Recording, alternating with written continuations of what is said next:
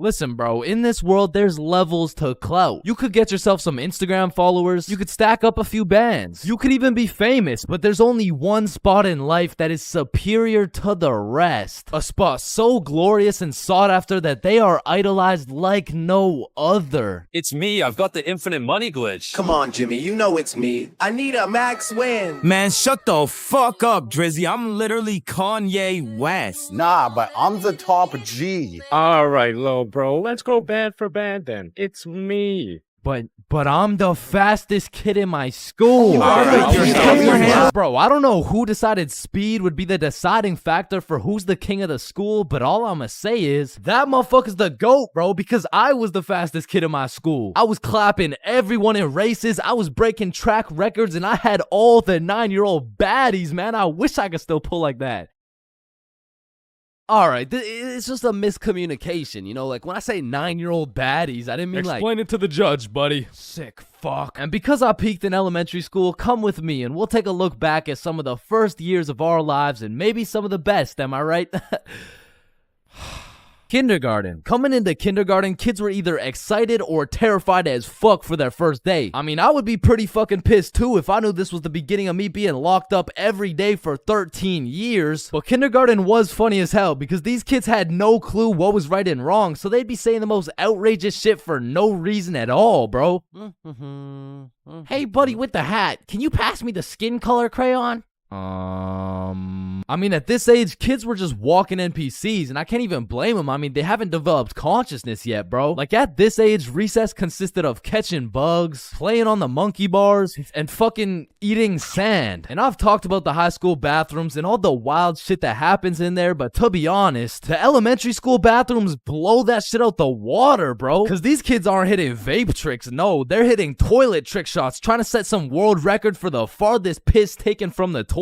And let's just say even Stephen Curry couldn't splash that 3-pointer. So essentially, motherfuckers was just pissing on the ground. Like, you need to walk into that bathroom 110% alert, or else the next thing you know, you're getting that R. Kelly treatment, bro. And I remember my kindergarten had those green, yellow, and red cards to show how good you were that day, but there was always that one kid with the permanent red. I'm talking the teacher didn't even bother to change his shit the next day, because everyone knows as soon as he walks into class, he's doing some fuck shit. For me, it was this kid we'll call Dennis, because he was a menace, bro. He was always loud, always throwing shit, but besides being a menace, he was also a truth speaker, a fact spitter, for better or for worse, because this little guy had no filter. Okay, Leah, you're up first for our show and tell.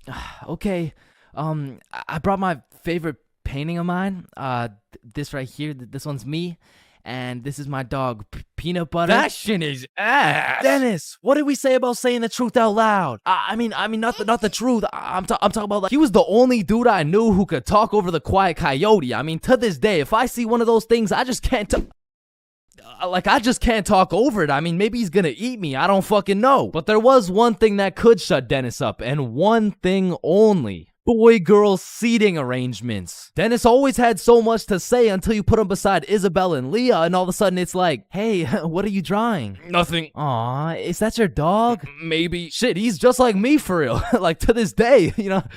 Oh shit. And then we go outside for lunch, and don't get me wrong, eating sand for fun was great and all, but as kids got older, everyone started to play games, some of which consisted of tag, manhunt, soccer, basketball, grounders, red ass, kickball, jump rope, tetherball, and what is possibly the most goated game of all time, Foursquare. This game was legendary, bro, but this shit used to get heated as fuck. I mean, kids were making truces, making whole clans, and that right there was real beef. Like, if you caught the ops lacking at nap time, it was on sight, bro. Psst, what? Oh, no, wait. You're a poopy ass. But man, crushes were everything in elementary school. Like, if you told anyone you had the smallest crush on a girl, word's getting out fast, and the entire class is gonna be organizing a wedding for tomorrow. But some kids just didn't use their words, like this one girl in my elementary school who most definitely had a crush on me. I mean, once again, I was the fastest kid in my elementary school, so...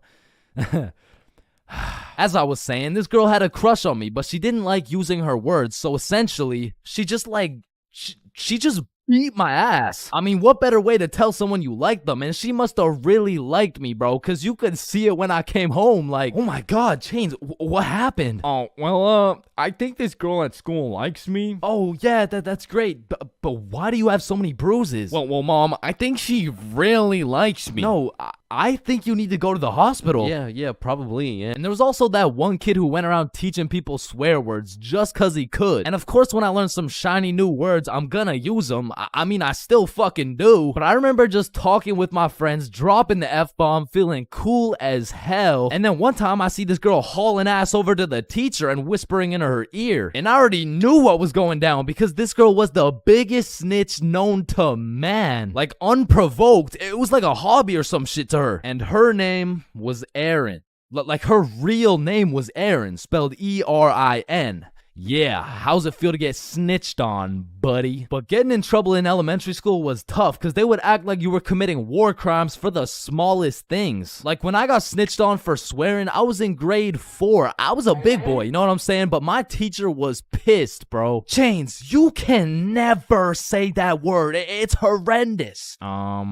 What does horrendous mean? It's not good, okay? Ah, shit, my bad. Chains! Oh, sorry, it's just stuck in my fucking brain. Chains, cut it out right now or you get detention. Okay, I'm sorry, motherfucker. What? And I'm not gonna lie, the most cursed part of elementary school was the talent shows, bro. Cause the teachers expect you to be all quiet and serious and shit, but it was literally a real life try not to laugh. Like, how am I supposed to be serious when Jimmy's up there shitting out Minecraft parodies like it's comedy gold? I mean, at my school, it was less of a talent show and more of a come on stage in front of the entire school and do whatever the fuck you want for 10 minutes type of show. And man, that shit was brutal. It was like watching paint dry.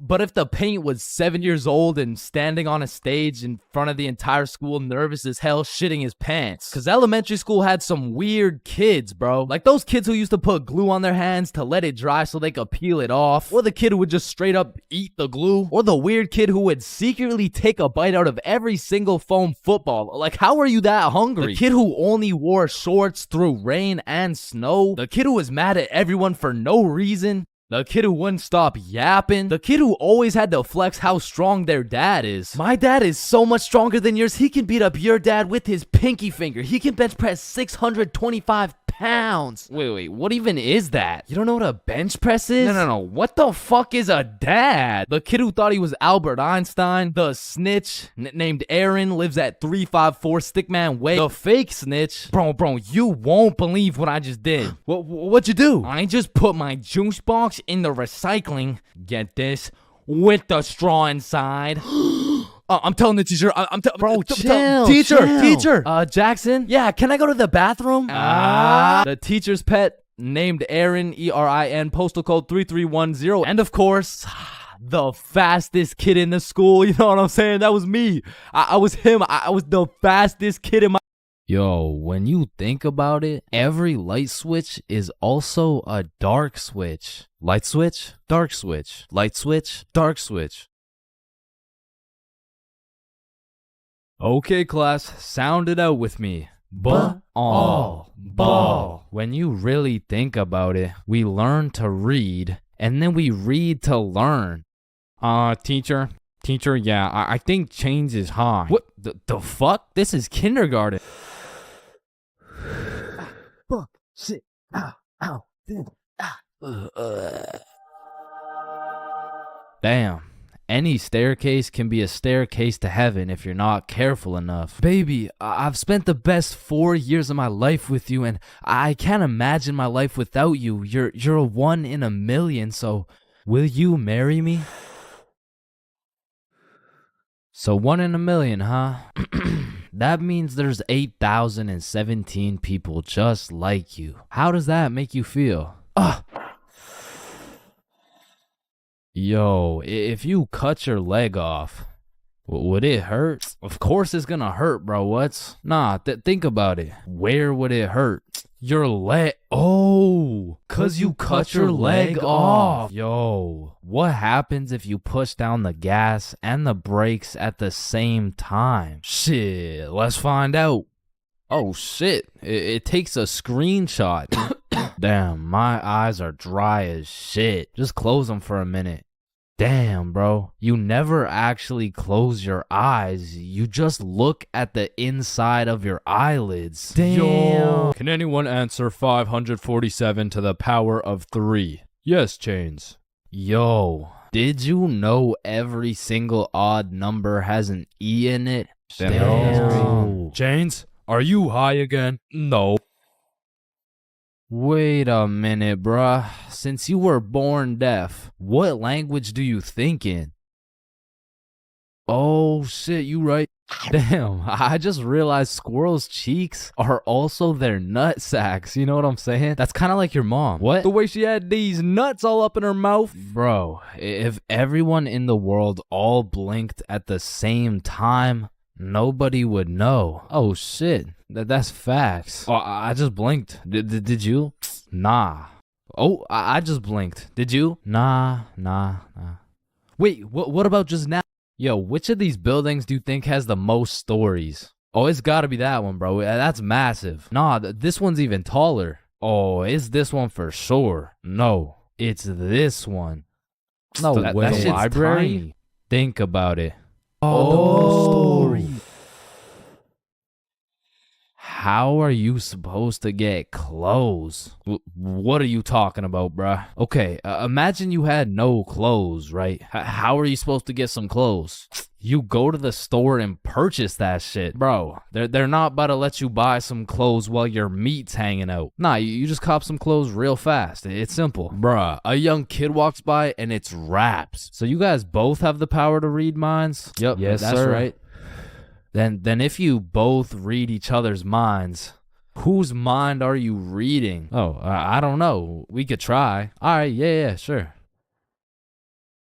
Nah, hey, that was not me. That was you for sure, dude. Damn, bro. When you think about it, the hospital is the only building you leave without entering. Damn. And people are having the worst day of their life, the best day of their life, the last day of their life, and the first day of their life, all in one building. Damn. Bro, I'm kind of scared down here. What? Why? But because I'm scared a shark's finna eat my ass. Well, when you think about it, there's more people eating sharks in the world than sharks eating people. Damn. That's actually really crazy to think about. Fuck, yo, every single day, there's some random motherfucker out there who took the biggest shit for that day. Yeah, he's in this room. Bro, it's literally just you and me in the room.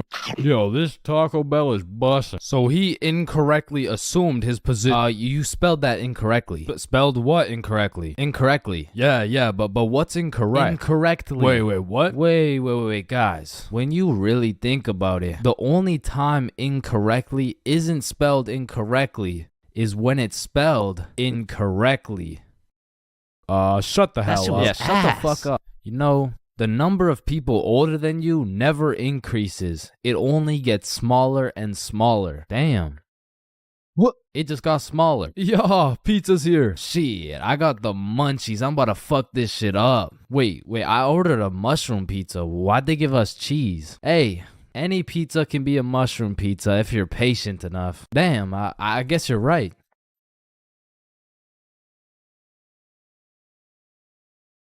At last. Damn, you know what I just realized? What? A pregnant woman swimming is pretty much a submarine. Are you just always this high, bruh? Yo, did you boys know your last name comes from what your ancestor used to do back in the day? Oh shit, mine's Baker. Yo, mine's Carpenter. Oh, mine's Smith for blacksmith. Well, what's yours, Johnny? It's Donald. Well, wait a minute. Your last name isn't Donald. It's Dickinson. Guys, chill. I can explain. Get the fuck out of bed, bitch. Go. Your alarm is really your theme song because it plays at the start of every episode. Well, why the fuck are you in my house? Yo, is Chain still mad over that chair? Yeah, well, what does this dude have against chairs? Why is it a chair?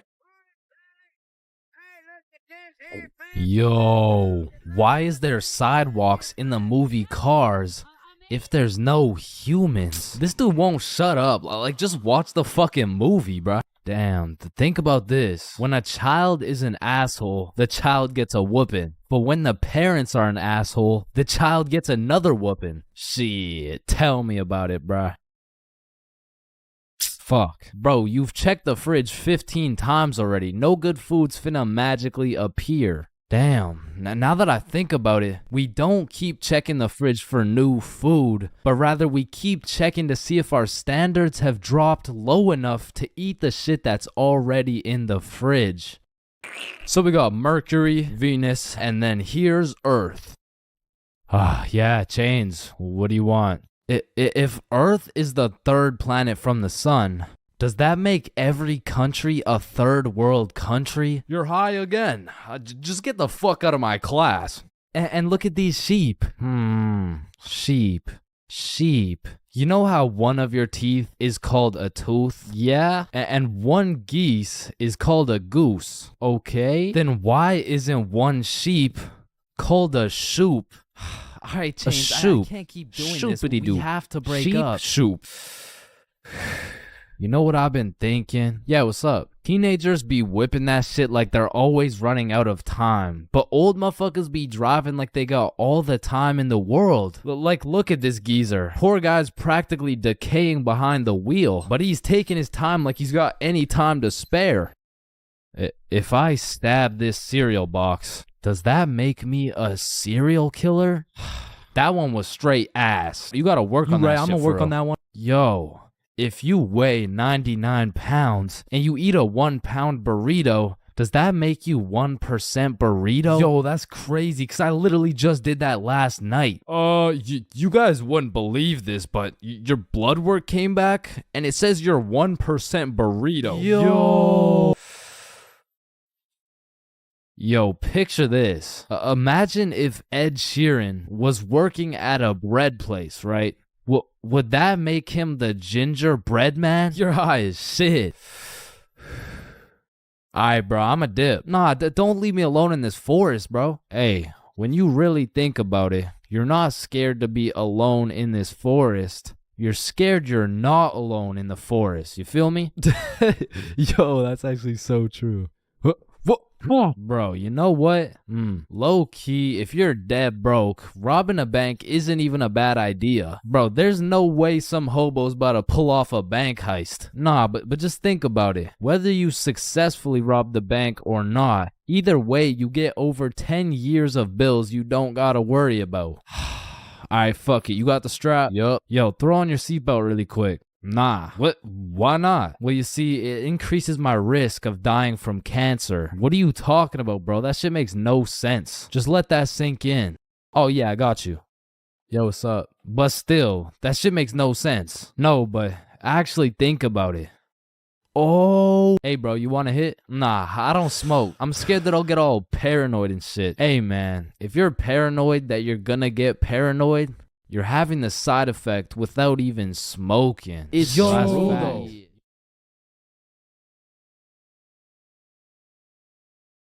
High school, the only place you'll find nerds and jocks chilling in the same room, where there's fight clubs and book clubs in the same building, where you can find the plug selling something and the school thought giving dome all in the same bathroom, and surely one of the few places you can pursue your educational prowess and to get off that Benjamin in the same institution. High school, man. Love it or hate it, it's quite the experience. And although every single person will have a different experience at high school, there are some things you are guaranteed to encounter. Like the PE sweat, the nerd, that one strict ass teacher, the teacher's pet, the redditor, the predator, the chill teacher, the plug, the stoner, that one motherfucker who walks like this, the class clown, the band kid, the kid who just never shows up, the hot Cheeto girl, that one sexy ass kid who he got all the girls and you know what I'm saying, he was like super cool, the bathroom fiend, the oh my god I almost failed that test, I did so bad, oh shit same, I got a 51%, what about you?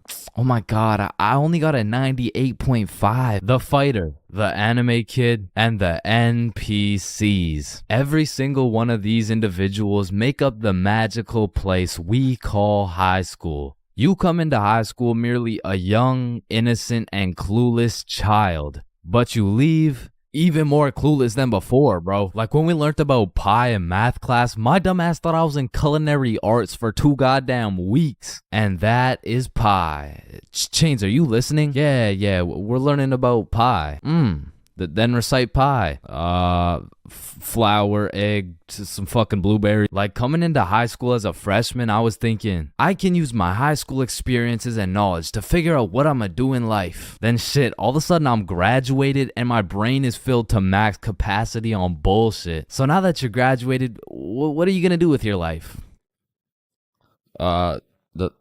The mitochondria is the powerhouse of the cell. But one of the most majestic parts of high school is the bathrooms, bro. Like it's a proven statistic that only 1 in 30 kids actually go to the bathroom to take a piss. And Lord knows what the other 29 are doing, bro. I mean, it could literally be anything from a secret fight club to a drug ring to a fucking Bible study. Like nothing is out of the picture when it comes to high school bathrooms, bro. But the bathrooms are not the only place where some fuck shit goes down. Cause you know high school students love to see fights, so when there's the slightest hint of beef, there's a motherfucker instigating that shit. Oh shit, my bad, bro. Nah, it's all good, don't worry. Yo, personally, I wouldn't take that shit, bro. What? Nah, it's fine. Like, he practically just called you a bitch. Wait, really? No, it was an accident. Wait, what's that? Oh shit, he just said he's smoking on your grandma's pack right now. Hey, don't be talking about grams like that.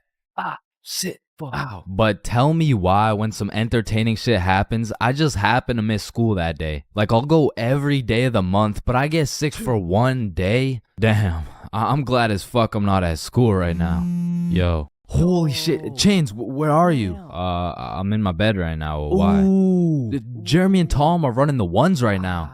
Fuck, the one day I didn't go. Wait, what's that in the background? Oh shit, yeah, they got Lil Uzi performing at school today. What? Uzi's at our school? Yeah, check it out. Yo. Oh, and they brought in Gordon Ramsay cooking up free lunch today as well. What? Oh, and I almost forgot, Elon's pulling up and giving everyone Teslas. So, no, I'll see you later, man.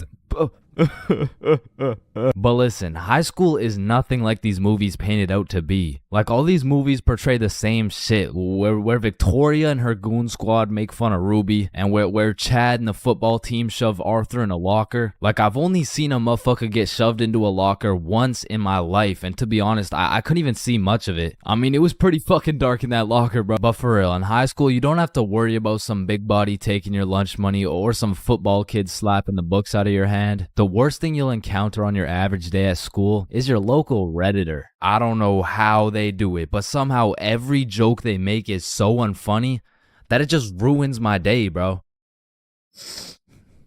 Do you smell that? Yeah, Jeremy, that's what happens when you don't shower in 2 months. No, it smells like sussy baka, like Among Us.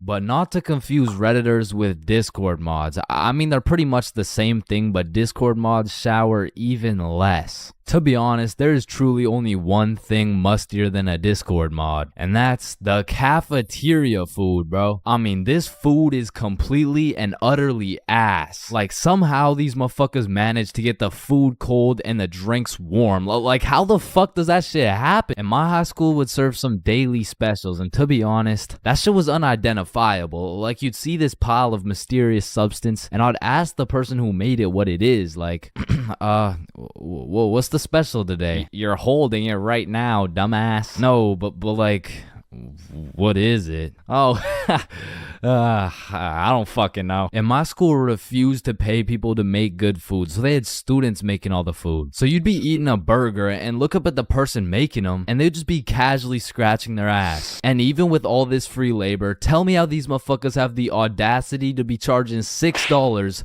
for 3 chicken strips, bro. That's $2 for one small soggy piece of some shit that's probably not even chicken. I mean, that shit is a robbery. And speaking of robbery, the high school change rooms are shockingly similar to Detroit. And we all know, you can't have shit in Detroit. Like, if you leave anything not locked up, it's gone, bro. Your iPhone, gone. $5, finessed. 2-week-old rotten sandwich, someone's taking that shit. And to be honest, even if you lock that shit up, it's still at high risk. Like, let me paint the picture a little bit. This is PJ. PJ locks all his beloved belongings in his good old PE locker before heading to play some soccer. After scoring a hat trick, PJ comes back to the change room to reacquire his belongings, only to find out someone took PJ's whole goddamn locker. PJ was devastated. Until he remembers, he can check the school's security cameras. Yeah, take a look. Yeah, take that shit, take that. Yeah, we'll.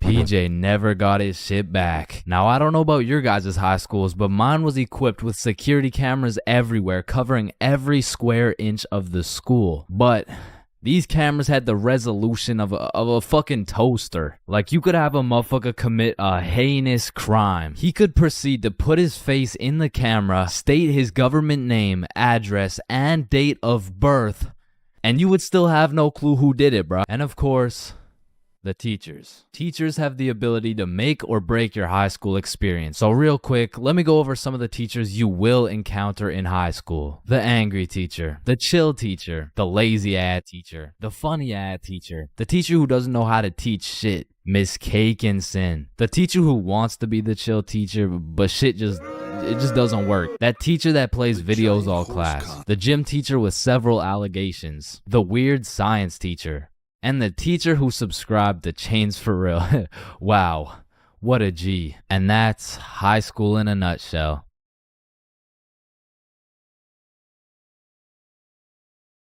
We are currently facing a life-threatening epidemic that is threatening the lives of many teens around the world. Oh, what's that? Yeah. Oh, okay. It has been brought to my attention that there's a new strain let loose that is infecting more teens than ever. The strain is propylene glycol formaldehyde.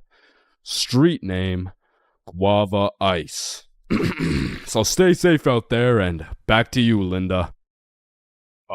Linda? What? Oh shit. Man, way back when, somewhere in Timbuktu, a Homo sapien found a plant by the name of tobacco, and for whatever reason, somewhere in this dude's caveman brain, he decided, Me. Smoke. Now. and that he did. And as humans slowly evolved, smoking did too. And soon, motherfuckers went from looking all old and wise, smoking these big old pipes, to soon smoking cigars on some mafia boss shit, which turned into cigarettes. Now, back in the day, if you were stressing, Doc would prescribe you a pack of good old cigarettes. Sore throat? Cigarettes. Oh, you got a cough? Here, smoke a cigarette. But after a while, people's teeth started looking all British and shit, so they decided, boy, I don't think these are healthy, innit? So we decided we needed to make cigarettes better, and you know what makes everything better?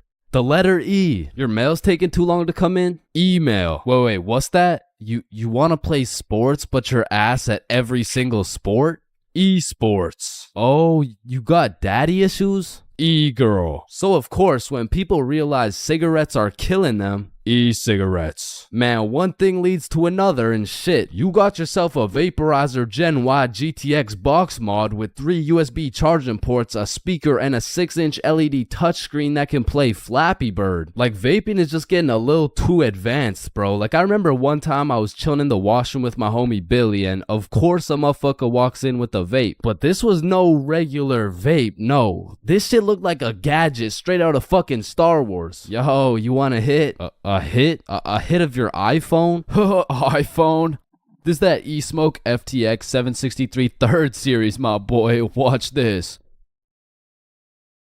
Yo, did he just hotbox the whole bathroom in one hit? Yes the fuck I did. And this shit's 100 Nick. Holy shit, where did you find 100 Nick? I ended up mixing my 50 Nick guava juice with my 50 Nick blueberry ice, and it just kind of added up to 100. Bro, I don't think that's how it works. Shut up, my mom's calling me. Yo, fuck you, mom. And that was the moment I realized there really is levels to this shit. Level 1. Level 1 is the type of dude who isn't addicted, but he'll occasionally take a hit of somebody's device. But level 2, bro's borderline addicted, but he's still in the denial phase. Bro, are you addicted to vaping? Addicted? Nah, I don't even vape like that, bruh. Shit. Do 5 jumping jacks right now. Bro, what? That's easy. 1, 2, 3, 4. Oh shit. Level 3, the Fiend. This motherfucker is strapped up with some nicotine at all times, and even when he has a vape in his hand, this dude will ask for yours. And God forbid, if this Fiend loses his vape, this motherfucker will be stressing like he just lost his only child. A Fiend without a vape is the exact equivalent of one of these purple minions. Dude will be itching for that shit, and Lord knows what that man will do for a fix. Level 4, the Fiend who sells vapes. At this point, this dude's whole life revolves around vapes. In fact, I'm pretty sure they don't even breathe oxygen anymore. Like, in order to breathe, they need to inhale some chemicals that I can't even spell. Which honestly, it doesn't even say that much. Like, I can't spell a lot of shit, but what I'm trying to say is their bodies have just fully adapted in order to consume as much nicotine as possible. They breathe that shit, they drink the vape juice, and when they're hungry, shit, they just munch on the vape itself. And the worst part is they can't even run out of vapes. Like shit, they are the plug. This motherfucker's just the CEO of getting high on his own supply. Like, dude is his own #1 customer. Level 5, this motherfucker, bro. Like, why do you need a LED touchscreen on your vape, bro? Like, you already have a phone. Wait. Did you just order that pizza from your vape? Shit. Where'd you get this from? And don't get me started on these flavors, bro. Like, tell me why these motherfuckers can make a vape juice and call that shit early riser. And that shit literally tastes like a Wednesday at 6 a.m. Like, what the fuck type of ingredients mixed together to taste like a Wednesday at 6 a.m.? But early riser isn't even the weirdest flavor on the market, because if you're feeling the family dinner vibes, you can get a rotisserie chicken flavor. Or if your breath is smelling nice and fresh, you could fuck that shit up quick with some garlic flavor juice. And they even got bacon. Yeah, I'm not gonna lie, that shit sounds fire as fuck. And lastly, now I don't even know if I can say this on YouTube right now, but shit, you can even get yourself some Worcestershire. But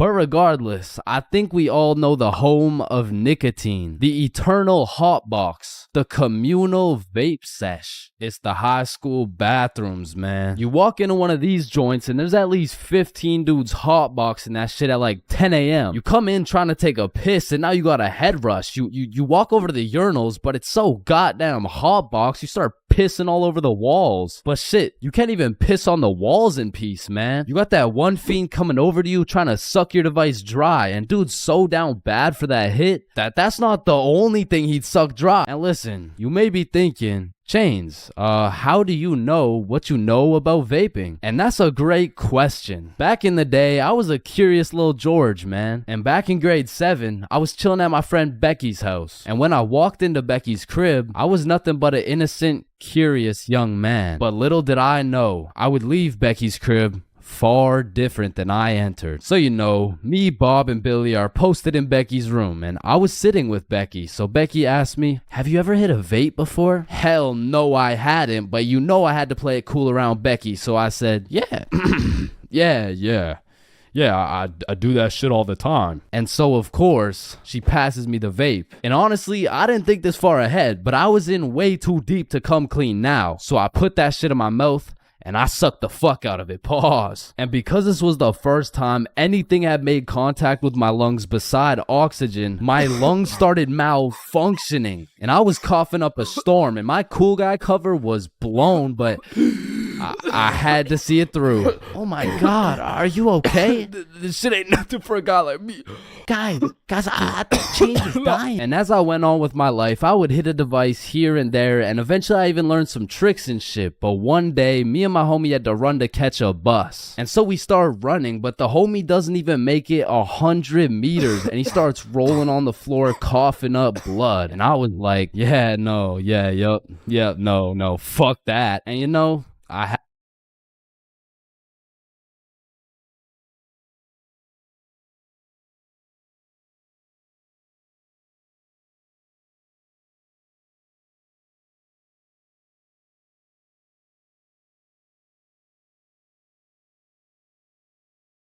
Yo, Chains, I'll pay you $5 if you pull that fire alarm right there. Oh, Chains, Do you know why I've called you into my office today? No. You see, that little stunt you pulled has led you to a 1-week suspension. God damn it. What does suspension mean? It means for the next week you are prohibited from coming to school. Fuck. What does prohibited mean? Chains, you can't come to school for the next week. Hold up, so you're telling me because I pulled the fire alarm, I don't have to go to school for a week? Yes, it's a suspension. You are... Man, I got a love-hate relationship when it comes to getting suspended from school. Like, on one hand, shit, you just don't have to go to school. But on the other hand... Suspended? Oh, I'm about to suspend that ass. Ah, fuck. Ow. Shit. Alright, I don't recommend getting suspended. That shit is not worth it. But how do I know? This story dates way, way, way back to grade 7. It was a cold winter day at Stickman Middle School. In fact, it was freezing cold, and this gave Billy a great idea. Yo, the pond behind the school is frozen. Let's go fuck around on it. Oh, I'm down. Okay, bet. So after school, we got a group of 5 homies, and we headed over to the frozen pond. Now, to paint the picture, behind Stickman Middle School was Stickman Elementary School, and behind Stickman Elementary School was this frozen pond, meaning we had to walk through Stickman Elementary School to get to this pond. But nonetheless, we walk up to the pond and instantly I see this big red sign that says, "Hazard, do not step on ice." Guys, the sign says do not step on ice. Man, fuck the sign. Watch this. Oh shit, look, it's sturdy as fuck. Yo, fuck. And even though Billy's dumbass fell in, the ice was actually pretty sturdy. So you know, we're gliding around, eating shit, hitting the meanest ballerina spins you've ever seen, and eating shit. And we were having some good old harmless fun. In fact, our grade 7 selves were having the time of our lives on this frozen water. That is until... Oh, what do you guys think you're doing? We were just walking on the ice. Did you guys not see the sign? What sign? I could have swore I put a sign right here. Nope, no sign at all. There was no sign. I have no clue what you're talking about. Okay, but you guys have to get off the ice. Well, why? Nobody's getting hurt. Yeah, we're safe. Okay, it's your choice. You're gonna regret this. So we continued with our ice skating antics for approximately 10 more minutes. Until the same lady came back up to the pond, but this time she was equipped with a Sony Alpha A7 mirrorless digital camera with the extendo lens. In other words, she was quite literally about to catch us in 4K. But at least she doesn't know what school we go to. Hey, what school do you guys go to? Not Stickman Middle School. Absolutely not. No, definitely not. Fuck, she knows. We had to think quick. How are we gonna smoothly get out of this situation without getting in trouble? So we called a boys emergency meeting. We huddled up and discussed our best plans to get out of this situation. And after combining all of our genius grade 7 brains, we made the ultimate plan. If we started mooning the camera, it would then be illegal for her to take pictures of our middle school cheeks. I don't know how this became our best option, but regardless, we put the plan in motion. I mean, me personally, I got a little shy and kept my pants up, but some of the boys were out there going crazy, looking more caked up than Summer Rae. And after a little while, the lady must have decided it wasn't a great look to have a camera pointed at some 12-year-old cheeks, and she left. Which means the plan had worked flawlessly. Now, the next day at school, I had completely forgot about it, to be honest. But strangely enough, while I was sitting in math class, I hear the little class phone start ringing. Hello? Oh, yes, he's here. Oh, okay. Yeah, I'll send him your way. Thank you. Chains, Mr. Principal wants to talk to you. And at this point, I should have picked up on why I was being called to the office, but I had complete faith in our foolproof plan of mooning this stranger that the thought of being in trouble didn't even cross my mind. That was until I walked into the office to see every single one of the boys sitting in Mr. Principal's office. But mama didn't raise a snitch, so we started capping our asses off. So, what did you guys do after school yesterday? Nothing. I played Fortnite. I was doing a homework. Don't play stupid with me. I got a call from Mrs. Principal over at Stickman Elementary. So tell me, What were you doing on the pond yesterday? I wasn't there. It wasn't us. I don't know what you're talking about. I don't even know what a pond is. I see. Well, I've got evidence. And as he shows us this undeniable evidence, you can see this dude Billy's cheeks in the corner of one of the pictures. So I slowly look over at Billy, and he looks over at me.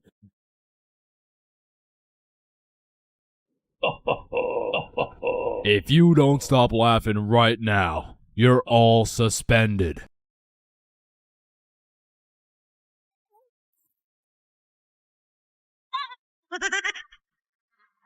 That's it. You're all suspended. And as I explained the situation to my mom, let's just say Mama Chains was not happy.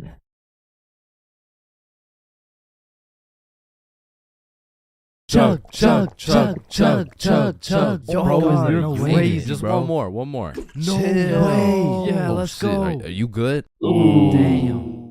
Blacking out drunk. It's not a fun experience. In fact, it's on the list of the top 3 worst things to experience, ranked just below giving birth. Now, if blacking out drunk is so bad, you may ask yourself, why do so many people do it? And truthfully, there are only a few reasons why one would inflict such a brutal pain on their liver. The first reason is impatience. Some motherfuckers just can't wait the 15 minutes it takes for alcohol to kick in, so they slam back one too many shots. And when that shit hits, that shit hits. Or secondly, peer pressure. I mean, to be fair, you will look cool as fuck for those 3 minutes where you're down in a bunch of vodka, until you're lonely, gurping into the toilet, reconsidering your life decisions. Or, because it's yet another Valentine's Day, you will spend locked away in your room, drawing little stickmen on your computer because you get absolutely zero bitches.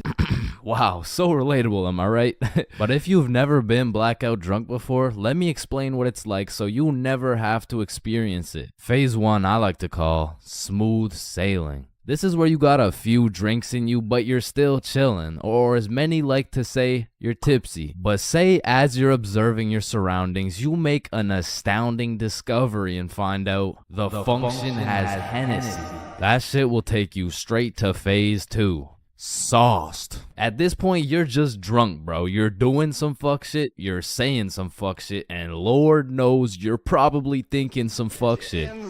Some symptoms that you're in phase 2 will include sunglasses appearing on your face, the sudden urge to steal traffic cones, hitting the nene, staring in the bathroom mirror for 10 minutes and saying, damn, I'm drunk as fuck. Now, it's at this phase whether you decide you're gonna have a cool, fun night, or if you're gonna end up looking like Nate Robinson. Like, when you're offered more alcohol, don't drink that shit. I repeat, do not drink that shit. Hey, do you want some of my drink? Fuck no. Do you want a sip of my— Aw, shit. You done fucked up. That's the type of shit that will have you in phase 3, which I like to call, shit, I don't feel so good. Ugh. As you can tell by the name, this is where shit starts to go downhill. You go from having a jolly old time to quivering on the floor with your liver fighting for its life. And this is the moment when your memory starts cutting out. You can remember some things here and there, but half of the night simply vanishes. And to be honest, that's gotta be for the better, bro, because I don't know if you wanna remember the pain of being in the downwards dog position while vomiting your guts out. It's not a fond memory. But to get to phase 4, god damn, the function would have to have a lot of fucking Hennessy. In order to get this drunk, you gotta be going through some shit. You gotta be in Spain without the S. You gotta be in Champagne without the sham. You gotta be going through some cock and ball torture without the cock and ball part. Or you gotta make a pretty big miscalculation, bro. Either way, you ingested enough alcohol to kill several farm animals, and this is roughly what you're gonna remember. Nothing, bro. You're not gonna remember jack shit. Pretty much 30 seconds after laying eyes on that juicy bottle of Hennessy, you teleported into your bed with a crazy headache and no recollection of what the fuck just happened, which takes you straight into stage 5, grief. You go on your phone to ask the homies what happened last night, and the very first thing you see in the group chat leaves you frightened, appalled, in disbelief. You thought I was feeling you? Now, I don't know what gremlin takes over your body when you're blackout drunk, but there is no reason I should be throwing my shit back like Ice Spice. Well, on video. Like, it's cool behind closed doors and all, but in public? The fuck? And I understand that consuming enough alcohol to make you forget the night completely has horrible effects on your body and kills an unholy amount of brain cells, but like, that's really not even the worst part, bro. Like, my brain can take one for the team, but my dignity, if I see one more video of me dropping that shit to the floor, I'm done, bro. That's it. You wake up the next morning not remembering a single thing, but as you see more videos, read more text messages, collect more data and evidence from that night, you begin to piece together the puzzle of a night that should not be remembered, leaving you in grief. But that's not all. No. Phase 6 is pain, cause you don't even want to feel the extent of a blackout hangover. That shit will have you feeling like you got hit by a bus. And shit, you might have actually got hit by a bus. You wouldn't know. Shit will have you feeling like one of those musty old chihuahuas. Now, I don't know exactly what it feels like to be one of these things, but all I know is you don't want to be one of those musty old chihuahuas. I mean, it's not fun waking up all shaky with a throbbing headache and the urge to just stop existing. And every single time you black out drunk, you tell yourself, I'm never getting this drunk ever again. Until the moment you realize the function has Hennessy. There's really only 3 situations that make me want to just stop existing. The first is when your mom would leave you at the Walmart checkout with no way to pay. The second is having to shit in the school washroom. And the third is being sober at a party full of drunk people. I mean, there is nothing worse than a party where everyone is having fun, you know, dancing and shit, but you're just sober in the corner, eating Cool Ranch Doritos, reconsidering your life decisions. Like, maybe I'm just boring or something, but to me, most of the time, it is not fun being at a party while sober. Cause you'll be chilling, minding your business, and there'll be a bunch of drunk motherfuckers coming up to you like, yo, I am so drunk right now. Nice. Yeah, bro. I drank so much. Nice. Because when you're drunk, there is no thought process. You're just blissfully unaware of the fact that you can't dance. But that vodka will have you in the middle of the dance floor like. However, when you're sober, you are actually aware of how stupid some of these drunk people look. Like, you can just take a look around and you'll see a bunch of motherfuckers doing shit they're gonna regret when they're sober. Damn, look at her. Yo, he's gonna regret that for sure. And look at this dude. Wait, Billy. What the fuck are you doing? I'm twerking on the walls like Peter Parker. No, what the fuck? Being at a party while sober has me feeling like that one dude who's always like, yo, where the hoes at?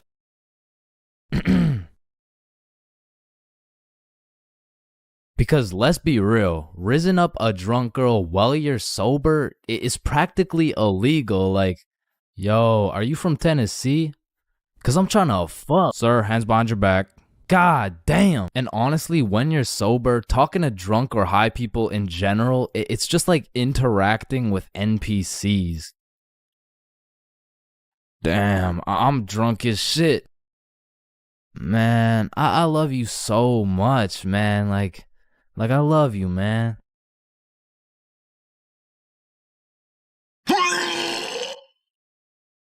Damn, bruh. I'm zooted as fuck. When you put bread in a toaster and it becomes toast, where the fuck did the bread go? Faded than a hoe, faded than a hoe, faded than a hoe, faded than a hoe. Is this dude emoting? Like, I remember one time I was sober at this function, chilling on the couch, probably playing Clash Royale or something, and there was a visibly drunk dude to the right of me and a obviously drunk girl to the left of me. And without exchanging a single word, they just started making out in front of me, bro. And that situation was weird as fuck, but like, I had to stick it out and get that 3 crown, you know what I'm saying? But honestly, I feel like that situation kind of sums up the feeling of being sober around a bunch of drunk people. It feels like you're third wheeling, but with like 100 people.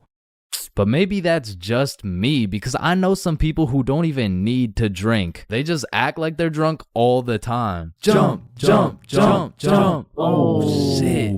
Ah, god damn. Holy shit. How much did you drink? Oh, nah, nothing. I'm sober as hell. What the fuck? And I also know people who drink hella and somehow get more antisocial. Oh, shit. Are you sober too? Nah, I'm drunk as shit. I just get depressed when I'm drunk. Oh, okay. Oh, Please shit. come back. Oh, damn. Please, Oh, Carol, I shit. miss Oh. you.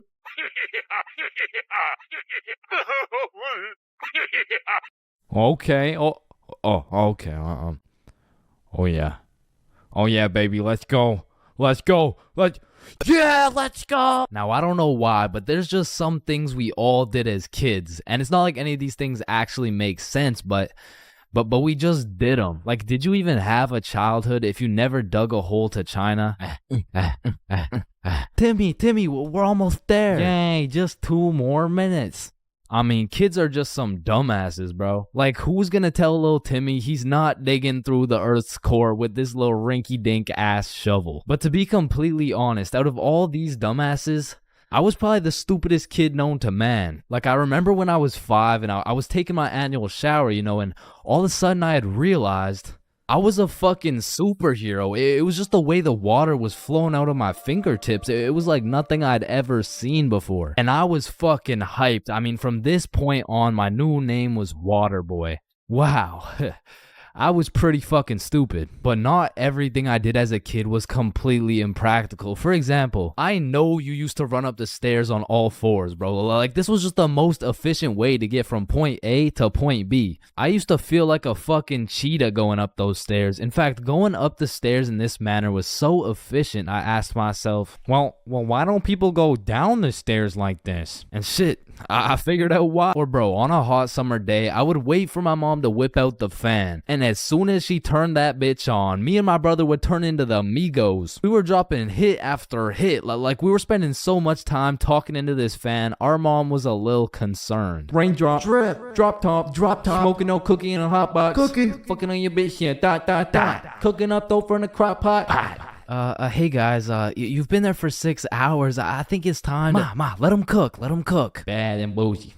Cooking up dope with the Uzi. Hey! And speaking of cooking, when Mama Chains would whip up some good old craft dinner, I had no choice but to put a piece of KD on each prong of the fork. Like, that shit just simply tasted better, bro. Or whenever I was walking on a sidewalk, I would strategically plan out each footstep to make sure I was not stepping on a crack. Now, the funny thing about this one is I still do that shit. And I know some of y'all are gonna think I'm weird for that, but riddle me this. Who's gonna be laughing when your mom's in the ER with a broken back, bitch? Now, I feel like at one point or another in your life, you just had to check if the fridge light stayed on when you close it. It's really just a part of growing up. Like, one day you'll go grab some milk for your Honey Nut Cheerios and you'll be like, hey, wait a minute. Or what about when you were bored in the car and you start doing parkour with your fingers to the window? I used to hit some crazy combos and then I would go to finish it off with a backflip. Or have you ever fucked around in the living room and you broke a vase or some shit? Whoops. You know, you get a timeout or you receive a little whooping. Now, coming out fresh off that whooping, this shit could only go one of 2 ways. Either you bawl your eyes out and play with this fucking thing for hours, or you would plan to run away, bro. That was it. That was your only options. And I had a few of those moments where I was ready to dip. I would pack an apple and my trusty Minecraft sword for the trials and tribulations to come. And then I would look my sweet mother in the eyes and realize, shit, she's making mac and cheese tonight. I can't leave yet. And you have simply not lived if you never hid a DS under your pillow at night. Like for me, the Mario grind was 24/7. There was no sleeping. But I'm not gonna lie, I had some close calls trying to pull that shit off. Good night, Chains. Sweet dreams. Good night, Ma. Love you. Love you too.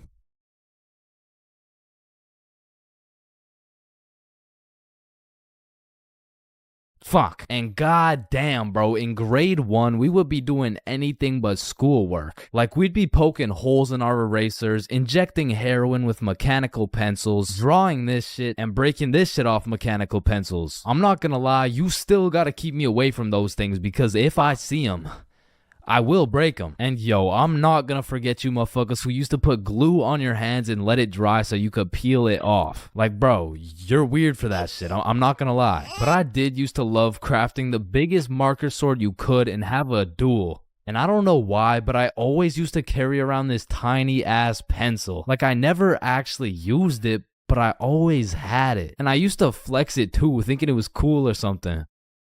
Yo, shorty, take a look at my pencil. Oh my god, why is it so tiny? Tiny? It's not that small. And bro, tell me as a kid that you never had the random urge to just do this shit. And you just stay there. I don't know why. And I'm not gonna lie, I have to contribute my entire professional stickman career to drawing on the windows as a kid. Like, Mini Chains was whipping up some masterpieces. They were on some Picasso level shit, which is exactly why you see this high quality stickman content.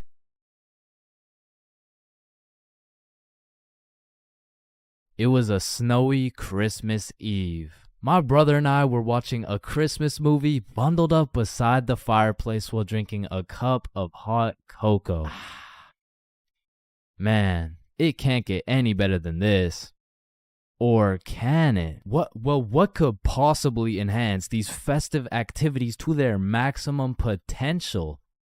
Or should I say, who can? So I called up the plug Randall and I'm like, yo, Randall. Yo, what's up, cuh? Let me get some of that Christmas tree OG. Oh, shit. Let me get some of that mean green Grinch. Yes, yes, some of that Rudolph Red Eyes, you know what I'm saying? But the thing is, I can't deliver right now, cuh. Why not? Well, you see, cuh, me and the family are setting up milk and cookies for Santa Claus, cuh. Aw, shit, Randall. I didn't know you were a family man like that. Cuh, you already know it's Christmas Eve and shit, but if you really need some of that mean green Grinch, come by the crib and pick it up. Say less. Randall sent his address and it was only a 15-minute drive. So we walk outside to go hop in the whip and I'm like, what?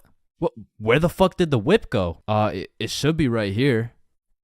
Oh, fuck. I mean, the entirety of the whip had been covered in snow. I mean, in these conditions, not only would it be impossible to drive, but many would say it wouldn't even be possible to walk to Randall's crib. However, on this specific Christmas Eve, there was nothing that was gonna get between us and that Christmas tree OG. So we throw on our snow attire and take our first step off the porch. And god damn, that shit was deeper than I thought. As we started our journey to Randall's house in waist-high snow, I was filled with determination. The type of determination that just dipped after 5 minutes of wet socks, possible hypothermia, and no end in sight. Bro, should we just head back now? I mean, we still got like 30 more minutes to go to Randall's house. I don't think I could do it, bro. Chains, just picture this. Mariah Carey is playing in the background. Your nose is filled with the sweet scent of freshly baked cookies while we get baked as fuck and drink as much eggnog as we want. Shit, you're right. We can't stop now. So we walked and walked in what seemed to be like endless amounts of snow. But then a brightness slowly revealed itself through the snowfall. A beautifully decorated house with reindeer on the roof and Santa Claus in the chimney. We had made it. We made it to the boy Randall's crib. Randall invites us inside, and out of the Christmas spirit, the homie Randall sessions us up for the free ski. And at last, I got a taste of that Rudolph Red Eyes Kush, and in that moment, it was all worth it. So me, Randall, and my brother smoke up for a while, but then my brother realizes, oh shit, it's already 11 p.m. We gotta make it back for Christmas. Damn, you're right. Wait. Before you just go, cut, take some for the road. Thank you, bro. So we begin our journey back home, except this time something was different. We were zooted as fuck. And if you've ever been in the cold while being more baked than some gingerbread, you would know that shit is ass. And as my brother and I walked through the snowfall continued to get worse and worse. And after 30 minutes of walking back home while being higher than Santa's sleigh, my legs just folded, bro. Oh shit, Chains, are you good? Bro, it's too far. You're gonna have to make it back without me. Bro, shut up. You're fine. You're just high as fuck. Oh, Nichan. Bro, get your bitch ass up. Let me go. You need to make it back before Christmas starts. Yo, just get up, bro. Stop playing around. Oh my fucking god. And then I fucking died. Maybe that mean green Grinch was gonna be what stole my Christmas after all. Man, you're not fucking dead. Until my brother decks my ass harder than the boughs of holly. Bro quite literally slapped me back to reality. And that was all I needed to keep going. But we only had 5 minutes to make it back to the house before Christmas. So we use everything we have left. We see the red and green glowing lights in the distance getting closer and closer, and by a Christmas miracle, at last we could sit down on the couch, bundled up next to the fireplace, watching a holiday movie, drinking some hot cocoa, all while zooted off that Christmas tree OG. Audio preview. If you saw this video, you would know my mom has caught me lacking, baked beyond belief before. And after that experience, I really changed my ways. I mean, I was grounded for over a year. So in that time, I decided to get my life together. I started working out, eating healthy, getting straight A's in school. Okay, that's cap, but straight B's in school. Okay, B's and C's, but that's besides the point. The point is, I got my ass beat for coming home zooted, and I never smoked again. Until I did. So, this incident takes place with the man, the myth, the legend, Bob. So me, Billy, and Bob are chilling at Bob's crib when Bob says the holy words. Are you guys trying to smoke? Yeah, bet. And keep in mind, the rest of my homies had been smoking regularly. But your boy was fresh out of the slammer. I mean, I was pretty much on probation at this point. And on top of that, I hadn't smoked for over a year, so my tolerance had gone to shit. So with all that being said, the smart decision was to simply not smoke. But shit, if you know me, I am not one for smart decisions.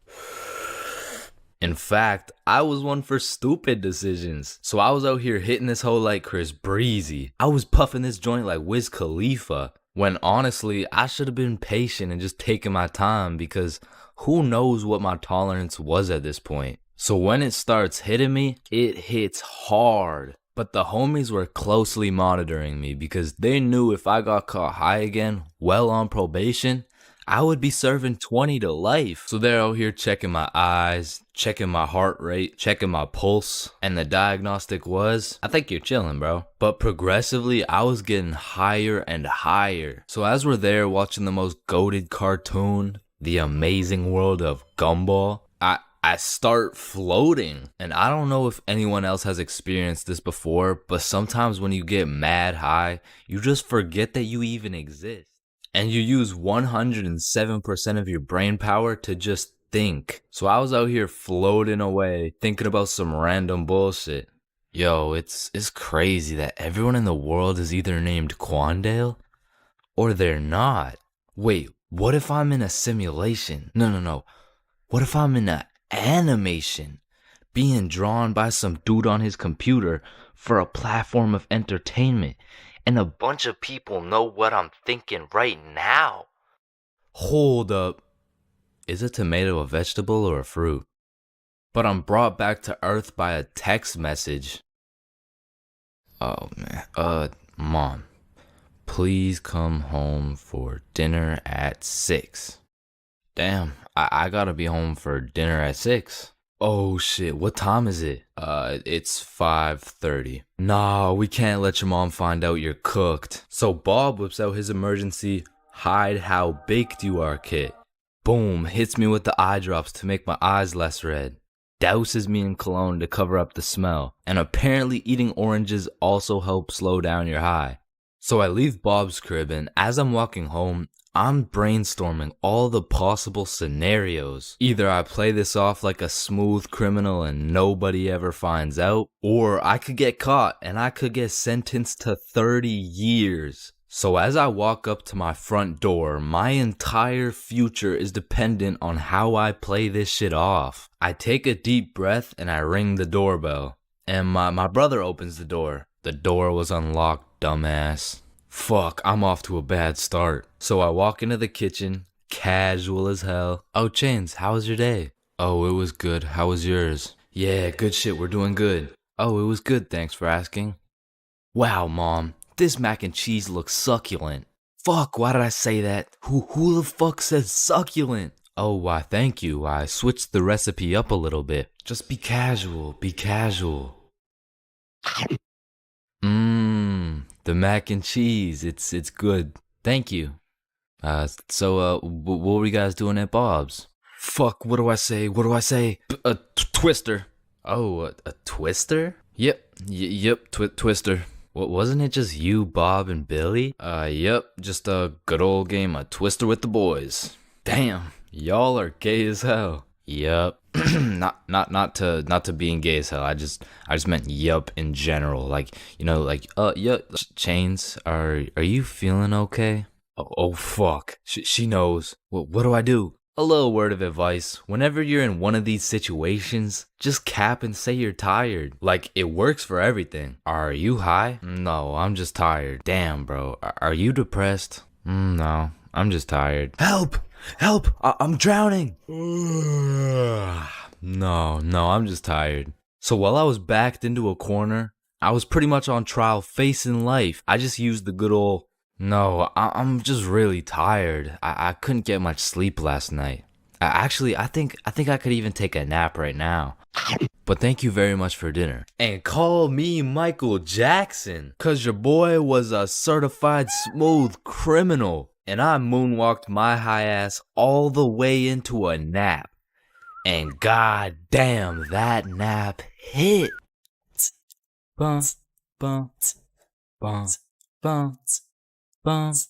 Alright, I already touched on the unspeakable things that go down in the high school bathrooms, bro. But there's only one place on earth that is more foul than those bathrooms. And it's the goddamn locker rooms. That room smells like complete and utter dog shit mixed with Axe spray. Like, maybe I just went to school with a whole lot of Discord mods, but the rancid smell of the boys' locker room would contaminate anything in a 50-foot radius. And shit, Lord knows what goes down in that questionable place. Like, you'll walk in there and see anything, bro. Motherfuckers will be having fights, chicken fights, group fights, sword fights. Like, any laws and rules simply don't apply to the boys' locker room. Motherfuckers will be throwing hands, selling drugs, committing arson, committing several counts of fucking tax evasion. Shit, you name it. It's pretty much a GTA lobby in that bitch. Like, I remember one day I walked into PE and my teacher was like, "Hey, where's your PE strip?" And I was like, shit, it's in the locker room. So I walk into the locker room and there's just two motherfuckers throwing hands, and they just stop and look at me like, oh shit. I'm gonna just get my backpack and shit, so yeah. Alright, y'all be safe. And then they just went back to beating the shit out of each other. Now listen, I don't spend too much time in the girls' locker room, but anytime I walk by there, that shit smells like rose petals and rainbows. So I can only imagine there's no group fights, no chicken fights. Hopefully no fucking sword fights. And bro, you deadass can't leave shit in the locker room. Like, if you leave anything not locked up, it's gone. These kids are ruthless, bro. They're snatching your wallet, your phone, your clothes. Shit, they're taking your PB&J sandwich. And the thing is, if you want your PB&J back, you're gonna have to get it back in blood, because there's no laws in the locker room. See, if someone snatched my sandwich in math class, I'm turning into 6'9", bro. Mr. Cumminson, Jordan Johnson here, who lives on 123 Stickman Drive, postal code STK53Z, just stole my peanut butter and jelly sandwich my mom made me, so I'ma need his ass suspended. But if you try to tell a teacher about anything that happened in the locker rooms, they don't give a fuck. Mr. Principal, Jordan Johnson just stabbed me and stole my backpack, my phone, my wallet, and my ID. Damn, I'm sorry to hear that. Where did this happen? It was in the locker room after PE. Oh, you said the locker room? You're just gonna have to get it back in blood. Back in blood? What are you talking about? Yeah. I'm not gonna lie. The way you're snitching right now, you kind of look like a bitch. But yo, one time me, Billy, and Bob were coming back to the locker room after some good old dodgeball, and Billy notices a dude rummaging through his backpack. So he's like, yo, what are you doing, bro? But when he turned around, Billy was bamboozled to find out the kid rummaging through his bag, he was special. And there was just this moment of silence. Yo, am I supposed to like beat his ass right now? Or bruh, I'm sure he didn't take anything. Just politely ask for your bag back. All right, yeah. Oh, hey man, can I get my bag back, please? And the kid just hugged Billy, and then he left. And I'm still confused to this day. But I'm gonna be honest, locker rooms weren't all that bad. Cause sometimes you'd walk in that hole and they would just be throwing a party. Now it still smells like ass, and there was literally no females, but it was still kind of lit. Like you'd walk in there and it would transform into the club. Shout out my label, that's me. I'm in this bitch with TP. I'm in this bitch with Ultra. Or you'll walk in there and they'll just be giving out free pizza. Like walking into the locker room is a gamble. You might walk in there and get robbed, or you'll get some fucking pizza. I don't know. But what I do know is there's only 10 types of dudes in the locker room. Starting with that one kid who must have thought it was the 1800s the way he was whipping motherfuckers. Next, we got the poor guy who's just trying to change. He's quiet, he's normal, and he changes. It's a locker room, so it makes sense. Then we got that one poor soul who gets absolutely cooked by the entire locker room. Yo, why is Kevin built like Mike Wazowski? Bro's got no neck. We're stick men. None of us have neck. Shut up. You skip neck day. Yeah, he skips neck day. Next, we got Bob. Bob's just that guy that casually takes his shirt off, and he's built like Giga Chad. Like, shit. Fucking sexy ass Bob. And I don't know why, but there was always that one guy who thought it was a good idea to just whip his nuts out. Unprovoked, uncalled for, completely out of pocket. Like, what do you look like with your nuts out in a room with 30 half-naked sweaty dudes? Like, personally in that situation, I'm keeping my balls in my boxers. Thank you very much. And bro, tell me why there was always one kid who was just dousing himself in Axe spray. And it's always the mustiest motherfucker doing it too. Like, who's gonna tell him that Axe spray doesn't replace taking showers, bruh? And I don't know about your locker room, but for mine, there was always a dude eating. Like, out of all the places on earth, why are you eating in the locker room? Like, for some reason, there's something about eating around a bunch of dudes in their boxers that just doesn't sit right with me. I mean, simply by bringing that sandwich into the locker room makes it contaminated. That sandwich will be tasting like wet dog and Axe spray. And next, we got the kid who just makes as much noise as humanly possible.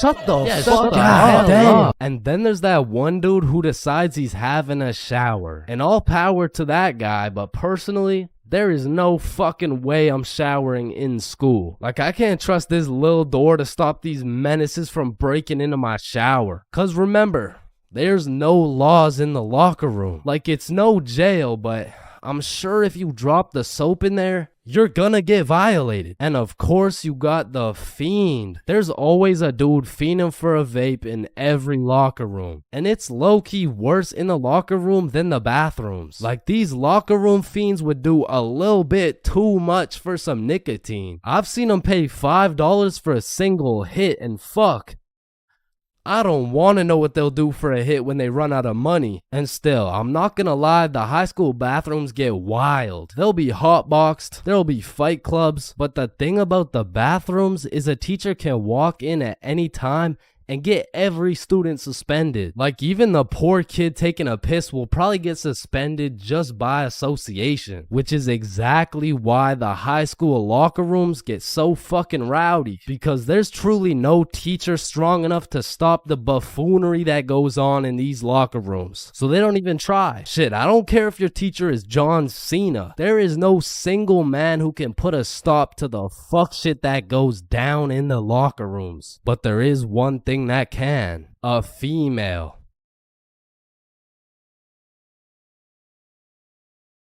Your very first time buying from the plug. It's a special moment. It marks the beginning of a bond so strong and full of trust that it can only compare to that of your barber. Now, your first time copping from the plug can go many different ways, but my first time took place way back when I was 7. Okay, that's cap, but I was 13. Now, as some 13-year-olds, my homies and I were oblivious of how to get our hands on some sweet, juicy, succulent, magic broccoli. But you know what they say, if there's a will, there's a way. So we did what any 7th grader would do. We searched that shit up on Google. Where do I buy weed? And somehow, one of the first things that came up was some motherfucker on Reddit like, just order a pizza? The pizza delivery guy stands a 78% chance of being baked. Just ask him where to find some gas. Simple as that, man. yeah. Bet. So we call up Little Caesars like, hello, can I get a medium pepperoni pizza, please? Yeah. Yup. I bet. And about 45 minutes later, the doorbell rings. We open the door to see some 48-year-old man who's probably going through his second divorce. Should we ask him? Yo, he does not know where to find that shit. That'll be $13.69. Here you go. All right, have a good day. But wait, do you happen to know where to find some of that? Some of that good dope? Good dope? Oh, I see what you're saying. If you wanted some ranch dip, just say that. Nah. What he's trying to say here is, do you know where to find some of that good shit? Oh, you want some good shit, huh? You sure won't find it at Little Caesars. This pizza is ass. Go to Pizza Hut or something. Well, shit. What the fuck just happened? Okay, the guy on Reddit said there's a 78% chance. Maybe we just got unlucky with this one. And our dumbasses decide to order from Little Caesars again. That'll be 13. Okay, new plan. Yo, I think I know a guy. So Bob locates a local plug Snapchat. Billy adds him, and bro adds back. So now we've located the plug, but we had no clue on how to go about hitting this man up. Hello, Frederick Gordon Williams. I have reason to believe you are a plug and will be able to sell us some devil's lettuce, as we are minors, currently 13 years old. Just give us your home address and we will skirt and pull up soon. Sincerely, Billy. Instantly blocked, bro. Looking back, we sent the most federal message possible. We hit this man with his government name and asked him for his home address. But we had no clue that was federal. Like, that's peculiar. I wonder why he blocked us. So we did what any 7th grader would do. We searched that shit up on Google. How to hit up the plug. Be simple and forward. Use slang. Act cool. And after conducting a little more research, we were ready to try again. So I added him on my Snapchat. Yo, Big G. Let me cop some of that gas real quick, Cronum. Oh shit, he responded. How much you need? Shit, what do I say? Search it up. 3 pre-rolls. Let me get 3 pre-rolls, fam. Alright, meet me at Stickman Park at 2:30. So now we'd set a place and a time to cop some grass. However, what Frederick Gordon Williams didn't know was that we were a whopping 13 years old. Keep in mind, we were still in middle school, but this dude was in grade 10. Shit, I'm pretty sure he was 20 years old, but still in grade 10, which was pretty fucking scary for us 7th graders. So we threw on some drip we believed would make us look a little bit older, and we headed off to purchase some of Satan's spinach. We arrived at the park a little bit early, and as we waited, we discussed our plan. If he asks how old we are, we're 16. If he asks our grade, we're grade 10. If he asks our pronouns, we are he / Bro, chill, he's not gonna interrogate us. It's a simple business transaction. Oh shit, there he is. And as Frederick approached us, I could feel my blood pressure rising. Some would say I was shitting bricks. Yo, you got the money? How much is it? How much you got? Well, I brought a $50 bill. Shit, it's usually 60, but I guess I can do it for 50. Oh, thank you so much, man. Holy shit, this is a fucking steal. Here you go, but remember, this is OG Bubba Killer Death Paralyzing Kush 9000. It got its name for a reason. Don't worry, we do weed all the time. Yeah, we're super teenager and shit. Yeah, sure, whatever, man. Well, have a good day, sir. And at last, 50 bones later, we had acquired some kush. Now, this wasn't our first time smoking, but our tolerance levels were low as fuck. So we pass around our first pre-roll, coughing up a fucking storm. And then we smoke up the next one and the next one until we're indubitably zooted. God damn. Are y'all feeling it? Shit, yeah, I'm feeling it. Well, what about you, Chains?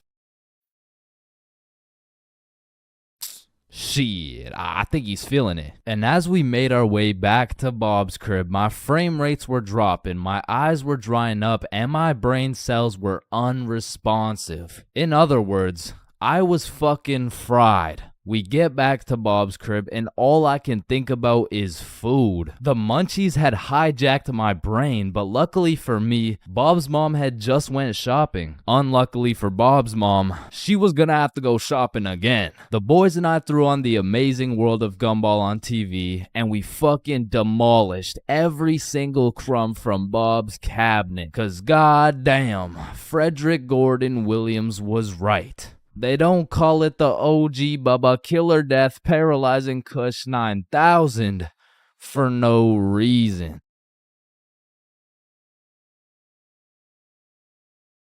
Bigfoot, the Loch Ness Monster, leprechauns, unicorns, two pretty best friends, and love. They don't exist, bro. I've looked far and wide. I've searched the depths of the valleys and the highs of the mountains, and yet still, one of the friends always gotta be chopped, bro. But love too, though, man. I've searched everywhere. I've scoured my hometown. I've gone from the coast of Mexico to the cities of Japan. But one way or another, I always just end up with nobody to love. Or I end up getting robbed by a gay homeless dude. I mean, I was down bad, bruh. It got to the point I thought maybe I just wasn't meant to find a girlfriend. Maybe this was just a face only a mother could love. Ew, get that shit off the screen. What? Mom! So I hopped on a flight to Barcelona, and this story takes place a few weeks ago. It's a new continent, new city with new people, and maybe even a new girlfriend. And so as soon as I stepped foot on that Spanish soil, I downloaded Tinder and got the swiping, bro. Fine shit, swipe right. Cute shit, swipe right. Chop shit, swipe right, bro. It's a numbers game. I done swiped so much my thumb had a 6-pack and I ran out of girls to swipe on. But shit, I mean, it's a numbers game. And since I pulled up solo dolo, I went and checked into a hostel. Now, if you don't know what a hostel is, it's pretty much like a little hotel, except you share your room with like 6 other motherfuckers. But to be fair, you save a lot of money. And I low-key don't mind sleeping with some random dudes if it means I get some extra change in my pocket. You know what I'm saying? Is 15 enough? Nah, the hostel's like 30-something. Oh, nah, I don't need a hostel. What? Wait, no, not like that, bro. Anyway, sleeping in that hostel was fucking crazy, bro. Like, first night I got there, I hopped in my little twin bunk bed and closed the curtains, and everyone was like, all right, good night, boys. Good night, gang. Sweet love you, motherfuckers. Love you too, man. Y'all, motherfuckers. Yo, motherfucker on the top right bunk, say it back. Good night. And I love you. love you too, bro. Lights out. So the sun came up and my ass didn't get a drop of sleep. But regardless, I got out of bed, got some coffee, explored the city, hit the beach, got some food, all the normal shit you do when you're in a new city. But after a long day of tourist shit, I went back to my room. I went back to our room. I hopped in my little bunk bed and prepared myself to open up Tinder after letting that shit cook for a solid 24 hours. And when I opened that shit up, yo, I got 28 matches. Yeah. Yeah, thank you, bro. Thank you, man. Yeah. Oh, hell no. Now I'm gonna keep it a buck. Initially, that number 28 was looking mad nice until I clicked that shit and started looking through my matches and realized, yo, this shit is not a numbers game, bro. Like, you know you're cooked when the chuds are sliding on you, saying shit like, hey, yo, I'm trying to put you in chains for real, and then touch your stick, man. Yeah, nah, I'm deleting this shit, bro. And just as I'm about to give up on my dreams of finding my other half, I get a new match. It's Yvonne, straight dime, certified fine shit, bro. I had to slide in with some heat. So I'm like, Yvonne? Nah, more like King Von, because I'm trying to take you to the of marriage. Now that would be a crazy story. Opening bracket featuring Lil Durk, closing bracket. And before I send her some absolute bullshit like that, she hits me with a, hey. Oh, you know, nah, that works. What's up? How are you? Great, how are you? And we end up having a marvelous conversation. We share a bunch of beliefs, perspectives, and above all, we got the same taste in music. So I'm like, you free tomorrow? Yeah, I'm free tomorrow. What's your favorite food? I'm a drinks type of girl. Say less, I know a place. I don't know shit. I literally just got here, bro. Okay, see you tomorrow. And just like that, I just got myself a date. I'm coming. Nah, you can't come. It's my date, bro. Oh, hell no. So that night, I did a little research and found the coolest bar in Barcelona. But when I went to make a reservation online, they only do in-person virtual queues. So instead, I went to sleep. Yeah. Ever heard of jerk meat? So the next day, I woke up with some pep in my goddamn step. I looked at some fire architecture. I hit a mean leg day, ate some gas Spanish food, and before I knew it, it was time to get ready for my date. So I hopped in the shower, put on my toughest fit, sprayed on a little Valentino, hopped into Uber, and arrived at the bar 30 minutes early. So this way, I could join the virtual queue in order to get into the bar at 9 p.m. sharp. So I'm waiting outside and Fine Shit messages me like, yo, I'm gonna be a little bit late. I'm still doing my hair. And I'm all like, that's no problem. I know some people. I can make some calls. Don't worry about it. So I walk up to the security out front like, yo, so Fine Shit says she's gonna be a little bit late. Can I change the time or something? Nah, bro, just rejoin. I bet. So I rejoin, go sit outside and wait, and then I get another text message. I'm so sorry, but my makeup took longer than I thought, so I'm gonna be a little extra late. So I walk up, rejoin the queue, and security's like, yo, what's going on? It's nothing. Fine Shit's makeup took a little longer than expected, you know. Hey, listen, man. This Fine Shit of yours, you sure she's even coming? Nah, nah, of course, that's Fine Shit. She's coming. So I go back and sit down outside, but looking back, I definitely gave her the benefit of the doubt, but that was her first red flag. So now it's about 9:40 p.m. and I get a text message from Yvonne that reads, I'm here. So I go to link with Yvonne for the moment of truth, whether or not I'm about to go on a date with Fine Shit or 50-year-old neck-bearded catfish shit. And fortunately for me, no catfish. Chains. Yo. Hey. What's up? Now, the virtual queue still had 10 minutes before we could get in, so we go and sit down outside and have a little chat. And it's a great conversation. We got a lot to talk about, and the vibes are there. So you could travel to Barcelona alone. What do you do? Is it daddy's money? Yeah, it's daddy's money. Ah, okay, interesting. But I'm daddy. Yeah, no, I need to drink some alcohol. Yeah, nah, me too. me too. My phone beeps and it's our turn to go inside, but this is no regular bar. So I'm like, yo, Just follow me. So we enter this pastrami shop, I open the fridge, we go inside, and we go through this tunnel that leads us to the bar. We order our drinks and continue talking. Okay, so if it's not daddy's money, then what do you do? And so obviously, I just told her, like, OnlyFans. you're lying. I am dead ass serious. My meat is all over the worldwide net. What? No way. Show me.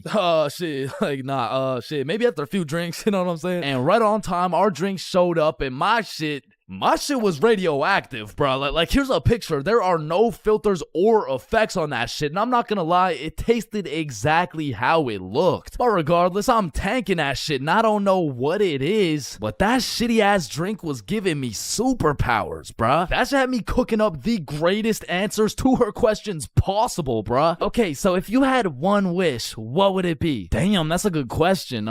Shit. Okay, if I had one wish, period cramps. What? I would rid the world of period cramps, man. I hate the fact that they exist. Just even thinking about it, like, ooh, they sure do get me riled up, man. I hate them. Wait. Me too. Nah, that's crazy. We have so much in common. And from that moment on, I could tell she took down her guard and got comfortable, because she started saying shit like, this guy from my school is obsessed with me and he won't stop snapping me. Damn, maybe you should stop responding or some shit. She snaps a picture of us and captions that shit. He getting it and you not. Lol. Red flag number 2. What kind of anime villain origin story are you trying to create for this motherfucker, bruh? But I digress. We order the second round of drinks, but as she's sipping that shit, I can hear an accent starting to form in her speech. So I'm like, yo, where's this accent coming from? Oh yeah, nah, when I drink, my French accent starts coming out. And I kid you not, she went from one drink sounding like, yeah, so my favorite food is pasta, to drink 4 dead ass talking like, Actually, I changed my mind. My favorite food is croissant. Shawty turned from fine shit to French shit so fast, I didn't even know who I was on a date with at this point. And then she hits me with a, I'll be right back. She grabs my face and hits my ass with a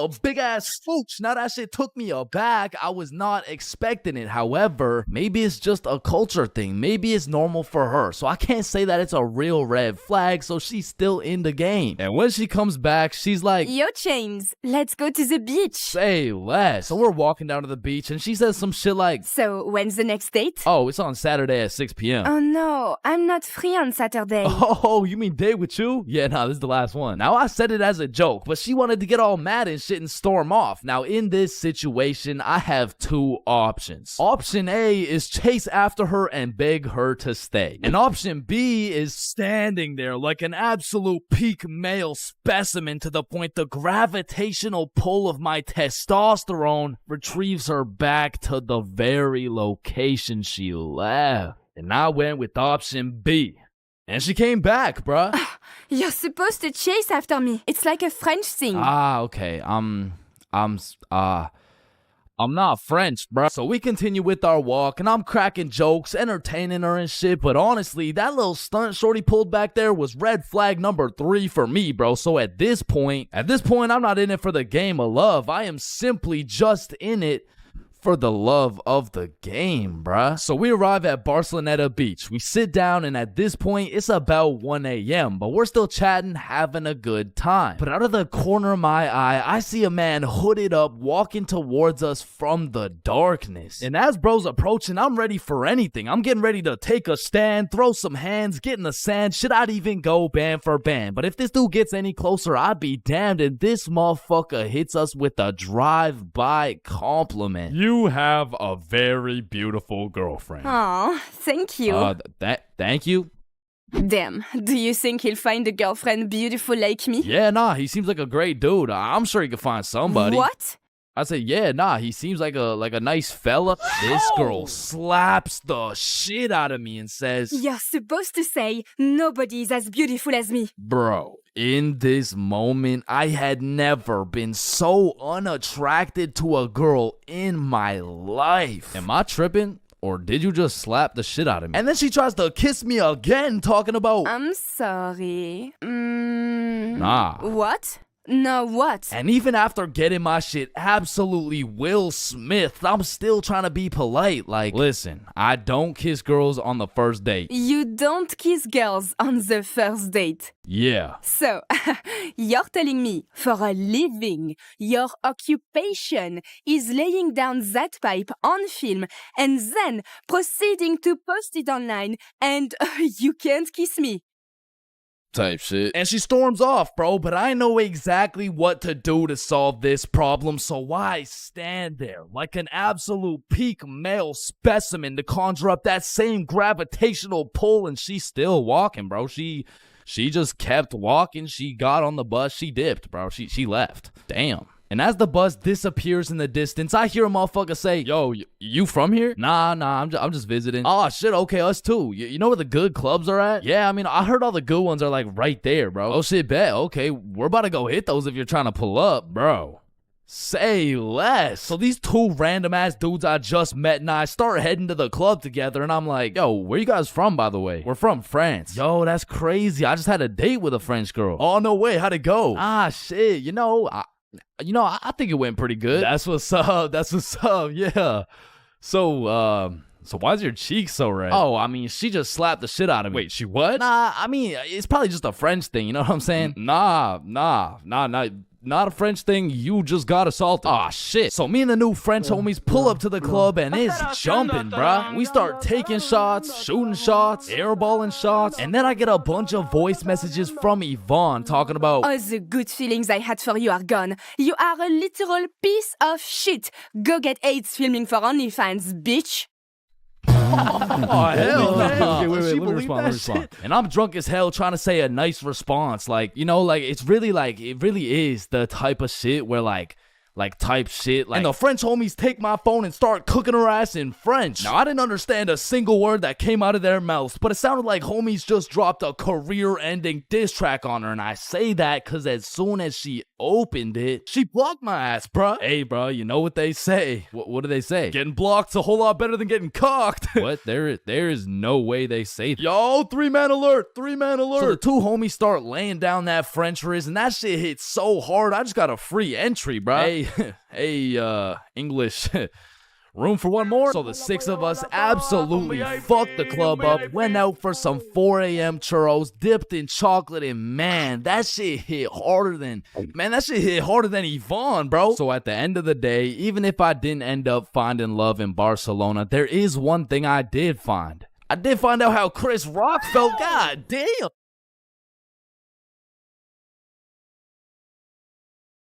Bad haircuts. There is nothing worse than when your barber just randomly decides to destroy your self-confidence with some goofy ass haircut. And as someone who has never found a barber who consistently does me nicely, I have gotten my shit all the way fucked up on many occasions.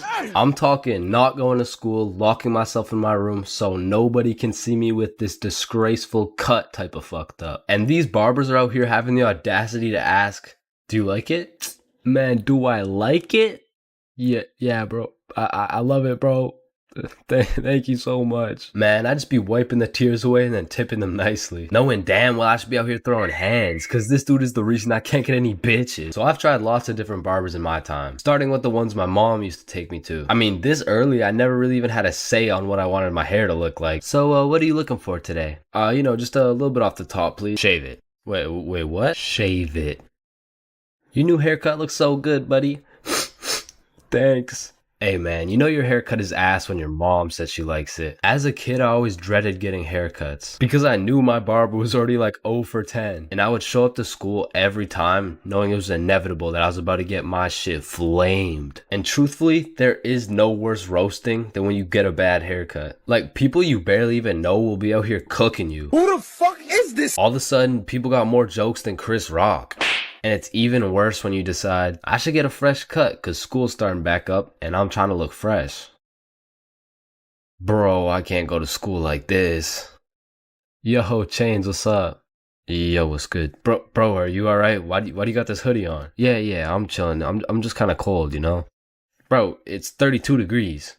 And man, there was this one time that I still think about every time I fall asleep. Me and my friend go to this barbershop that I'd been to once before, and last time they did me quite nicely. So we head in, I sit down in the chair. Hey, how you doing? I'm good, how are you? Yeah, I'm good. Have you been here before? Yeah, I have actually. Oh, I remember you. Same cut as last time? Yeah, exactly. So what's new, man? Nothing much really. What about you? You know, I've just been working. Oh yeah, respect. So, how's your dad doing? This is when I knew something was terribly wrong. Bruh, I don't got a dad. You know, he's good. This motherfucker was giving me some random kid's haircut. This dude must have thought I was Manny or some shit, cause he gave me that middle part cut and he pushed my hairline back a little bit. And everyone in my city knew this barber, so everyone at my school followed his Instagram too. Can I get a picture from my Instagram? Nah, bro, I don't really like being posted. Don't worry, it's quick. Nah, I don't really want to. This dude caught me lacking so bad and broadcasted it to everyone in my city. Fuck, bro, I should throw hands with him right now. I gotta get it back in blood. So, do you like the cut? Yeah, I do. And when I checked my Instagram, I was out here getting flamed so hard. Borderline cyberbullying. And I'm not joking when I say this. This motherfucker fucked me up so bad. I learned how to cut my own hair and never went back to a barber ever again.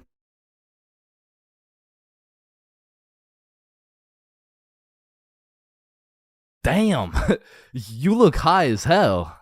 A little bit too high. But bro, are you good? Damn, I've been there, bro, but don't worry. I know just what you need. Wait, what's that over there? Shit, are you still high? Damn, that usually works. You really gotta be high as shit, huh? Alright, listen.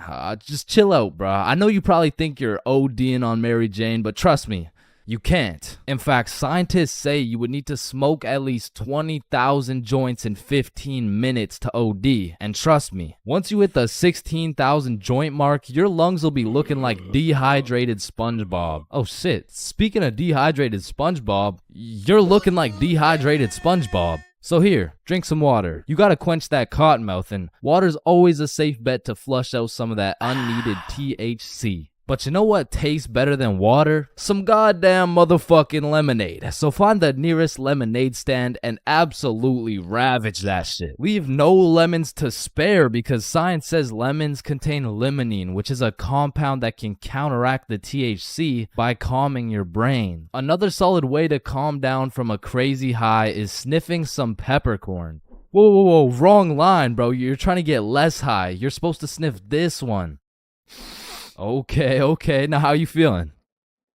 Damn, still too high? God damn, how much did you smoke? Shit. Oh, I know just what you need. A DAP pen. No, listen, this is no regular DAP pen. This is a CBD pen. Now when you take a hit of this bad boy, the CBD compounds in your brain will sit in the chair the THC would have sat in, meaning the THC can no longer infiltrate your brain and convince you there's somebody in your walls. Plus, the CBD can help you chill out a little bit. So here, take a hit. Oh fuck, wrong one. My fault. Here's the CBD one. Okay. Now before I keep telling you everything you should be doing, it's pretty important to hit you with a few common mistakes motherfuckers make when they get too high. Do not attempt any of the following. Call an ambulance. Call your mom. Smoke more. Eat oranges. Watch horror movies. Cook with oil. Start a fire. Going into a public setting where speaking is necessary. Spend your life savings on food. Operate heavy machinery. Convince yourself you're the only real human person on the planet and everyone else is really just an AI programmed to pretend like humans, and everyone you've ever known wasn't even really a human, including your mom, your brother, your homie, or driving.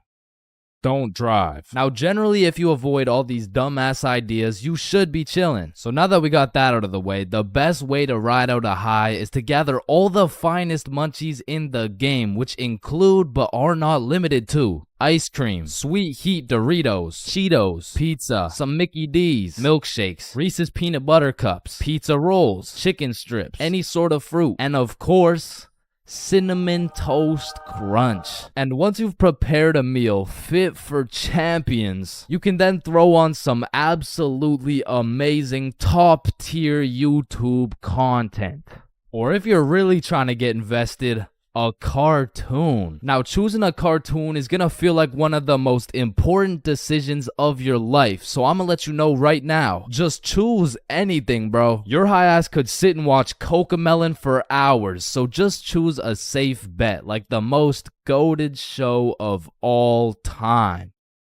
The Amazing World of Gumball. Now, once you've chosen your show, stop thinking so much and let the show do its thing. Because in just a few minutes, you're gonna be invested. And when I say invested, I mean you will invest your entire consciousness into the show. Like shit, you'll be in the show. You'll be out here posted up with Gumball and Darwin, and you can even chop it up with Gumball's fine ass mom. And before you know it, you're 25 episodes deep, and then you step back and realize everything's gonna be alright. Man, family functions have the weirdest dynamic, bro. Like, how have you known these people your entire life, but have still never gone past the surface level conversation?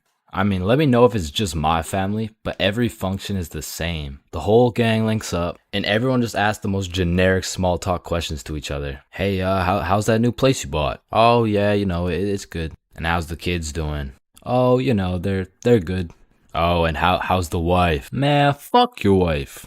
I don't want to hear any of these NPC conversations, bro. And let me know if I'm getting too specific here, but what about that one uncle who goes by the name of either Bob, Jerry, or Dave?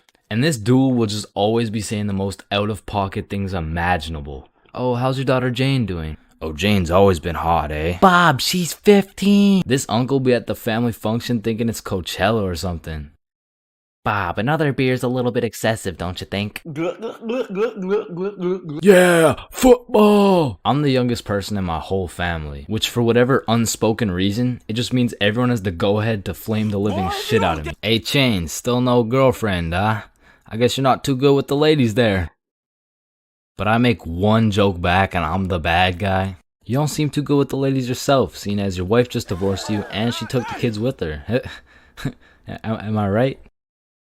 Not only do they feel free to roast your whole existence simply because you were born last, they unanimously decide you will be everyone's personal butler.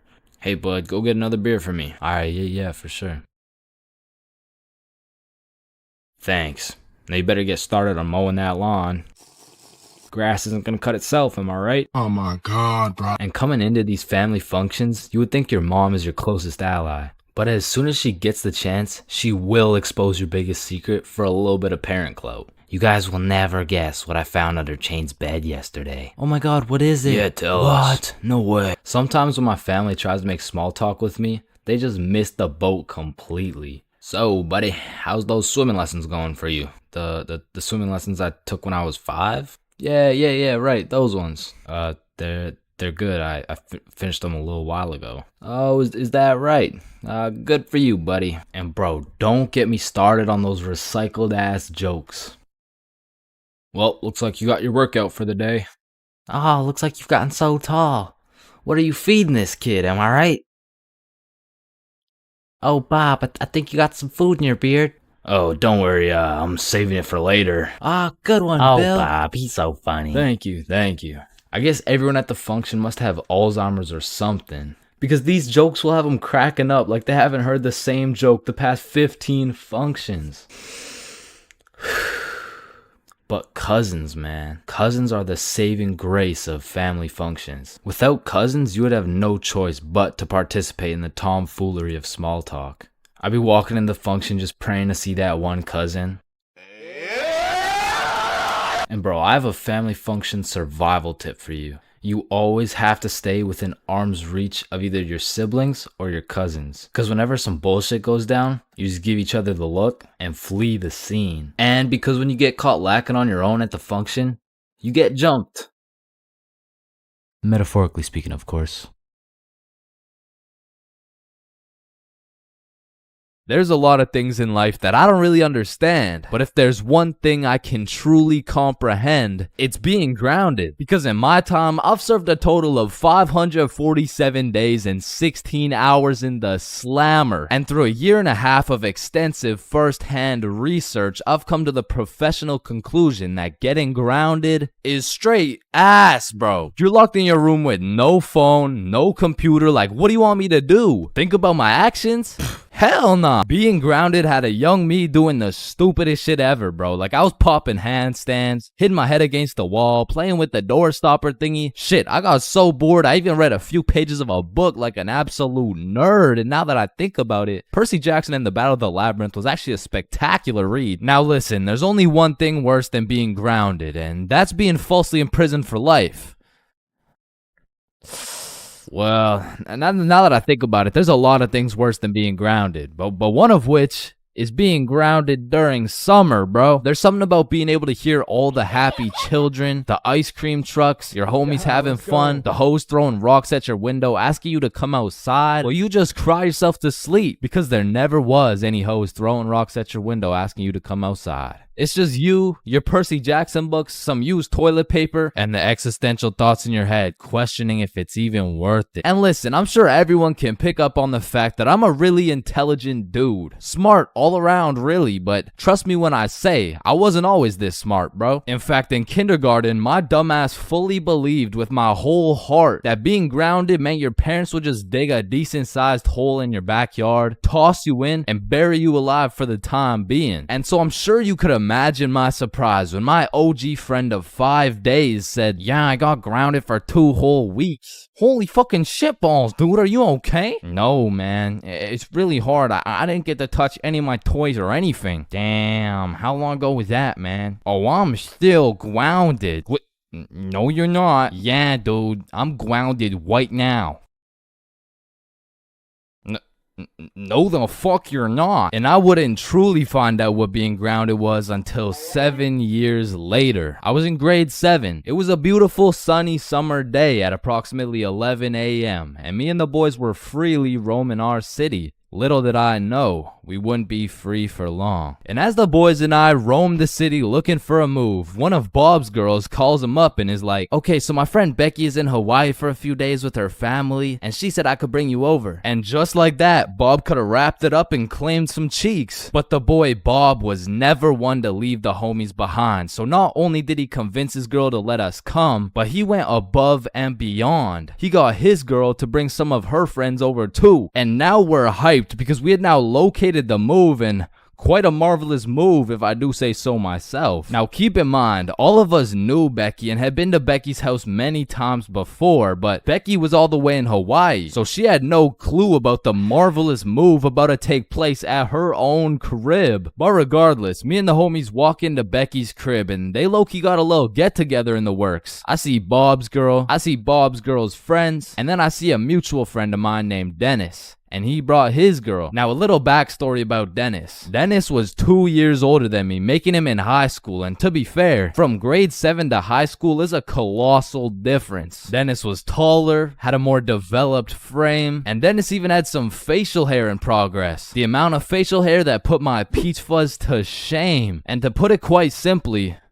Dennis was a menace. But regardless, that's my homie's homie, so I walk up and dap him up. And then everyone heads over to Becky's room. Now keep in mind, Becky had simply invited Bob and Bob's girl to come over, and somehow we ended up being 8 people deep in that joint. And so that means technically, the other 6 of us were straight trespassing. So we were all chilling in Becky's room, chopping it up for a good hour and a half, until eventually, people start exploring her house. Now in Becky's room, it was just me, Bob, Bob's girl, and Bob's girl's friend named Lily. And so we're all just talking until I hear someone yell from the room down the hall, "Yo, Chains, get in here right now!" And I don't know exactly what I was expecting to see as I walked into that bathroom, but it was absolutely not seeing Dennis drop a condom filled with water on Billy's head. And of course I laughed because that's comedy gold right there, but it also made me realize maybe we shouldn't be here dropping condoms on each other's heads. But Who was I to tell Dennis what to do? He had facial hair, so he was practically a grown man to my standards. So I just turned around, went back to the room, and continued chilling with Bob. And as we talked, the music progressively got louder and Dennis progressively became more of a menace. And it had got to the point where the speakers were booming and Dennis was lobbing condom water balloons off Becky's balcony. And then one time, Dennis either almost hit or just missed Becky's neighbor with one of these condom water balloons. So this grown man looks down at a condom that seems to have fell from the heavens. Then he looks up and sees Dennis scrambling inside the Becky's crib with the speakers blasting music. And then he continued on his way. And we were all just having a fantastic time in Becky's room until we hear the downstairs door swing open. And we all absolutely shit our pants and run onto the balcony. Hey, I just texted the family who lives here and they said no one is supposed to be in the house. Everyone needs to leave right now or I'm calling the cops. And that's exactly what we did. No messing around, we were out that hoe. And we all went to Bob's girl's house for an emergency meeting because we were all scared as fuck. And now Bob's girl and Becky are texting and Becky's like, my parents are pissed, they want to talk to everyone's parents and they know how many people were there. So we all devise a foolproof plan. Okay, we give Becky our phone numbers, tell it's our parents' phone numbers, and we act super disappointed in our children. We all agreed on this plan and the emergency meeting was dismissed. And over the next few days, we all got texts from a very unhappy Becky's father, who made sure to specify the amount of condoms that were found in the bathtub. We all respond with some bullshit along the lines of, hello, Mr. Beckerson.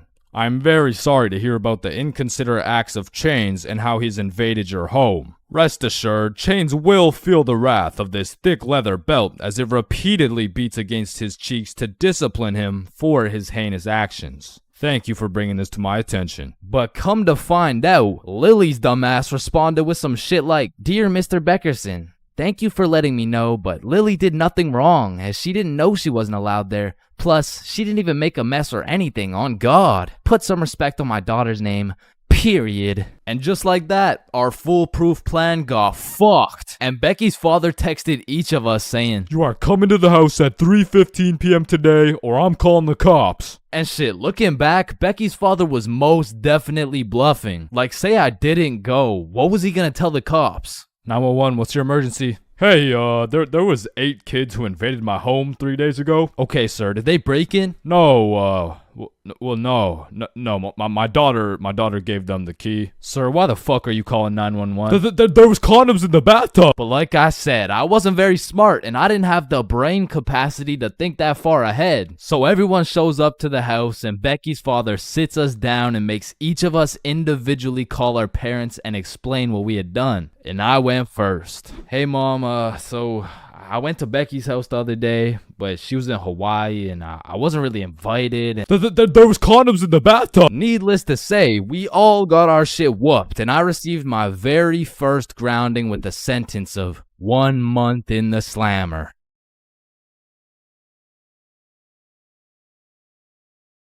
Man, way back when, there was a time when you couldn't catch anyone under the age of 30 chiefing a vape. Until one day at Vaporizer Laboratories, they were cooking up and made a flavor that would change the game forever. Cotton candy. Now this revolutionary flavor forced these grown-ass 30-year-old men to take a good look in the mirror and ask themselves, damn.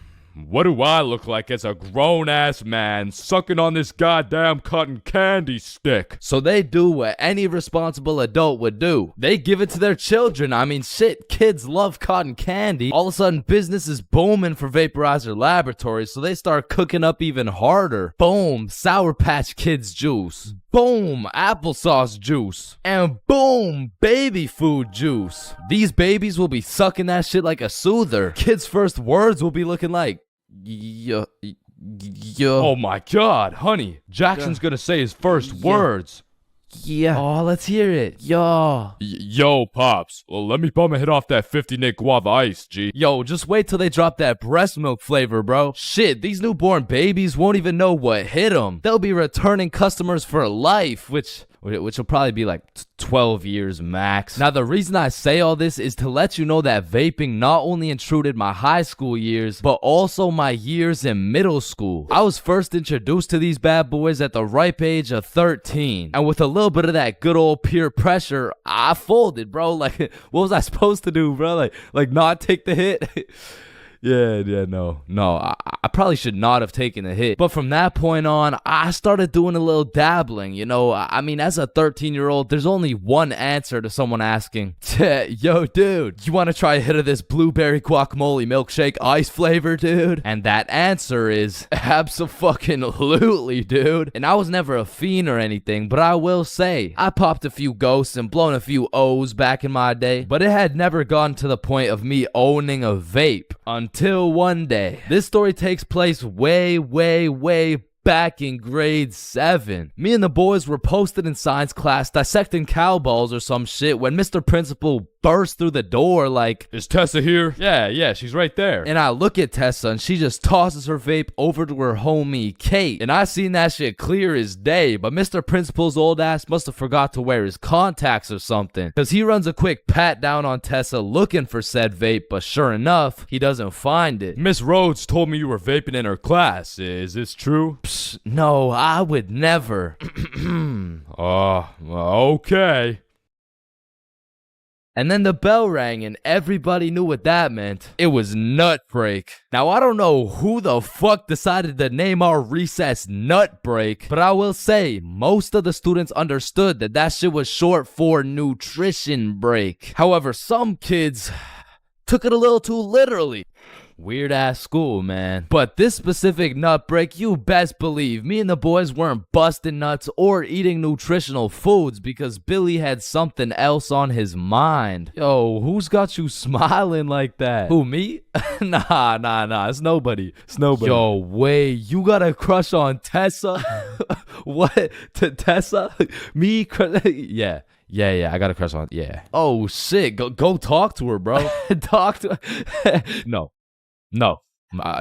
Bro, it's simple. She's new to the school. She's probably looking for some friends. So just walk over and introduce yourself. You're right. I'm just gonna do it. Yes, sir. Hey, did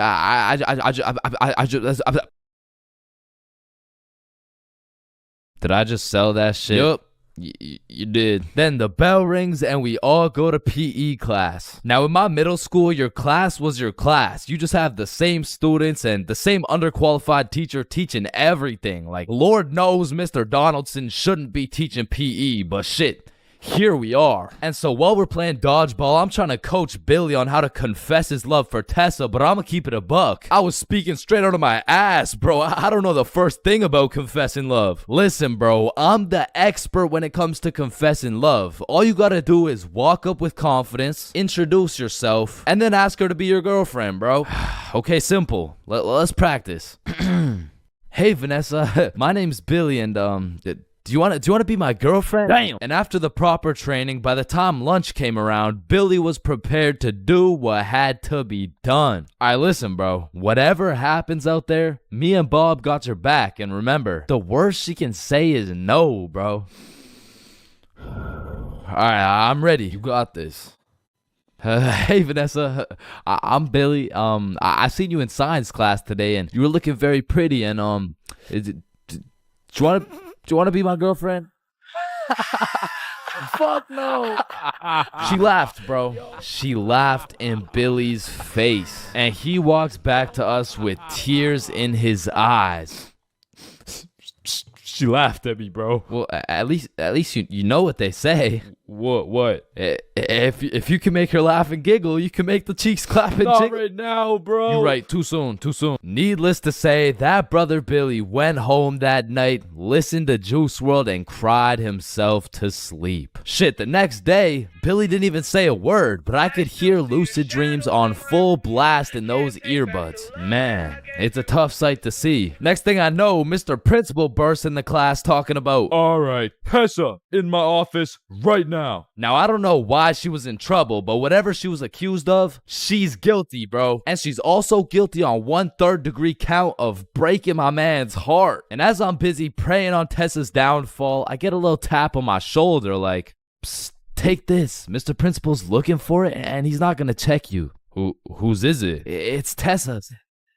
Don't worry, it's safe with me. And it was safe with me, cause that shit was now mine. The only way she could get it back is if she repaired my boy Billy's heart, and that just wasn't happening. And soon enough, Tessa comes back from Mr. Principal's office and she didn't say a word. We had nut break, nothing. We went to PE, nothing. And then we went to math class. And as I was chilling in math class, calculating the square root of pi and shit, I get a tap on my shoulder again. Psst, Tessa wants her vape back. Vape? What vape? The one I handed you this morning, you know, it was purple. Oh, that vape. Oh, yeah, no, I threw that shit in the bushes. So she reports back to the person who gave her the vape, and she reports back to the person who gave her the vape, etc., until Tessa finds out, and she looks pissed. So she whispers to her friend, who whispers to her friend, etc.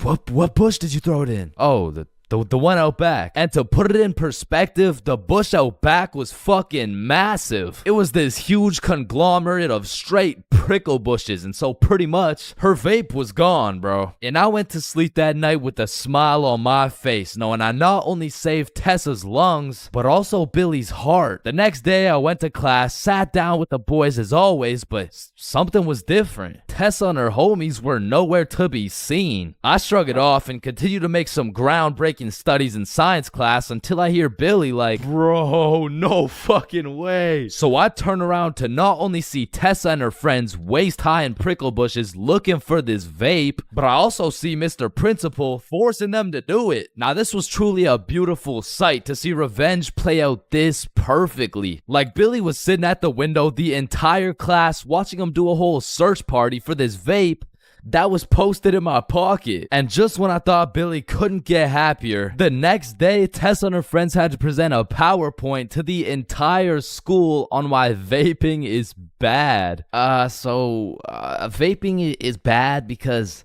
like when the vape enters your lungs, well, it's not good for your lungs.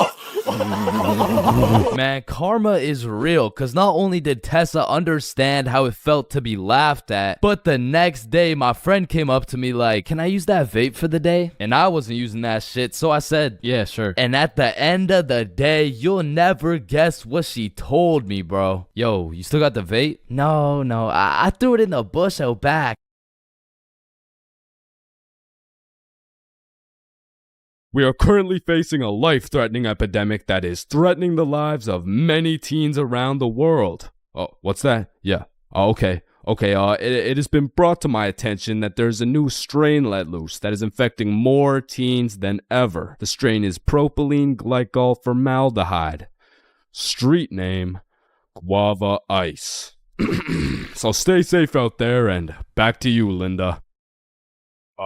Linda? What? Oh shit! Man, way back when, somewhere in Timbuktu, a Homo sapien found a plant by the name of tobacco, and for whatever reason, somewhere in this dude's caveman brain, he decided, Me. Smoke. Now. And that he did. And as humans slowly evolved, smoking did too. And soon, motherfuckers went from looking all old and wise, smoking these big old pipes, to soon smoking cigars on some mafia boss shit, which turned into cigarettes. Now, back in the day, if you were stressing, Doc would prescribe you a pack of good old cigarettes. Sore throat? Cigarettes. Oh, you got a cough? Here, smoke a cigarette. But after a while, people's teeth started looking all British and shit, so they decided, oi, I don't think these are healthy, innit? So we decided we needed to make cigarettes better, and you know what makes everything better? The letter E. Your mail's taking too long to come in? Email. Wait, what's that? You want to play sports, but you're ass at every single sport? Esports. Oh, you got daddy issues? E-girl. So of course, when people realize cigarettes are killing them, e-cigarettes. Man, one thing leads to another, and shit, you got yourself a Vaporizer Gen Y GTX box mod with 3 USB charging ports, a speaker, and a 6-inch LED touchscreen that can play Flappy Bird. Like, vaping is just getting a little too advanced, bro. Like, I remember one time I was chilling in the washroom with my homie Billy, and of course a motherfucker walks in with a vape. But this was no regular vape, no. This shit looked like a gadget straight out of fucking Star Wars. Yo, you wanna hit? A hit? A hit of your iPhone? iPhone? This is that eSmoke FTX 763 3rd series, my boy. Watch this. Yo, did he just hotbox the whole bathroom in one hit? Yes the fuck I did. And this shit's 100 Nick. Holy shit, where did you find 100 Nick? I ended up mixing my 50 Nick guava juice with my 50 Nick blueberry ice, and it just kind of added up to 100. Bro, I don't think that's how it works. Shut up, my mom's calling me. Yo, fuck you, mom. And that was the moment I realized there really is levels to this shit. Level 1. Level 1 is the type of dude who isn't addicted, but he'll occasionally take a hit of somebody's device. But level 2, bro's borderline addicted, but he's still in the denial phase. Bro, are you addicted to vaping? Addicted?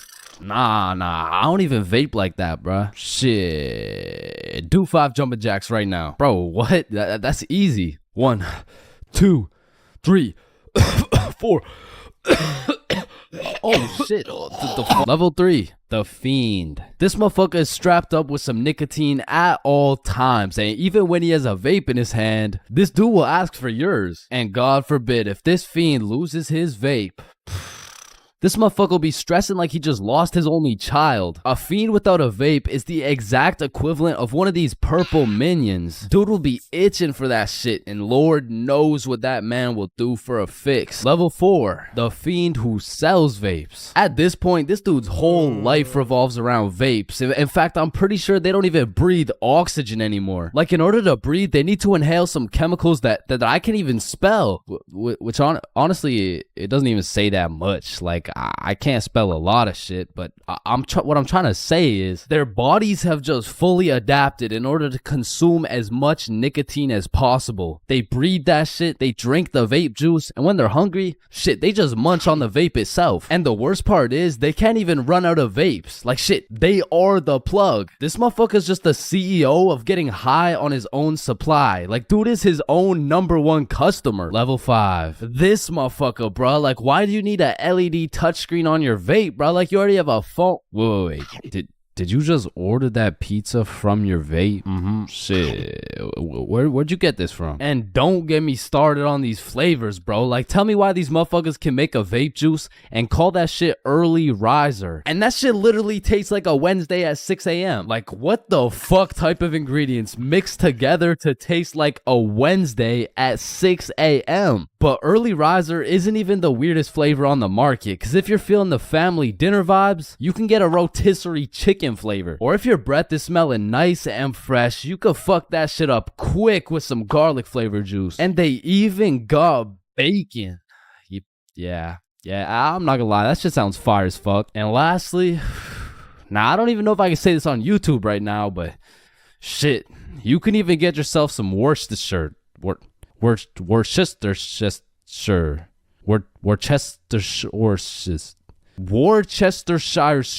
regardless, I think we all know the home of nicotine, the eternal hot box, the communal vape sesh. It's the high school bathrooms, man. You walk into one of these joints and there's at least 15 dudes hotboxing that shit at like 10 a.m. You come in trying to take a piss and now you got a head rush. You walk over to the urinals, but it's so goddamn hotbox, you start pissing all over the walls. But shit, you can't even piss on the walls in peace, man. You got that one fiend coming over to you trying to suck your device dry, and dude's so down bad for that hit that's not the only thing he'd suck dry. And listen, you may be thinking, Chains, how do you know what you know about vaping? And that's a great question. Back in the day, I was a curious little George, man. And back in grade 7, I was chilling at my friend Becky's house. And when I walked into Becky's crib, I was nothing but an innocent, curious young man. But little did I know, I would leave Becky's crib far different than I entered. So, you know, me, Bob, and Billy are posted in Becky's room, and I was sitting with Becky. So Becky asked me, have you ever hit a vape before? Hell no, I hadn't, but you know I had to play it cool around Becky, so I said, yeah.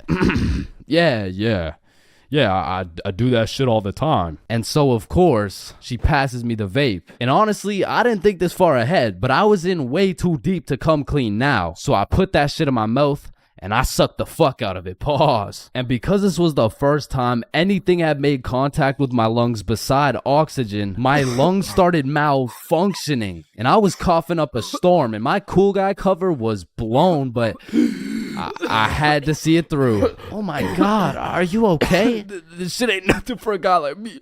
Guys, I think Chains is dying. And as I went on with my life, I would hit a device here and there, and eventually I even learned some tricks and shit. But one day, me and my homie had to run to catch a bus. And so we started running, but the homie doesn't even make it 100 meters, and he starts rolling on the floor, coughing up blood. And I was like, yeah, no, no, fuck that. And you know,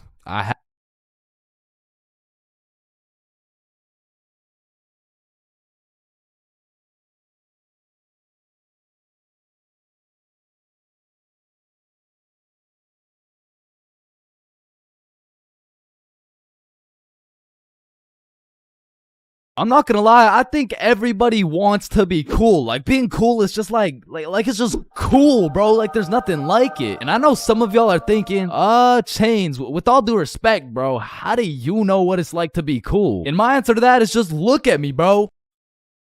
I fucking don't, okay? But I do know someone who is cool. He's a certified cool guy, and his name is Bob. Now, what makes Bob so cool? Is it the sunglasses? Is it the sexy ass face? No. Tell him the answer, Bob.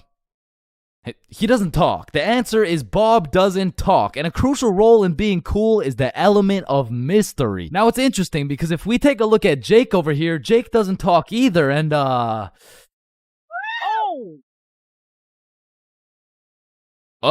don't think, I mean, like, me personally, you know, I don't really think Jake's that cool. So that means to be cool, you can't just stop talking. I mean, I remember one time I thought if I threw in some earbuds and stopped talking to motherfuckers, everyone would see me as some cool, mysterious guy in the shadows. And I'm not even gonna lie, I was walking through the halls feeling like Batman. I could even see the people talking about how cool I was. Come to find out, it was more like, does this kid even talk? Nah, I don't think so. Yo, what's up with this kid? I'm pretty sure he's autistic or something. Because the truth is, there's a very distinct difference between Bob's silence and Jake's silence. I mean, Jake didn't talk because he would probably get his ass beat for literally anything that comes out of his mouth. But Bob, on the other hand, doesn't talk because he doesn't have to talk. Like, watch this. Oh my God, Bob. I love you, Bob. Now, just for science reasons, let's just see what happens when I do the same thing. You know, why not? What's the worst that could happen?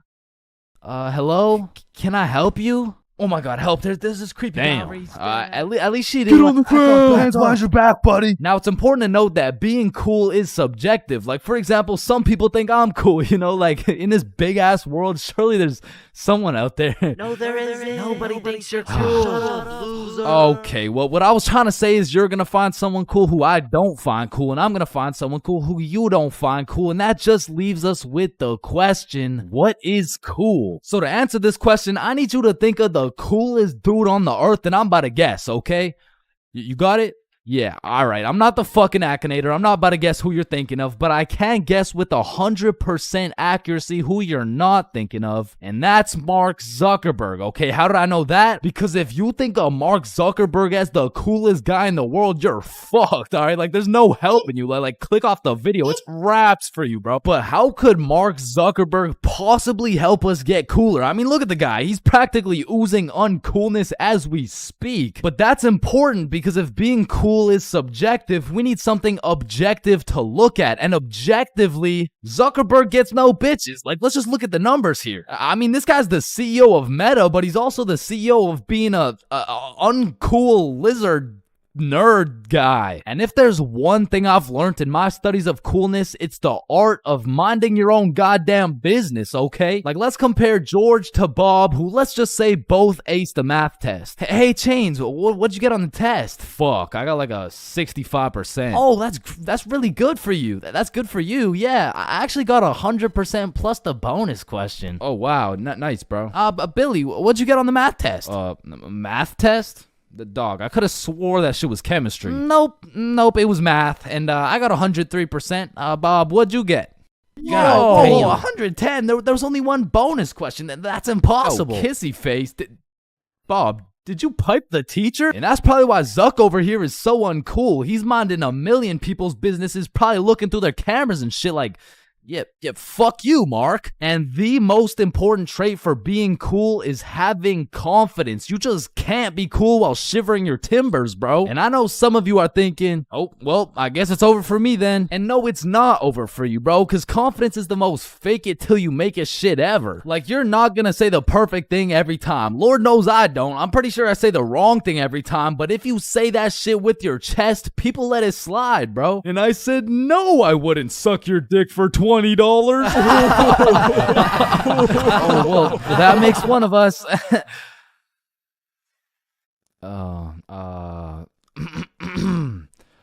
Well, that makes one of us. I love this guy. Now, that's the type of confidence that's gonna take you from a level 1 crook to a level 100 mafia boss. And with that power comes responsibility. Some dudes will become a level 100 mafia boss and start picking on other people because it makes them feel powerful. But a cool guy doesn't yearn for power. He yearns for... fuck, what do you yearn for, bruh? Damn, he's so cool. Now, being cool comes along with being calm and collected. Like, if someone walked up to you trying to fight and you started running away screaming for your life, I don't think anyone's looking at you like, damn, that's one cool-ass motherfucker, bro. Yeah, bro, the way he hit that high note was cool as hell. Shit, maybe I could be like him someday. Now, I'm not saying you gotta go all Jackie Chan on the guy, but you do gotta stay calm and think logically. Like, let's see how cool you are. What would you do in this situation? A, strike first, strike hard, no mercy. B, just walk away. C, give him a little kiss on the forehead. Or D, do the stanky leg. And the correct answer is any of the above, bro, because it's not about what you do, it's about how cool you do it. Except maybe the stanky leg one. I don't think anybody can look cool doing the stanky leg. But doing any of the other options, you could look cool as hell. Like, A, strike first, strike hard.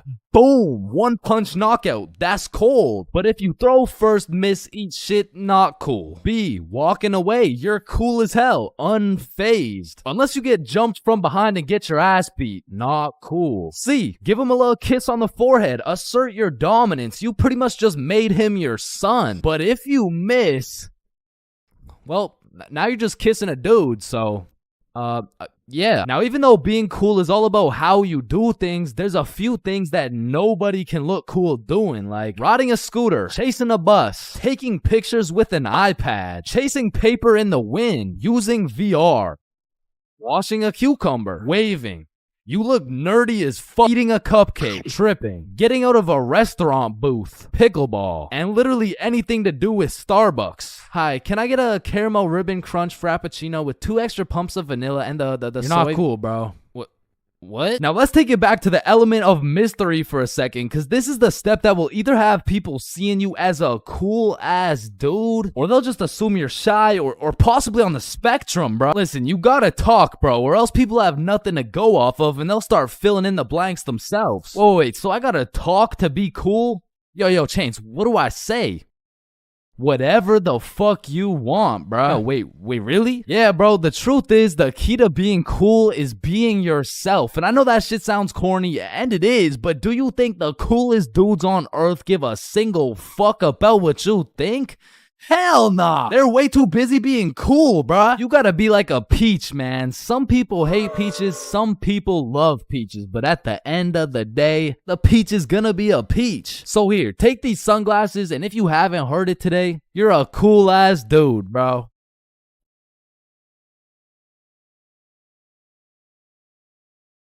There's a lot of things in life that I don't really understand, but if there's one thing I can truly comprehend, it's being grounded. Because in my time, I've served a total of 547 days and 16 hours in the slammer. And through a year and a half of extensive first-hand research, I've come to the professional conclusion that getting grounded is straight ass, bro. You're locked in your room with no phone, no computer, like what do you want me to do? Think about my actions?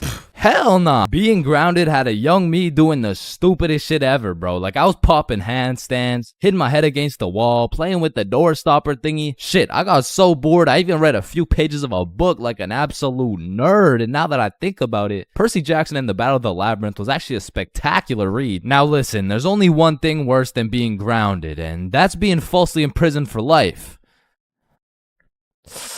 Well, now that I think about it, there's a lot of things worse than being grounded, but one of which is being grounded during summer, bro. There's something about being able to hear all the happy children, the ice cream trucks, your homies having fun, the hoes throwing rocks at your window, asking you to come outside, or you just cry yourself to sleep because there never was any hoes throwing rocks at your window asking you to come outside. It's just you, your Percy Jackson books, some used toilet paper, and the existential thoughts in your head, questioning if it's even worth it. And listen, I'm sure everyone can pick up on the fact that I'm a really intelligent dude. Smart all around, really, but trust me when I say, I wasn't always this smart, bro. In fact, in kindergarten, my dumbass fully believed with my whole heart that being grounded meant your parents would just dig a decent-sized hole in your backyard, toss you in, and bury you alive for the time being. And so I'm sure you could imagine my surprise when my OG friend of 5 days said, yeah, I got grounded for 2 whole weeks. Holy fucking shitballs, dude, are you okay? No, man, it's really hard. I didn't get to touch any of my toys or anything. Damn, how long ago was that, man? Oh, I'm still grounded. What? No, you're not. Yeah, dude, I'm grounded right now. No, the fuck you're not. And I wouldn't truly find out what being grounded was until 7 years later. I was in grade 7. It was a beautiful sunny summer day at approximately 11 a.m. and me and the boys were freely roaming our city. Little did I know, we wouldn't be free for long. And as the boys and I roamed the city looking for a move, one of Bob's girls calls him up and is like, okay, so my friend Becky is in Hawaii for a few days with her family, and she said I could bring you over. And just like that, Bob could have wrapped it up and claimed some cheeks. But the boy Bob was never one to leave the homies behind, so not only did he convince his girl to let us come, but he went above and beyond. He got his girl to bring some of her friends over too, and now we're hyped because we had now located the move, and quite a marvelous move if I do say so myself. Now keep in mind, all of us knew Becky and had been to Becky's house many times before, but Becky was all the way in Hawaii, so she had no clue about the marvelous move about to take place at her own crib. But regardless, me and the homies walk into Becky's crib and they low-key got a little get-together in the works. I see Bob's girl, I see Bob's girl's friends, and then I see a mutual friend of mine named Dennis. And he brought his girl. Now, a little backstory about Dennis. Dennis was 2 years older than me, making him in high school. And to be fair, from grade 7 to high school is a colossal difference. Dennis was taller, had a more developed frame, and Dennis even had some facial hair in progress. The amount of facial hair that put my peach fuzz to shame. And to put it quite simply, Dennis was a menace. But regardless, that's my homie's homie, so I walk up and dap him up. And then everyone heads over to Becky's room. Now keep in mind, Becky had simply invited Bob and Bob's girl to come over, and somehow we ended up being 8 people deep in that joint. And so that means technically, the other 6 of us were straight trespassing. So we were all chilling in Becky's room, chopping it up for a good hour and a half, until eventually, people start exploring her house. Now in Becky's room, it was just me, Bob, Bob's girl, and Bob's girl's friend named Lily. And so we're all just talking until I hear someone yell from the room down the hall, "Yo, Chains, get in here right now!" And I don't know exactly what I was expecting to see as I walked into that bathroom, but it was absolutely not seeing Dennis drop a condom filled with water on Billy's head. And of course I laughed because that's comedy gold right there, but it also made me realize maybe we shouldn't be here dropping condoms on each other's heads. But who was I to tell Dennis what to do? He had facial hair, so he was practically a grown man to my standards. So I just turned around, went back to the room, and continued chilling with Bob. And as we talked, the music progressively got louder, and Dennis progressively became more of a menace. And it had got to the point where the speakers were booming, and Dennis was lobbing condom water balloons off Becky's balcony. And then one time, Dennis either almost hit or just missed Becky's neighbor with one of these condom water balloons. So this grown man looks down at a condom that seems to have fell from the heavens. Then he looks up and sees Dennis scrambling inside the Becky's crib with the speakers blasting music. And then he continued on his way. And we were all just having a fantastic time in Becky's room until we hear the downstairs door swing open. And we all absolutely shit our pants and run onto the balcony. Hey, I just texted the family who lives here and they said no one is supposed to be in the house. Everyone needs to leave right now or I'm calling the cops. And that's exactly what we did. No messing around, we were out that hoe. And we all went to Bob's girl's house for an emergency meeting because we were all scared as fuck. And now Bob's girl and Becky are texting and Becky's like, my parents are pissed. They want to talk to everyone's parents and they know how many people were there. So we all devise a foolproof plan. Okay, we give Becky our phone numbers, tell it's our parents' phone numbers, and we act super disappointed in our children. We all agreed on this plan and the emergency meeting was dismissed. And over the next few days, we all got texts from a very unhappy Becky's father, who made sure to specify the amount of condoms that were found in the bathtub. We all respond with some bullshit along the lines of, Hello, Mr. Beckerson. I'm very sorry to hear about the inconsiderate acts of Chains and how he's invaded your home. Rest assured, Chains will feel the wrath of this thick leather belt as it repeatedly beats against his cheeks to discipline him for his heinous actions. Thank you for bringing this to my attention. But come to find out, Lily's dumbass responded with some shit like, Dear Mr. Beckerson, thank you for letting me know, but Lily did nothing wrong as she didn't know she wasn't allowed there. Plus, she didn't even make a mess or anything, on God. Put some respect on my daughter's name. Period. And just like that, our foolproof plan got fucked. And Becky's father texted each of us saying, You are coming to the house at 3:15 p.m. today or I'm calling the cops. And shit, looking back, Becky's father was most definitely bluffing. Like, say I didn't go, what was he gonna tell the cops? 911, what's your emergency? Hey, there was 8 kids who invaded my home 3 days ago. Okay, sir, did they break in? No, no, my daughter gave them the key. Sir, why the fuck are you calling 911? There was condoms in the bathtub. But like I said, I wasn't very smart and I didn't have the brain capacity to think that far ahead. So everyone shows up to the house and Becky's father sits us down and makes each of us individually call our parents and explain what we had done. And I went first. Hey mom, so I went to Becky's house the other day, but she was in Hawaii and I wasn't really invited. And there was condoms in the bathtub. Needless to say, we all got our shit whooped and I received my very first grounding with the sentence of 1 month in the slammer.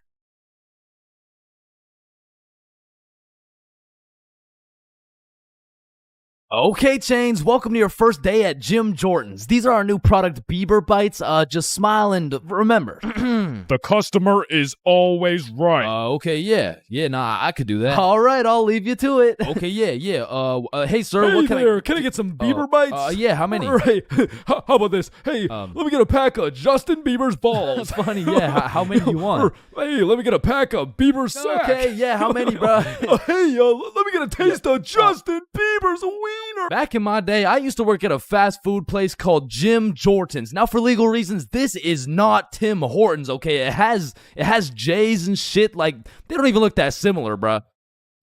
But honestly, working at Jim Jordan's, I felt like Johnny Sins, the way I'd put on my uniform and go to work just to get the soul sucked out of me, bruh. And instead of dealing with a bunch of fat asses, I'm dealing with a bunch of fat asses talking about... Alright, so I ordered an extra large BLT with ranch, extra bacon, no veggies, and I only got 5 strips of bacon. I want a new one. Okay, yeah.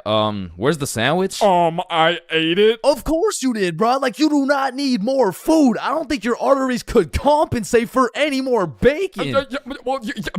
No, my doctor said I'm in shape. I mean, yeah, bro, you're in the shape of a circle. I mean, I don't even know how you made it through the door. Oh, shit, damn. Now, believe it or not, I was a Jim Jordan's Hall of Fame employee. Shit, I was the best in that whole goddamn establishment, bro. And no, it's not because I was the sexiest, hardest working, strongest, most intelligent dude they'd ever seen. It's because everyone else was ass, bro. On the drive-thru, we had the Indian homie Dill Preet, and the only English he knew was the Jim Jordan's menu, bruh. Welcome to Jim Jordan's. What can I get for you? Hey, just give me a moment. I give you donut. No, I need time to think. You need chai, tea, drink? No. Can you wait or not? Okay. One tater tot? No! Wait! You want it? No! Okay, stop it. You know what? Okay. Chocolate donut. Then over making the food, we had this sweet 83-year-old lady Linda who was 20 years too old to be doing this shit. Okay, Chains, here's the cheese bagel. Thank you, Linda.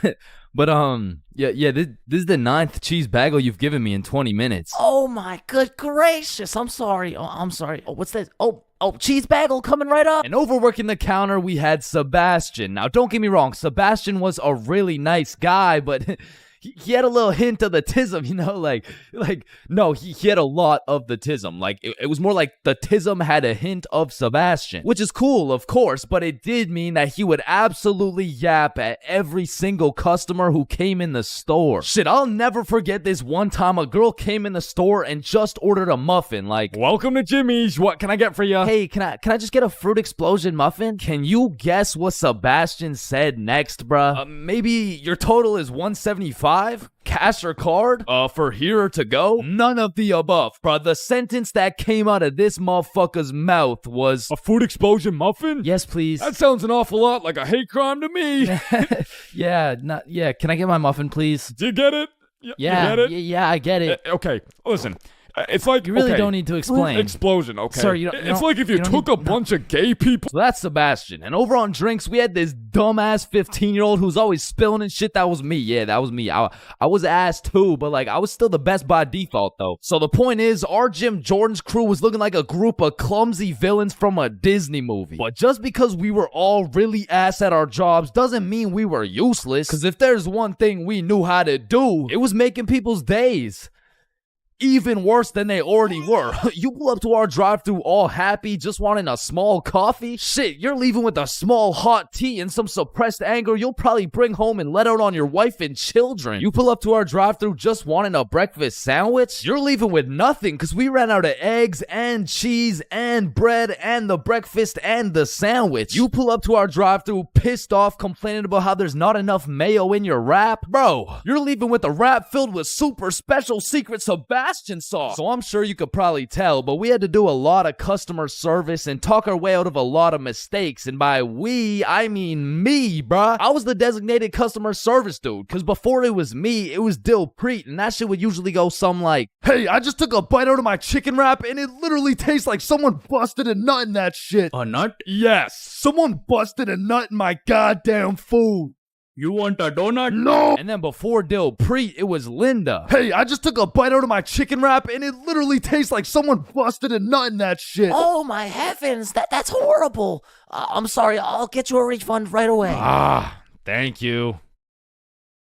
Hello? Hello. Welcome to Jim Jordan's. What can I get for you? God damn it. And before Linda, it was Sebastian. Hey, I just took a bite out of my chicken wrap and it literally tastes like someone busted a nut in that shit. Oh yeah, that was me. Now, of course, our elite Jim Jordan's crew had a manager, Magnus. Now, Magnus was strict as hell, but she would only show up like once a month. But whenever she did show up, she was running this Jim Jordan's like it was the military or some shit. Because usually I'd be 54 minutes into my 30-minute break playing Clash Royale. But when Magnus was there, bruh, shit, I'd clock into my break, make eye contact with her, shit my pants, and then clock right back out. She was so intimidating that whenever she would show up, I would never spill a drink. Sebastian used real mayo. Dilpreet spoke fluent English, and Linda would be so stressed out she'd forget to forget. She was running this place so much like the military, she had my ass waking up at 4:30 every day. And when Magnus was teaching me to do customer service, she really loved to say, the customer is always right. So of course I listened, but it was low-key a crazy statement, because honestly, the customer is never right, bro. It doesn't even matter what we're talking about. It could be like, hey, how you doing? Hey, I'm doing good, can't complain. I mean, it's a nice sunny day outside and all.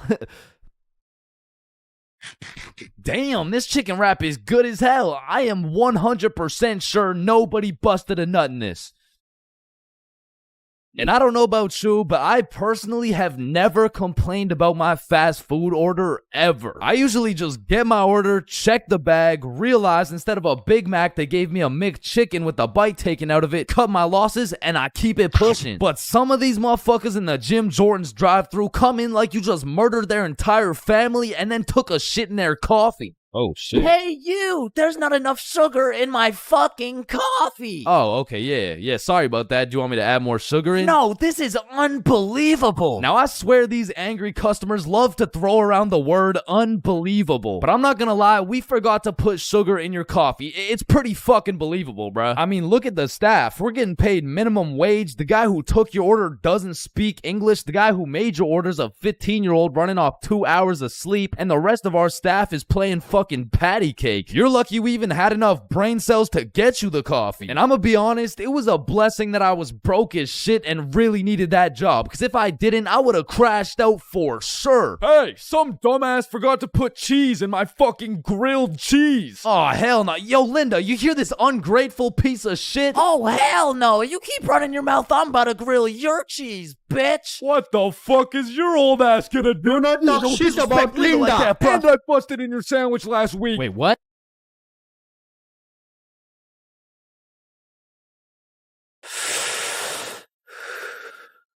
Yo, you can live the rest of your life without breathing. What? No, you need to breathe. Hey, watch and learn, my friend.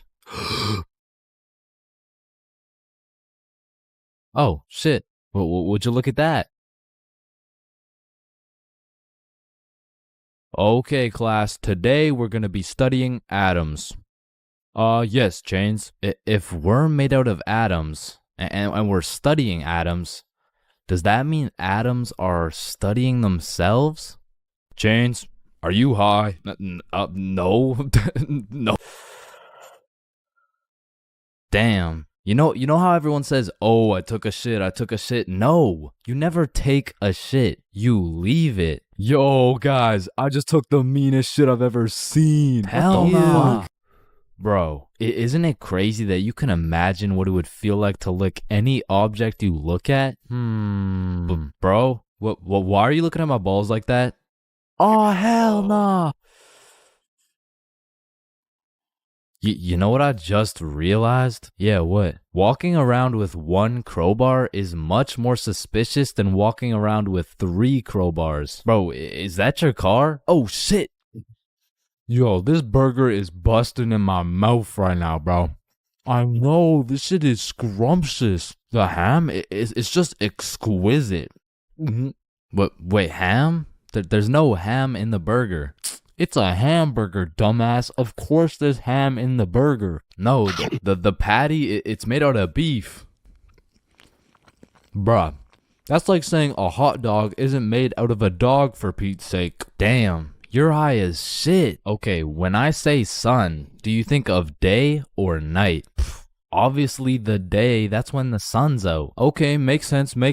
But what if I were to tell you that you see more suns in the sky at night than you do in the day? Whoa. You are hereby sentenced to 35 years in jail for repeatedly kicking a pregnant woman. Objection, Your Honor. When you really think about it, everyone in this room has repeatedly kicked a pregnant woman before. Even you, Your Honor. Fuck. Holy shit.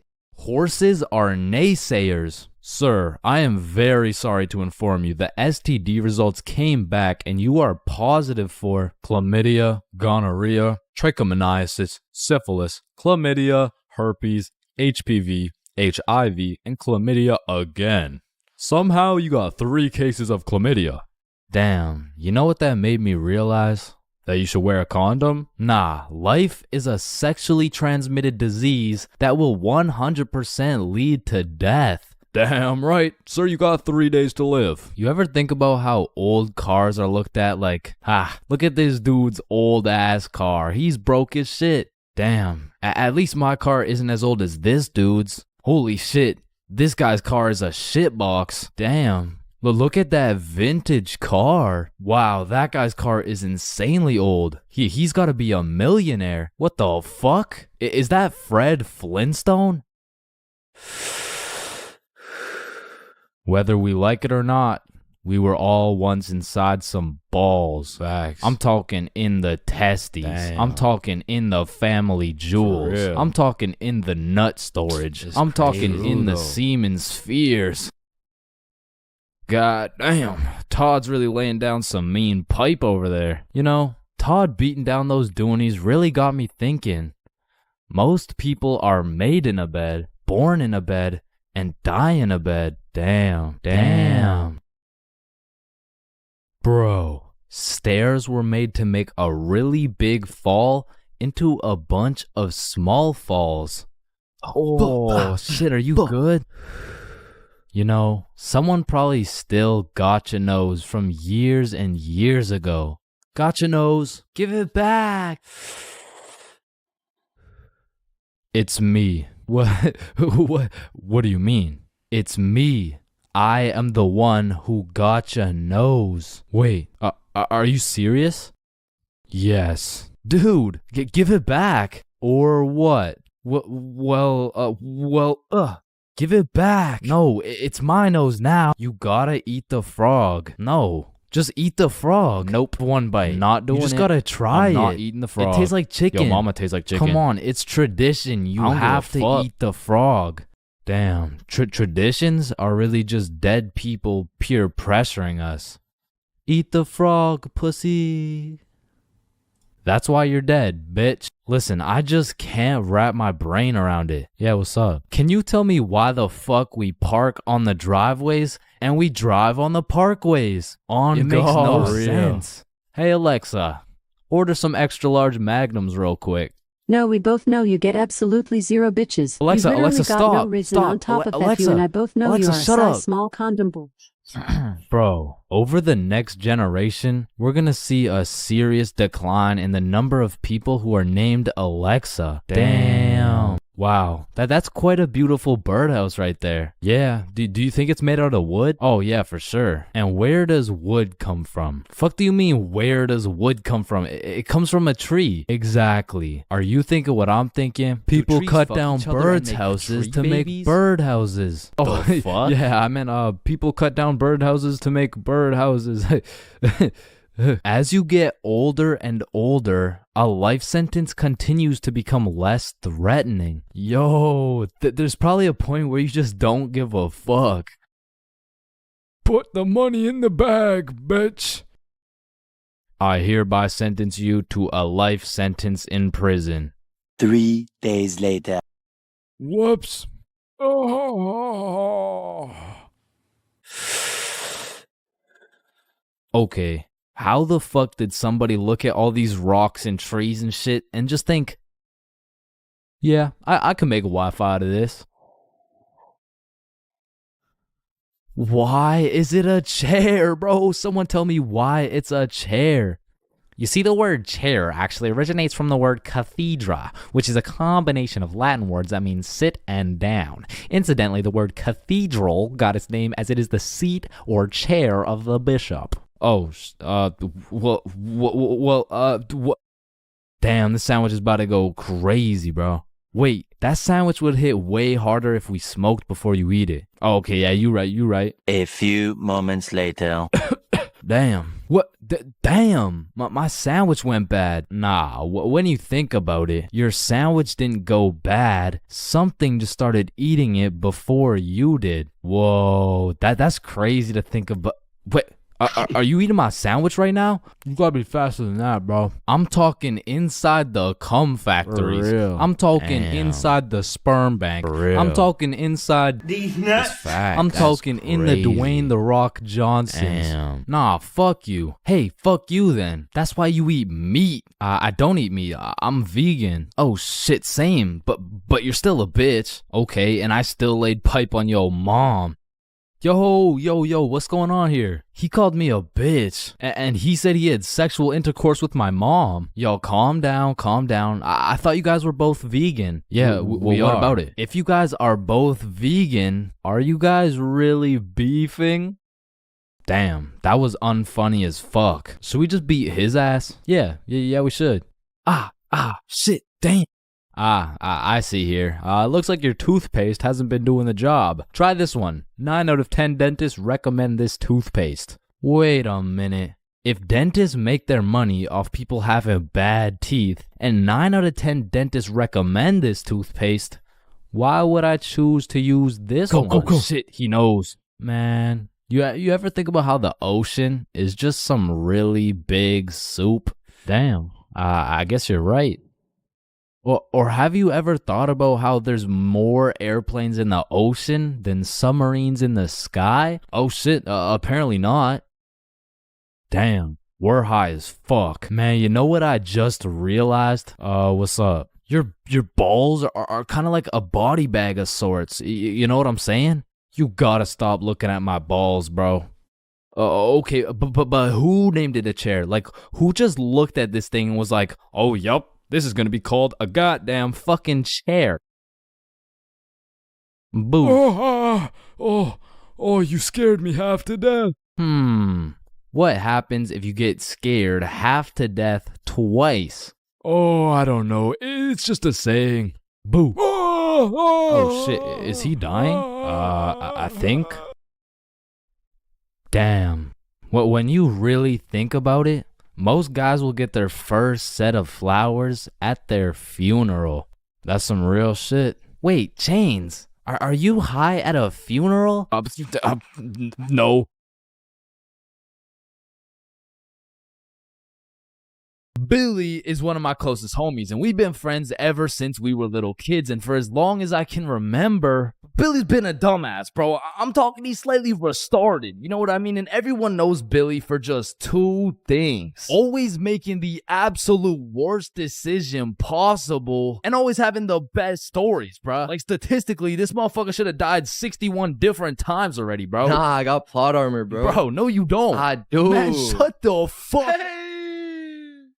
What the fuck? Now, this story takes place on February 14th, 2025, Valentine's Day. And I'm gonna be so honest, this story is one of the craziest stories I've ever heard in my life, bro. So, wait, can you swear to them that is real? It is. Say you swear. I swear, bro. On everything you love, the Valentine's story happened, bro. On everything I love, the Valentine's story really happened. It was a fine Valentine's Day night. Bob, Billy, and I were all some single dudes, except Billy had a little situation, you know. He was talking to a girl named Elise, and they would hang out from time to time, but it was a new thing, so they weren't really dating, and they were definitely not Valentines. Now, I don't know much about Elise, but just 2 weeks prior, Billy was telling me about how he met some cute girl. They would text, they would hang out, but for whatever reason, their conversations would always be some like, hey, how you doing? Oh, I'm good. I am a little bit stressed because I'm moving and everything. Oh yeah, moving sucks. How about you come over, I relieve all your stress type shit. Billy, I really like you. I like you too, Elise. But I think you might be a whore. Wait, what? Like, you're most likely a bop. Okay, wait, I mean, you're like, definitely a fuckboy. Okay, chill now. I've never fucked a boy in my life. So keeping that in mind, we were all single, and this Valentine's happened to land on a Friday, and because of this, we going to the club. Yeah. Yeah. So the plan was simple. We go to the drink store to get something to pregame, go back to my house, and then hit the club, fall in love, and live happily ever after. Now the problem was, Billy was stuck working a 9.5-hour shift until 10 p.m. Now he was the pizza delivery guy for a chain we'll call Big Caesar. So he's doing his thing, delivering those Valentine's pizzas. Well, me and Bob decided that we would go get the drinks now and meet Billy back at the crib once he's off work. So we hop in the car, we get to the drink store, and at this point it's 9:30 p.m. And so Bob calls Billy to ask what he wants. No answer. I call him. No answer. We both text him. Nothing. Now this was strange because Billy usually responds while he's working, but we shrug it off. We go inside the store and get Billy his go-to bottle. Hennessy. So we go back to my house and get to my room at about 10 p.m. and still no word from Billy. So we're waiting for a good 20 minutes and then I get a text message from Billy. The craziest shit ever just happened. So I'm like, what happened? Bro, it's so crazy, I need to tell you in person. So Billy whips it over to my house, kicks down the door, and instantly starts breaking down the craziest plot I've ever heard, bruh. Yo, listen, this story takes place 1 hour ago. It was 9:30 p.m. and Billy was finishing up a long 9.5-hour shift with his very last delivery of the night, but the problem was his phone was on 1% and he didn't even have a charger, so Billy locks in and memorizes all the directions to get there right before his phone dies. So from one side of the city, Billy goes 100% straight off the dome to the other side of the city for his last delivery on this fine Valentine's Day night. Billy hops out the car, walks up to the house, knocks, and they open the door. Hey man, happy Valentine's Day. Oh, thank you. Thank you so much, but I didn't order a pizza. Oh shit, are you sure? Gerald, did we order a pizza? Fuck no! Yeah, no, we didn't order a pizza. I don't know. It says a Meat Lover's Pizza for 3516. Oh, honey, no, this is 3416. 3516 is all the way around the back of the cul-de-sac. Oh, okay, thank you. Have a good night. So Billy's walking for a good 8 minutes to get to the back of the cul-de-sac where at last he finds 3516. He walks up to the door, knocks, and a fine-looking woman in her 40s opens the door holding a vape, and Billy sees a little potential here. Hey, happy Valentine's Day, man. Oh, thank you. Of course, beautiful. How's your Valentine's Day going? You know, it's okay. Why's this okay? You ain't got no special plans? Well, honestly, my husband's out drinking at the bar, so... Bro, this was the perfect situation for Billy, bro. There's so many things he could say to make a move right here, and out of the infinite combinations of words he could put together, he says... Well, a man's got a drink, you know? Yeah, okay, yeah, well, anyways, here you go. Keep the change. Have a good one. Billy fucking sold, bruh. He missed a wide open layup, and as he turns around to head back to his car in shame, Billy gets an idea. A genius idea, if I do say so myself. So Billy turns back around, walks back up to the door, and knocks again.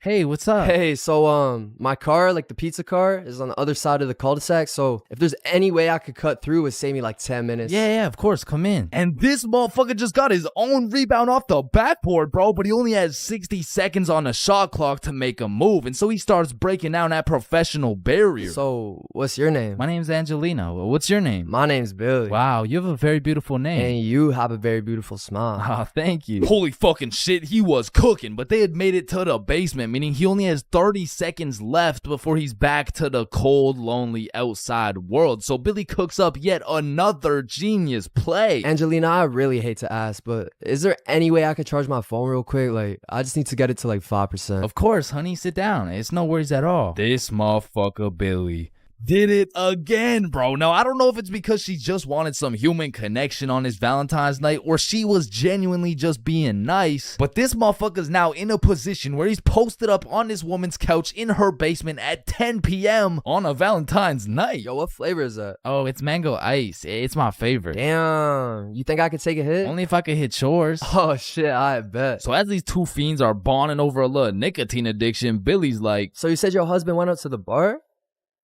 Yeah, he did. To be honest, it kind of hurts because, like, it just sucks to be alone on Valentine's Day, you know? Yeah, 100%. I feel you. I don't got a Valentine either.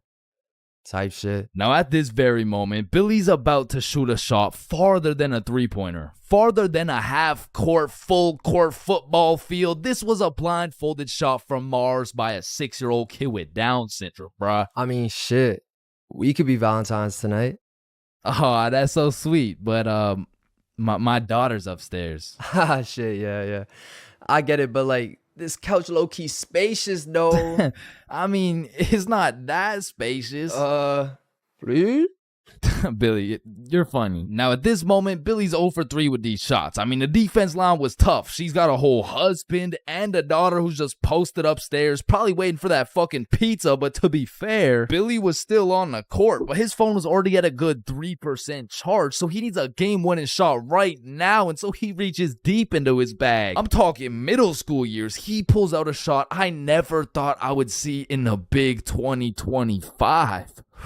This flavor's fire. Yo, let me show you a new trick. Yeah? What is it? Alright, so it's called a transfer. Basically, me and you just transfer the smoke. Okay, teach me. You gotta come closer though, alright? This motherfucker Billy switched the shot, bro, against all odds. Just 15 minutes ago, he was some bum delivering her Big Caesar's pizza. All of a sudden, now she's hot and ready, bruh. And so Billy's making out with some random dude's wife for a good 5 minutes. Then she's like, Is your phone charged? Yeah, I appreciate it. Let me charge everything. Of course, honey, it's my pleasure. All right, I'm gonna text you. Okay, drive safe. And Billy leaves this married mother's house after making out with her as the fucking pizza delivery guy. Bro, what the fuck? Billy, are you dead ass? I swear to God. Bro, that story is fucking insane. I mean, shit. I'm not done, bro. Because if there's one thing that Big Caesar's taught Billy, it was how to deliver, bro. So he takes the receipt, boom, takes her number down and texts her. So he drives back to Big Caesar's, goes in, clocks out, hops in a car, drives home, goes inside, showers up, gets out the shower to check his phone. No response. Damn. So Billy tries calling her, straight to voicemail. He changes the no caller ID and calls again, and it rings, meaning she blocked his ass, bro. And I have no clue why she would do such a thing. I mean, like, yeah, she has a husband and like a kid and probably another boyfriend on the side, but damn, say something. And that's the moment when he gets a Snapchat notification. Elise has added you as a friend. Now, Elise is the girl he's been talking to on Snapchat, so why would she even have him unadded in the first place? So Billy's like, you unadded me? And she just hits him back with a WID. Shit, I just got off work. What you doing? Oh, I'm just chilling at home. And then there's a brief pause. Do you know whose house you were just in? Do I know whose house I was just in? I've been to her house before. She doesn't even live close to... Wait. And Billy starts piecing everything together. How Elise was moving houses, all the boxes laid out in that woman's house, how Elise's family loved eating Big Caesars, and the woman's daughter being upstairs the whole time. Oh, fuck. Billy hooked up with his girl's mom. Now, we have no clue what her mom told her, because it makes the most sense that she said something along the lines of, hey, why did the pizza dude take so long? Elise, I think he was flirting with me. Because let's be honest, what is the other option, bruh? Hey, why did the pizza dude take so long? Yeah, no, I mean, I just cheated on your father with the Big Caesar's pizza delivery guy who actually just happens to be your age. So Billy's texting Elise, trying to play it cool, like, oh, I had no clue that was your house. What are the chances? And she just says, yeah, I get my good looks from my mom. And then she blocked him again, bro. Because after telling her 100 times that he's not a hoe, he's not a bop, he's not a fuck boy, I accidentally hooked up with her mom, bro. Billy, you know I gotta make a video about this, right? Yeah, I know.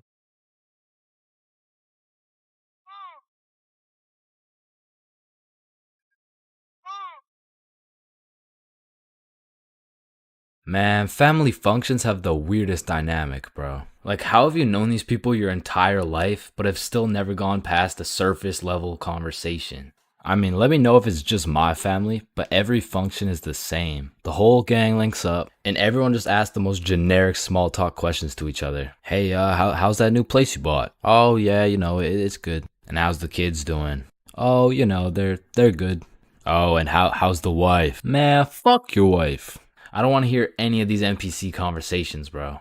And let me know if I'm getting too specific here, but what about that one uncle who goes by the name of either Bob, Jerry, or Dave? And this dude will just always be saying the most out-of-pocket things imaginable. Oh, how's your daughter Jane doing? Oh, Jane's always been hot, eh? Bob, she's 15. This uncle be at the family function thinking it's Coachella or something.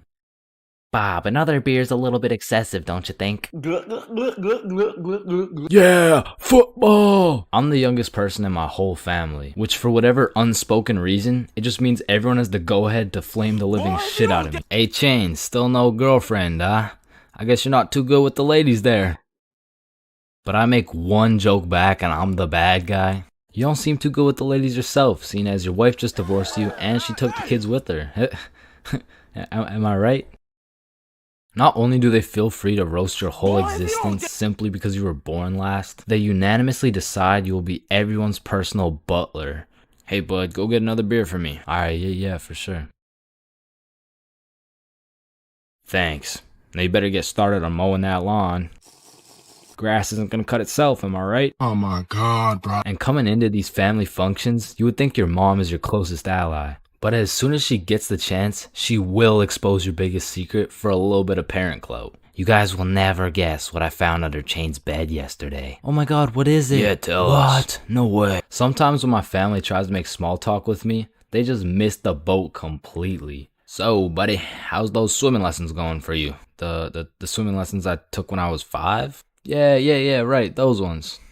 They're good. I finished them a little while ago. Oh, is that right? Good for you, buddy. And bro, don't get me started on those recycled ass jokes. Well, looks like you got your workout for the day. Oh, looks like you've gotten so tall. What are you feeding this kid, am I right? Oh, Bob, I think you got some food in your beard. Oh, don't worry, I'm saving it for later. Ah, good one, Oh, Bill. Bob, he's so funny. Thank you. I guess everyone at the function must have Alzheimer's or something, because these jokes will have them cracking up like they haven't heard the same joke the past 15 functions. But cousins, man. Cousins are the saving grace of family functions. Without cousins, you would have no choice but to participate in the tomfoolery of small talk. I'd be walking in the function just praying to see that one cousin. And bro, I have a family function survival tip for you. You always have to stay within arm's reach of either your siblings or your cousins. Because whenever some bullshit goes down, you just give each other the look and flee the scene. And because when you get caught lacking on your own at the function, you get jumped. Metaphorically speaking, of course. High school bathrooms have to be one of the most unorthodox places in the entire world. Walking into the bathroom, you have absolutely no clue what to expect. And honestly, that's the best part. I remember one time I had walked into the bathroom, to take a piss. And when I had opened the door, I was not surprised to see some motherfucker getting his head shaved bald. And these dudes were so casual about it too. Yo, what's up? What up? And it's cool and all to be able to be entertained while you're trying to release your bodily fluids. But I mean, sometimes you just want some peace and quiet. Because you truly never know when something like this can happen to you. And that is precisely why I'm scared to ever shit in the school bathroom. And listen, my school bathroom has always been bad, but these TikTok trends that keep popping up made the bathroom situation so much worse. Yo, look at this TikTok. That's kind of funny. 1 week later. Damn, someone took the soap dispensers. Who snatched the blow dryers, bruh? Where the fuck did the urinals go? 1 hour later. Hold up. Who hit a lick on the bathroom? These TikToks had the school announcements like, "Guys, I'm begging you, stop with the devious licks." If you see anyone hitting a devious lick in the bathroom, report it to the office immediately. And I'm not gonna lie, this trend was low-key pointless. Like, once you go home, the fuck are you gonna do with the broken blow dryer, bruh? But there was one TikTok bathroom trend that was fire. So, what is the square root of pi? Chains. Yeah, can I go to the bathroom? Be quick. Am I tripping or did I just hear? Yeah, bro, bathroom functions are a 10 out of 10 TikTok trend. Hey man, if you're still in high school, I recommend trying it. Anyways, I've obviously never been in the girls' washroom before, but I be seeing way too many TikToks filmed in there. Like, is it just a normal thing for girls to go to the washroom while other girls are just in there hitting the renegade? Like, I wouldn't know, but that whole situation seems a little bit awkward to me. Wait, renegade. And when it comes to most public schools, the washroom is like the black market of the school. So there's always some dude trying to sell you something. Yo, you need anything right now? I got that Gandalf OG, that Alaskan Thunder, some purple monkey balls, got those Girl Scout cookies. Hey man, just give me a second, I'm kind of busy right now. I got that Sour Diesel, that Granddaddy Purple Deluxe. Trust me, this stuff will blow your socks off. And every once in a while, someone will bring boxing gloves. All of a sudden, the school bathroom turns into the octagon. People are getting knocked out, dropped, and getting hit with the guillotine chokehold. But as soon as a teacher walks in,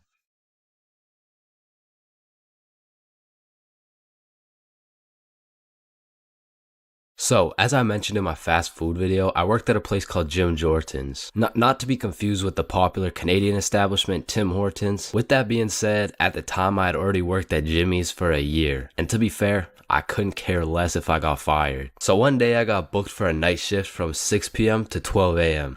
But that wasn't gonna stop me and the boys from smoking up beforehand. So we're all chilling at Bob's crib and we all take a hit. We all ate some snacks. Listen, you know the drill. But then Bob asked, "Are you guys trying to watch some TV?" Nah, I'm really just trying to fuck up these Doritos. Yeah, I could watch something. So Bob throws on the first thing that comes up. And I'm thinking, these nerds are trying to watch Dora. But literally 5 minutes later. Do you see Swiper the Yeah, fox? yeah, he's in the bush.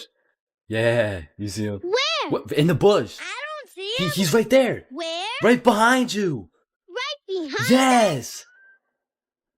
Swiper, no, swipe. Oh, hell no. All of a sudden, I was invested. This show had me in a trance. We were banging out episode after episode. And when I go to check my phone, it's already 5:59. So I'm like, oh shit.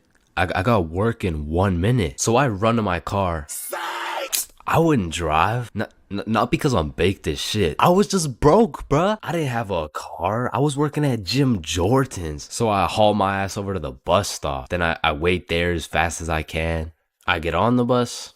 Then I get off the bus. Then eventually I make it to Jim Jordan's. Needless to say, I was late as hell. And of course my manager had something to say about it. But shit, I was higher than gas prices right now, man. You can't be coming in late like this. Yeah. Jonathan had to stay an extra 30 minutes to cover you. It is very unprofessional to show up late. Are you even listening? Yeah, What did I say then? For sure. Yeah. She definitely knew I was high as hell. But she couldn't fire me. Cause honestly, nobody else wanted to work there. So I throw on the gym drip, hop on the drive-through window, and I'm the type of dude whose brain just disintegrates when I'm high. So I was just chilling, doing my thing. But all of a sudden, some guy comes through the drive-through and tries to kill my vibe.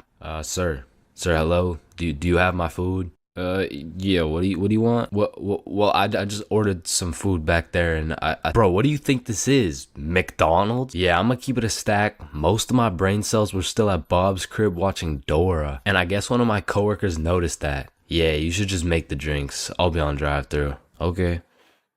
Even though I didn't have to talk to people anymore, my brain still refused to start braining. Yo, Chains, chill.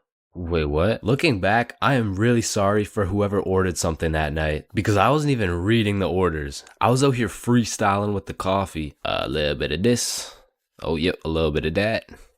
Whole lot of this. Is this the black coffee? What is this, the black coffee? Yeah. Yep. Yep. Then I went on my break. All right, Chains, what do you want? Well, what do you guys have? Bro, you work here. Can I get, everything? Oh, everything bagel? Nah. Just everything. Jim Jordan's never hit so hard in my life. I was an hour into my 30-minute break demolishing a meal for 5. Honestly, that day, I was probably one of the worst employees ever. But shit, I was having the time of my life. Wicka. Until some Debbie Downer tried to kill my positive vibes. Hey, who made this coffee? That'd be me. I asked for a black coffee and got a cup full of sugar and cream. Are you sure you didn't order that? And boom, she went off. I can't believe this. This is a disgrace. This is outright disrespectful. Let me talk to your manager right now. And listen, I know not everyone's brain just disconnects when they get high. But for those of you who are anything like me, don't go to work high if you want to keep your job. Wicka. Damn, light bulbs were such a good idea that they became the symbol for good ideas. God damn, I just spilled my water. What? Why does water make clothes darker if water is clear? What the fuck? Yo, there's 2 guys coming. On me. Oh, I clapped his ass. Yo, Billy. Yeah, what's up? You see that lamp right there? Yeah. What about it? That lamp in the video game uses real life electricity. Whoa. You know what I just realized? When a morgue worker dies, he still goes into work the next day. Bro, how could he go to work? He's dead. Oh, shit. Oh, whoops. Just dropped the soap. Wait, when you drop the soap, does the soap get dirty or does the floor get clean? Wait, guys. Since I'm alone, I'm the only person in the world to ever see this peanut. Nah, I saw it too. Who the fuck are you? Yo, when did you get so much money? Man, it's the money my grandma inherited me before she died. Yo, that's low key like when your homie dies in Fortnite and you pick up his loot. Come on, bro, my grandma's dead. Not cool. You right, my bad. Man, imagine the guy that discovered milk and think about him convincing someone else to drink it. You did what to the cow? No, trust me, it's good, just drink it. Wait, you drink it too? Yeah, it's really good, look. Aw, hell nah. Damn, bro, mosquitoes are some brave creatures, considering those jits got 1 HP. Facts. Yo, Chains, you need your parachute to skydive. No, you don't. You just need a parachute to skydive twice. No, Chains. Well, what the fuck? Why did you just break my mirror? Well, actually, mirrors don't break. They simply multiply. Oh. Damn, bro. We're all just some walking nut for real. Facts. Damn, for real. It's crazy. It's true, though. Oh, shit. I'm on fire. If you really think about it, you're not on fire. Fire is on you. Call the fire truck. Wait a minute. A fire truck is actually a water truck. Oh, god damn, just call the truck. Jesus. Bro, I was on fire. Why didn't you just call the fire truck? First of all, you weren't on fire. The fire was on you. Second of all, it's a water truck. Bro, I got the munchies. We should cook some cookies or something. Nah, you don't cook cookies. You bake them. What? Then why are they called cookies? Shit, I don't know. Cookies are just cookies. No, that's like saying you cook bacon instead of baking it. Well, actually, you do. What the fuck? Bro, what keeps the hot dog in like hot dog shape? It's like meat inside some animal intestine casing or some shit. Okay, so it's hot dog meat inside animal casing, right? Yeah. So, hypothetically speaking, once you eat the hot dog, it's still hot dog meat inside animal casing, but you are the animal casing. So, with that being said, when you eat the hot dog, you become the hot dog. Just let me eat my fucking hot dog, bro. And that is why Genghis Khan has the most descendants in human history. I actually know someone with more descendants than Genghis Khan. Well, that's impossible. Who could possibly have more descendants than Genghis Khan? Genghis Khan's dad. Damn, you know Google Maps, right? Yeah, of course. Bro, someone at Google really just said, yup. Let's just have someone drive down every road on fucking Earth. And then they did it.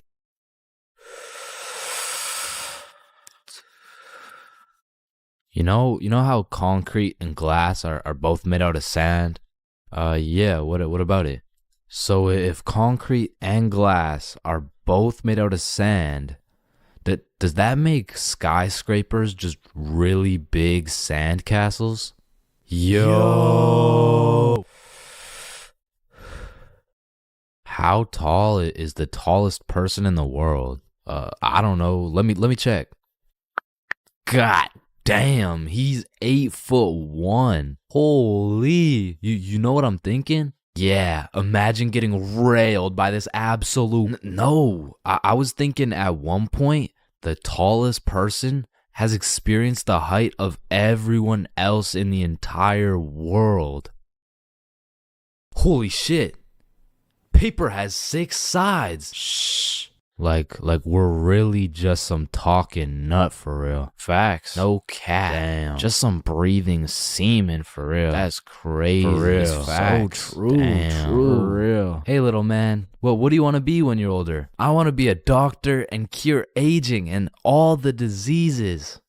Well, if one day we cure all the aging and all the diseases, then we will all die painful and horrible deaths.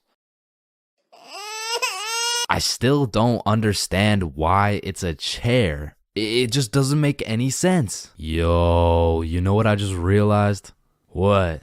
The size of your hands is the font size you use in sign language. Oh shit. That motherfucker Shaq must be talking in all caps. Sir, I am very sorry to inform you that you are bleeding internally. Wait, I'm bleeding internally? Yes, we will need an immediate operation and we will have to... Oh, no, it's all good. Internally, that's where the blood's supposed to be. No, sir, where are you going? This is an urgent matter. Get back here. You're in critical condition right now. Yo, can you pass the Apple charger really quick? Yeah, for sure. Yo, what if Apple chargers were called apple juice? Whoa. Damn. Yo. Apple juice? Bro. You know what I just realized? You can drink a drink, but you can't food a food. Nah, that one was ass. Yeah, you right. Like, I mean, we're literally just semen that can talk. So true. Facts. That's so crazy. For real. Yo, when you put your socks on inside out, the entire universe is wearing your socks, except you. Fuck. Yo, look, it's a unicorn. Damn, it's got a really unique horn. Unique horn? Unicorn. Unique horn. Unicorn. Unicorn. Unique horn. Unique horn. Unique horn.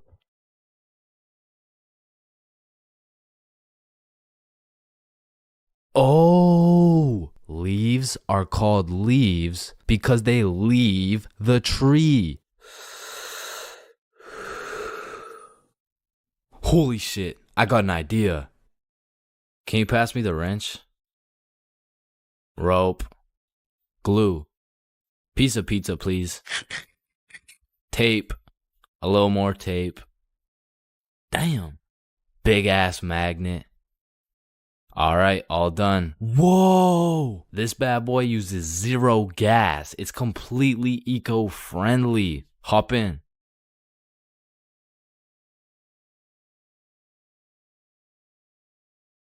Oh shit, there's a penny. Bro, there's no point in picking up a penny. It's literally worth 1 cent. How much do you make working at Wendy's? 15 an hour? Oh, okay. So you see there are 3,600 seconds in an hour. And because you make $15 an hour, that is exactly 0.416 pennies per second. So with this being said, the second it takes to pick up this penny off the ground is a net positive outcome. Oh, okay.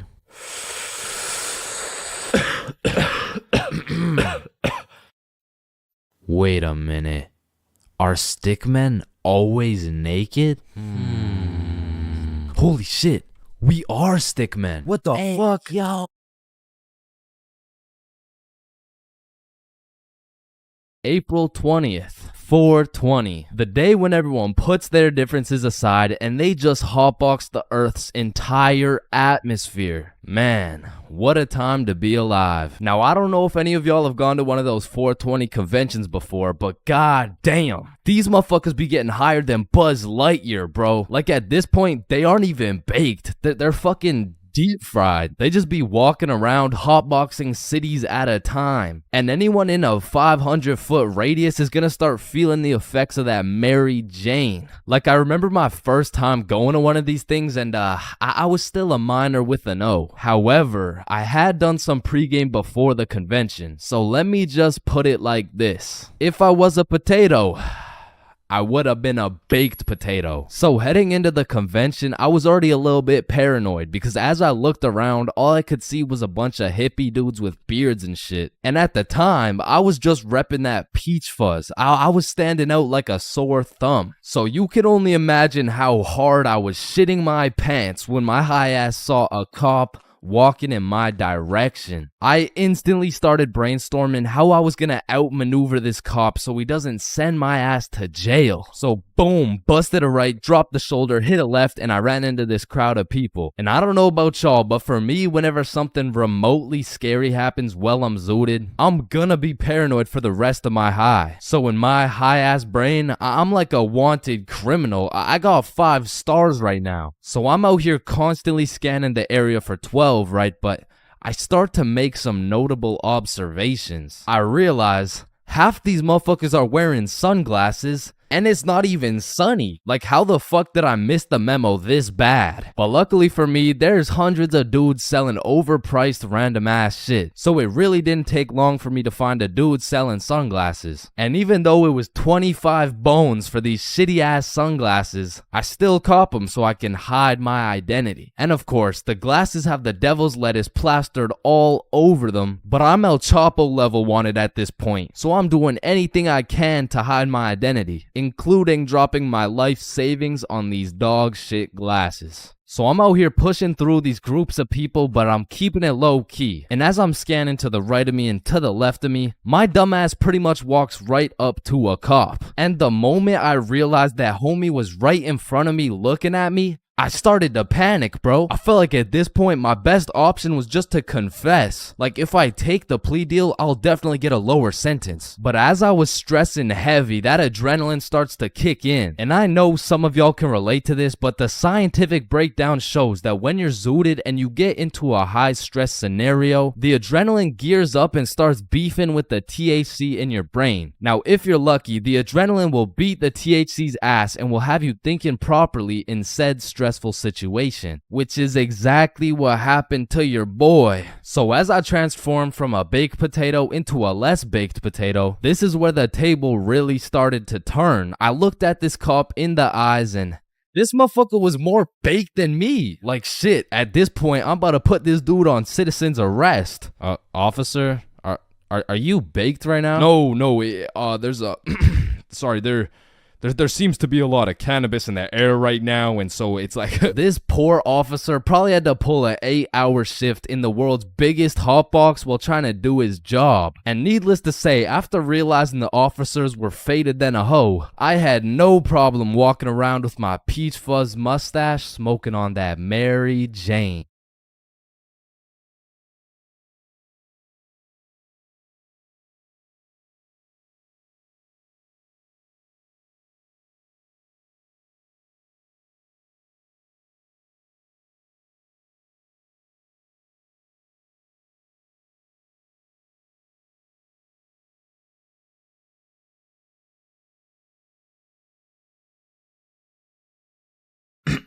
Alright, class, today we're going outside for a run.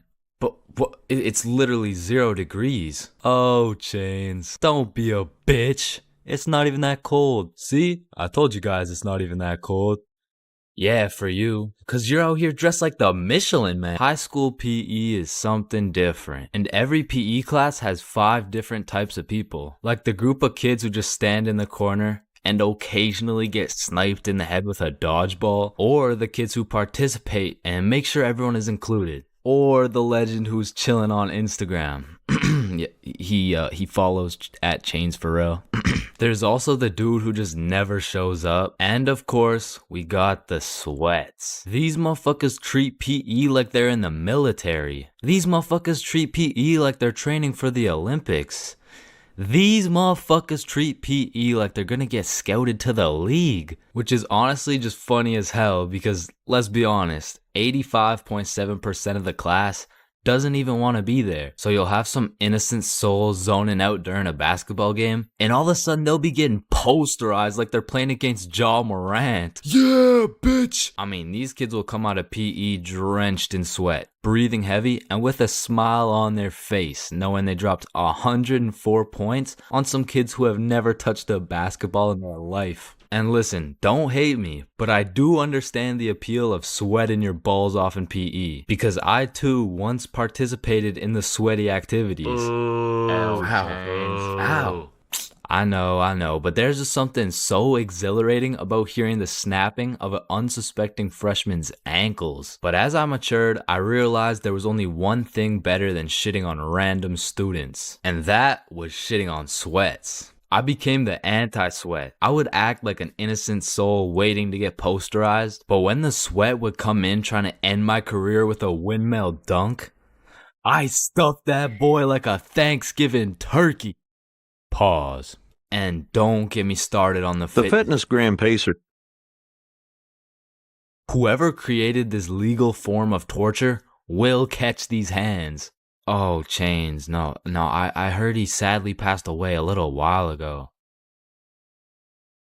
You could be having a good day and you pull up to PE like, hey bro, you know what we're doing today? I'm not sure, but I think we're playing soccer.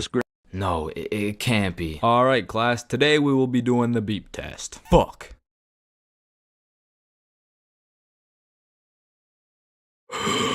Whew. Damn, what was I at? Chains, we haven't even started. That was just our warm-up. But one thing that did bring me a little bit of joy was looking at everyone during the push-up section. Like, there was always some dude doing the neck push-ups, some dude who thinks he's Mike Tyson, the guy who takes breaks when the teacher isn't watching, and there was always at least one dude who was out here looking like he was hitting it raw. James, I don't think that's how you do it. Oh, yeah, you're right.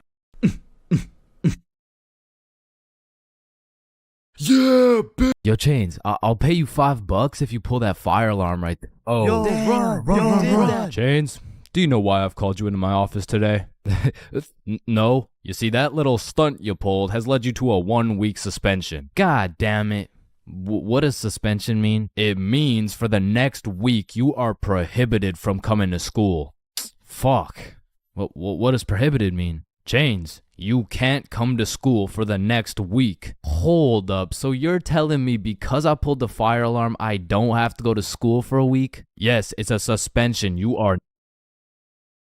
Man, I got a love-hate relationship when it comes to getting suspended from school. Like, on one hand, shit, you just don't have to go to school. But on the other hand... Suspended? Oh, I'm about to suspend that ass. Ah, fuck. Ow. Shit. Alright, I don't recommend getting suspended. That shit is not worth it. But how do I know? This story dates way back to grade 7. It was a cold winter day at Stickman Middle School. In fact, it was freezing cold, and this gave Billy a great idea. Yo, the pond behind the school is frozen. Let's go fuck around on it. Oh, I'm down. Okay, bet. So after school, we got a group of 5 homies, and we headed over to the frozen pond. Now, to paint the picture, behind Stickman Middle School was Stickman Elementary School, and behind Stickman Elementary School was this frozen pond, meaning we had to walk through Stickman Elementary School to get to this pond. But nonetheless, we walk up to the pond and instantly I see this big red sign that says, "Hazard, do not step on ice." Guys, the sign says do not step on ice. Man, Fuck the sign. Watch this. Oh shit, look, it's sturdy as fuck. Yo, fuck. And even though Billy's dumbass fell in, the ice was actually pretty sturdy. So you know, we're gliding around, eating shit, hitting the meanest ballerina spins you've ever seen, and eating shit. And we were having some good old harmless fun. In fact, our grade 7 selves were having the time of our lives on this frozen water. That is until... Oh, what do you guys think you're doing? We were just walking on the ice. Did you guys not see the sign? What sign? I could have swore I put a sign right here. Nope, no sign at all. There was no sign. I have no clue what you're talking about. Okay, but you guys have to get off the ice. Well, why? Nobody's getting hurt. Yeah, we're safe. Okay, it's your choice. You're gonna regret this. So we continued with our ice skating antics for approximately 10 more minutes. Until the same lady came back up to the pond, but this time she was equipped with a Sony Alpha A7 mirrorless digital camera with the extendo lens. In other words, she was quite literally about to catch us in 4K. But at least she doesn't know what school we go to. Hey, what school do you guys go to? Not Stickman Middle School. Absolutely not. No, definitely not. Fuck, she knows. We had to think quick. How are we gonna smoothly get out of this situation without getting in trouble? So we called a boys' emergency meeting. We huddled up and discussed our best plans to get out of this situation. And after combining all of our genius grade 7 brains, we made the ultimate plan. If we started mooning the camera, it would then be illegal for her to take pictures of our middle school cheeks. I don't know how this became our best option, but regardless, we put the plan in motion. I mean, me personally, I got a little shy and kept my pants up, but some of the boys were out there going crazy, looking more caked up than Summer Rae. And after a little while, the lady must have decided it wasn't a great look to have a camera pointed at some 12-year-old cheeks, and she left, which means the plan had worked flawlessly. Now, the next day at school, I had completely forgot about it, to be honest. But strangely enough, while I was sitting in math class, I hear the little class phone start ringing. Hello? Oh, yes, he's here. Oh, okay. Yeah, I'll send him your way. Thank you. Chains, Mr. Principal wants to talk to you. And at this point, I should have picked up on why I was being called to the office, but I had complete faith in our foolproof plan of mooning this stranger that the thought of being in trouble didn't even cross my mind. That was until I walked into the office to see every single one of the boys sitting in Mr. Principal's office. But mama didn't raise a snitch, so we started capping our asses off. So, what did you guys do after school yesterday? Nothing. I played Fortnite. I was doing the homework. Don't play stupid with me. I got a call from Mrs. Principal over at Stickman Elementary. So tell me, what were you doing on the pond yesterday? I wasn't there. It wasn't us. I don't know what you're talking about. I don't even know what a pond is. I see. Well, I've got evidence. And as he shows us this undeniable evidence, you can see this dude Billy's cheeks in the corner of one of the pictures. So I slowly look over at Billy, and he looks over at me.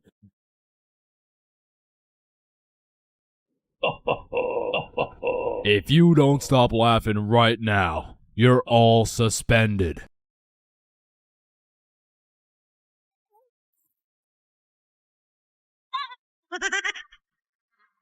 That's it. You're all suspended. And as I explained the situation to my mom, let's just say Mama Chains was not happy.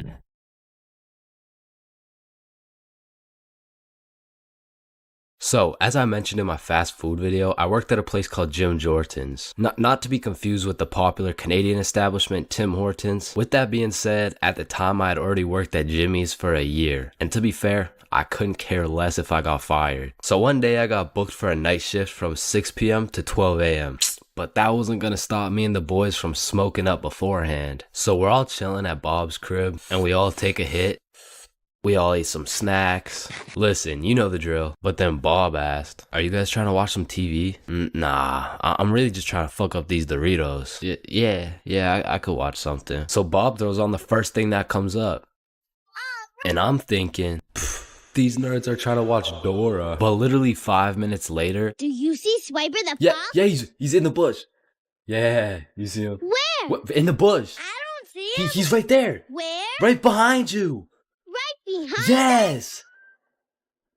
Swiper, no, swipe. Oh, hell no. All of a sudden, I was invested. This show had me in a trance. We were banging out episode after episode. And when I go to check my phone, it's already 5:59. So I'm like, oh shit.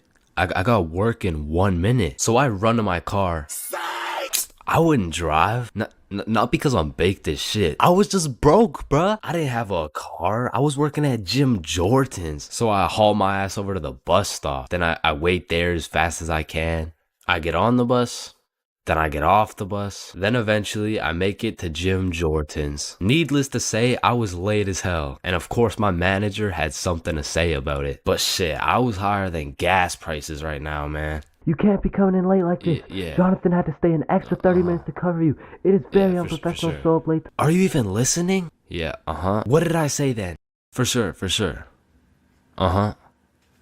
Yeah. She definitely knew I was high as hell. But she couldn't fire me. Cause honestly, nobody else wanted to work there. So I throw on the gym drip, hop on the drive-thru window, and I'm the type of dude whose brain just disintegrates when I'm high. So I was just chilling, doing my thing. But all of a sudden, some guy comes through the drive-thru and tries to kill my vibe.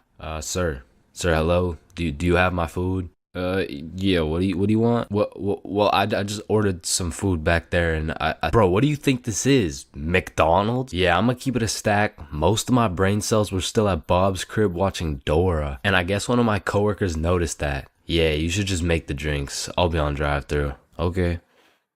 Even though I didn't have to talk to people anymore, my brain still refused to start braining. Yo, Chains, chill. Wait, what? Looking back, I am really sorry for whoever ordered something that night because I wasn't even reading the orders. I was out here freestyling with the coffee. A little bit of this. Oh, yep, a little bit of that. Whole lot of this. Is this the black coffee? What is this, the black coffee? Yeah. Yep. Yep. Then I went on my break. All right, Chains, what do you want? Well, what do you guys have? Bro, you work here. Can I get, everything? Oh, everything bagel? Nah. Just everything. Jim Jordan's never hit so hard in my life. I was an hour into my 30-minute break demolishing a meal for 5. Honestly, that day, I was probably one of the worst employees ever. But shit, I was having the time of my life. Wicka. Until some Debbie Downer tried to kill my positive vibes. Hey, who made this coffee? That'd be me. I asked for a black coffee and got a cup full of sugar and cream. Are you sure you didn't order that? And boom, she went off. I can't believe this. This is a disgrace. This is outright disrespectful. Let me talk to your manager right now. And listen, I know not everyone's brain just disconnects when they get high. But for those of you who are anything like me, don't go to work high if you want to keep your job. Wicka. Alright, listen, I'm creating something I like to call the internet. Yo, what does it do? On the internet, people are going to be able to search up literally any question they have. They're going to be able to watch videos for educational purposes. And the craziest achievement yet, you can communicate with literally anyone across the entire world. Bro, this is going to change the world.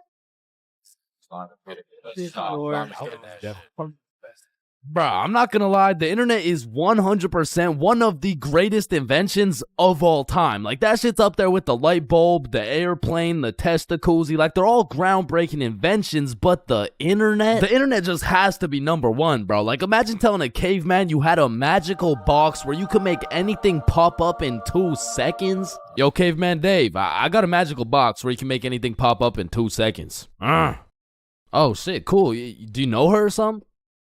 No, Dave, no, get the fuck. Now, Caveman Dave absolutely dicking down the computer monitor seems stupid, barbaric, uncivilized, like, who's gonna tell, bro? They're just pixels on a screen, am I right? Facts. Yo, Caveman Dave is a dumbass. Facts. Yeah, no, let me see your search history. You know, we don't gotta do all that. You know, oh, okay. Monstrous KFC mukbang. I like KFC. Fat motherfuckers eating a lot of food. I was hungry. Yo, big butt booty Latina oiled up, shaking that diggity dump truck, dog. What are you searching? Okay, listen, like my finger slipped. Yeah, bro. 2025 is the weirdest time to have access to the internet, and that's just cause everybody has that shit. Like I got it, you got it, my grandma's got it, Kanye's got it. Man, you and your grandma. Kanye still got it. And I fucking hate so every thing, and I'm gonna. Okay, yeah, well, not anymore, but I don't know if it's just me, but recently the internet has been getting more and more out of pocket, bro. Like, I'll be having a fantastic day, just chilling, until I pull up Instagram and see some shit talking about, imagine your car declines at the abortion clinic and the doctor start nutting in you. Yeah, this motherfucker's never getting a job, bro. Like, his digital footprint's up there with fucking Kanye, bro. Ah, hell nah. Alright, his shit isn't yay bad, but imagine dude trying to apply to a university like, yes, sir, this has been a dream of mine since I was a little kid, and I've spent thousands of hours studying, and it would be an absolute pleasure to join your program. Wow, that's amazing. And it seems like your GPA is a perfect 4.0, and man, your volunteer work is nothing short of impressive. I mean, building an entire village in Africa with your bare hands, I mean, geez, that's good stuff. Yeah, thank you, sir. Yeah, now, I do just have one last question. Yeah, anything. What would happen if your car got declined at an abortion clinic? Oh, holy shit, is that girthy dishwasher 97? Yep, yeah, that's me, bro. Yo, most relatable content on Instagram, I swear. No, actually, I really never get the credit that Yeah, just put the fries in the bag. Oh, okay. And speaking of getting a job, you ever seen a kid under 7 years old post literally anything on Instagram? Yo, the comment section has a field day, bro. Like, the video will be of a kid who's just barely on the brink of gaining consciousness, and the comments are talking about, get a job, little motherfucker. Somebody get bro some fentanyl. I'm gonna touch you in places you ain't even know existed, little motherfucker. Like, bro, stop touching these 6-year-old kids and touch some grass, dickhead. Yeah, but I'm not gonna lie, as a motherfucker who draws stickman for 16 hours a day, I really gotta start taking some of my own advice, bro. Wait, what's your advice? Oh, I mean, stop touching these 6-year-old kids. You touch 6-year-old kids? I'm talking about Gurgi Force. Chains, you know the drill. God damn. Bro. Even these motherfuckers have the internet, bro. Like, what could you even possibly be posting? Oh, shit. Yeah, nah. We gotta start banning motherfuckers from the internet, bro. And I think we should all do a poll for the first person to go. You know, like, take your time. And, oh, shit. Okay, never mind. Votes are in. Looks like we're banning Jack Doherty. Why in the fuckity shit did you just ban Jack Doherty? You know what? Ban his the last two, bro. Actually, ban every single kid on the internet. Like, put down the Instagram reels, go outside and eat rocks like a normal kid before Gurgi Foreskin 445 fucks around and finds your IP address, bro. Because there's a lot of weird motherfuckers online, especially considering the impending gooner epidemic of 2025. Now, if you're unaware of this widespread epidemic, well, fucking good for you, but there's been a recent spike in the amount of gooners seen online. Like the type of motherfucker who'll be scrolling and see a video of a Cheeto that's kind of built somewhat like a Kardashian, and next thing you know, bro's got a DIY screen protector, bro. And I swear these gooners have no clue it's a problem either. Like, they probably show up to the doctor's office for a quick little checkup, and the doctor has to break the news to him like, yeah, Mr. Gooningson? Yeah, I'm sorry, but you gotta stop masturbating. No, wait, what? No, wait, why? Because I'm trying to examine you, dumbass. Oh, shit. Like, it's honestly mind-blowing how having access to the internet with all its power and infinite knowledge just makes us more stupid, bro. Like, at any given moment, we have the resources to learn quantum physics or learn how we can watch Skibbity Toilet. What? No. Why the fuck would we watch Skibbity Toilet? Shit, man, this stuff's good. Just take a watch. No, I'm not watching that shit. Just real quick. Yo, why are you recording me, bro? We're filming a YouTube video, dumbass. Oh shit, yeah, you're right. So I was saying there's a lot of people nowadays addicted to the internet and shit, like that guy over there. Where? Bro. What? Oh shit, yeah, what I was saying was, back in the day, the internet was just for shit like cute cat videos and cool math games and shit, but nowadays, the internet has everything your brain craves. Like, it's got food for you, it's got friends for you, it's funny, it's educational, bro, it has Cheetos built like Kardashians, bro. And as if the internet having everything we ever needed wasn't enough, these motherfuckers invented AI, bruh. Now, maybe it's just me, but this AI shit is getting a little too good, bro. I mean, when ChatGPT first came out, I was using that bad boy for all kinds of shit. Whenever I couldn't do my homework, ChatGPT. When I forgot a recipe, ChatGPT. When I couldn't get a girlfriend, cry myself to sleep.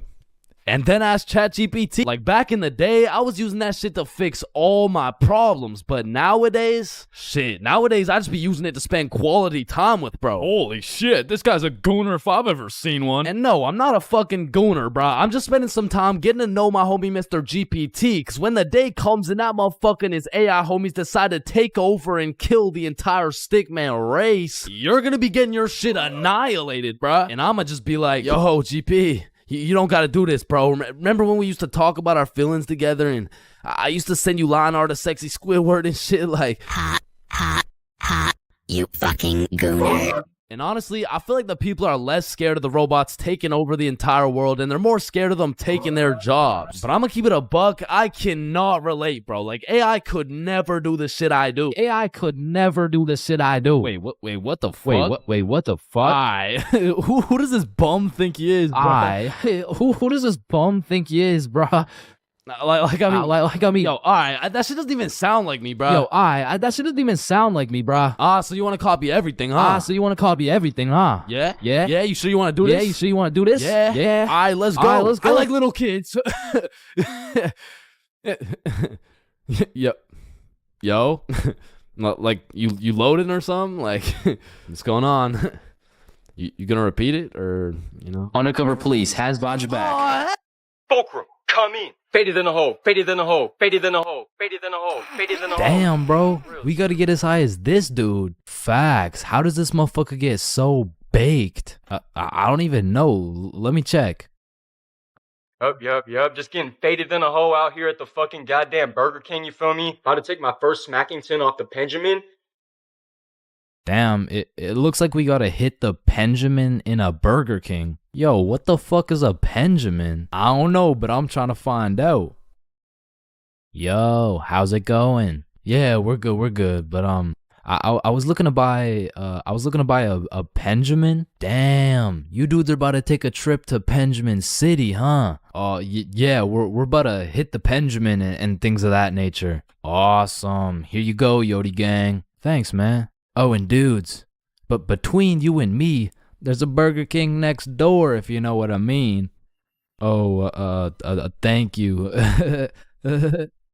Alright, so I guess we just walk in this bitch and start hotboxing this Burger King? Bro, isn't that illegal? I don't fucking know.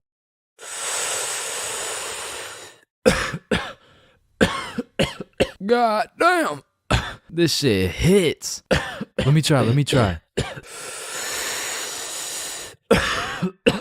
Damn.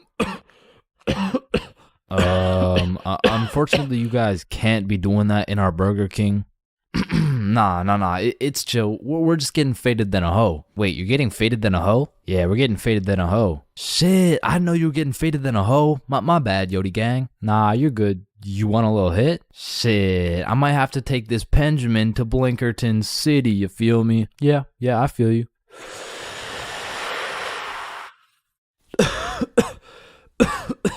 Damn, this Benjamin rips harder than a hoe. Yeah, have a good rest of your shift, man. Yeah, you too. Fuck, did I just say you too? Listen, I don't know about you, but this Benjamin got me feeling faded than a hoe, faded than a hoe, faded than a hoe, faded than a hoe, faded than a hoe. Wait, are you hearing what I'm hearing?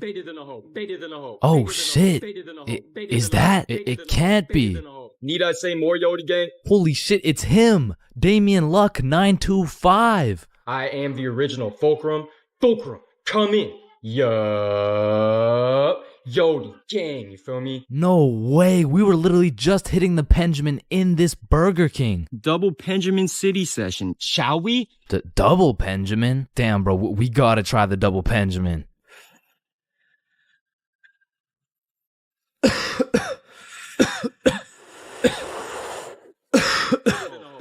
Yo, where are we? I'm faded out here in Yodi land, you feel me?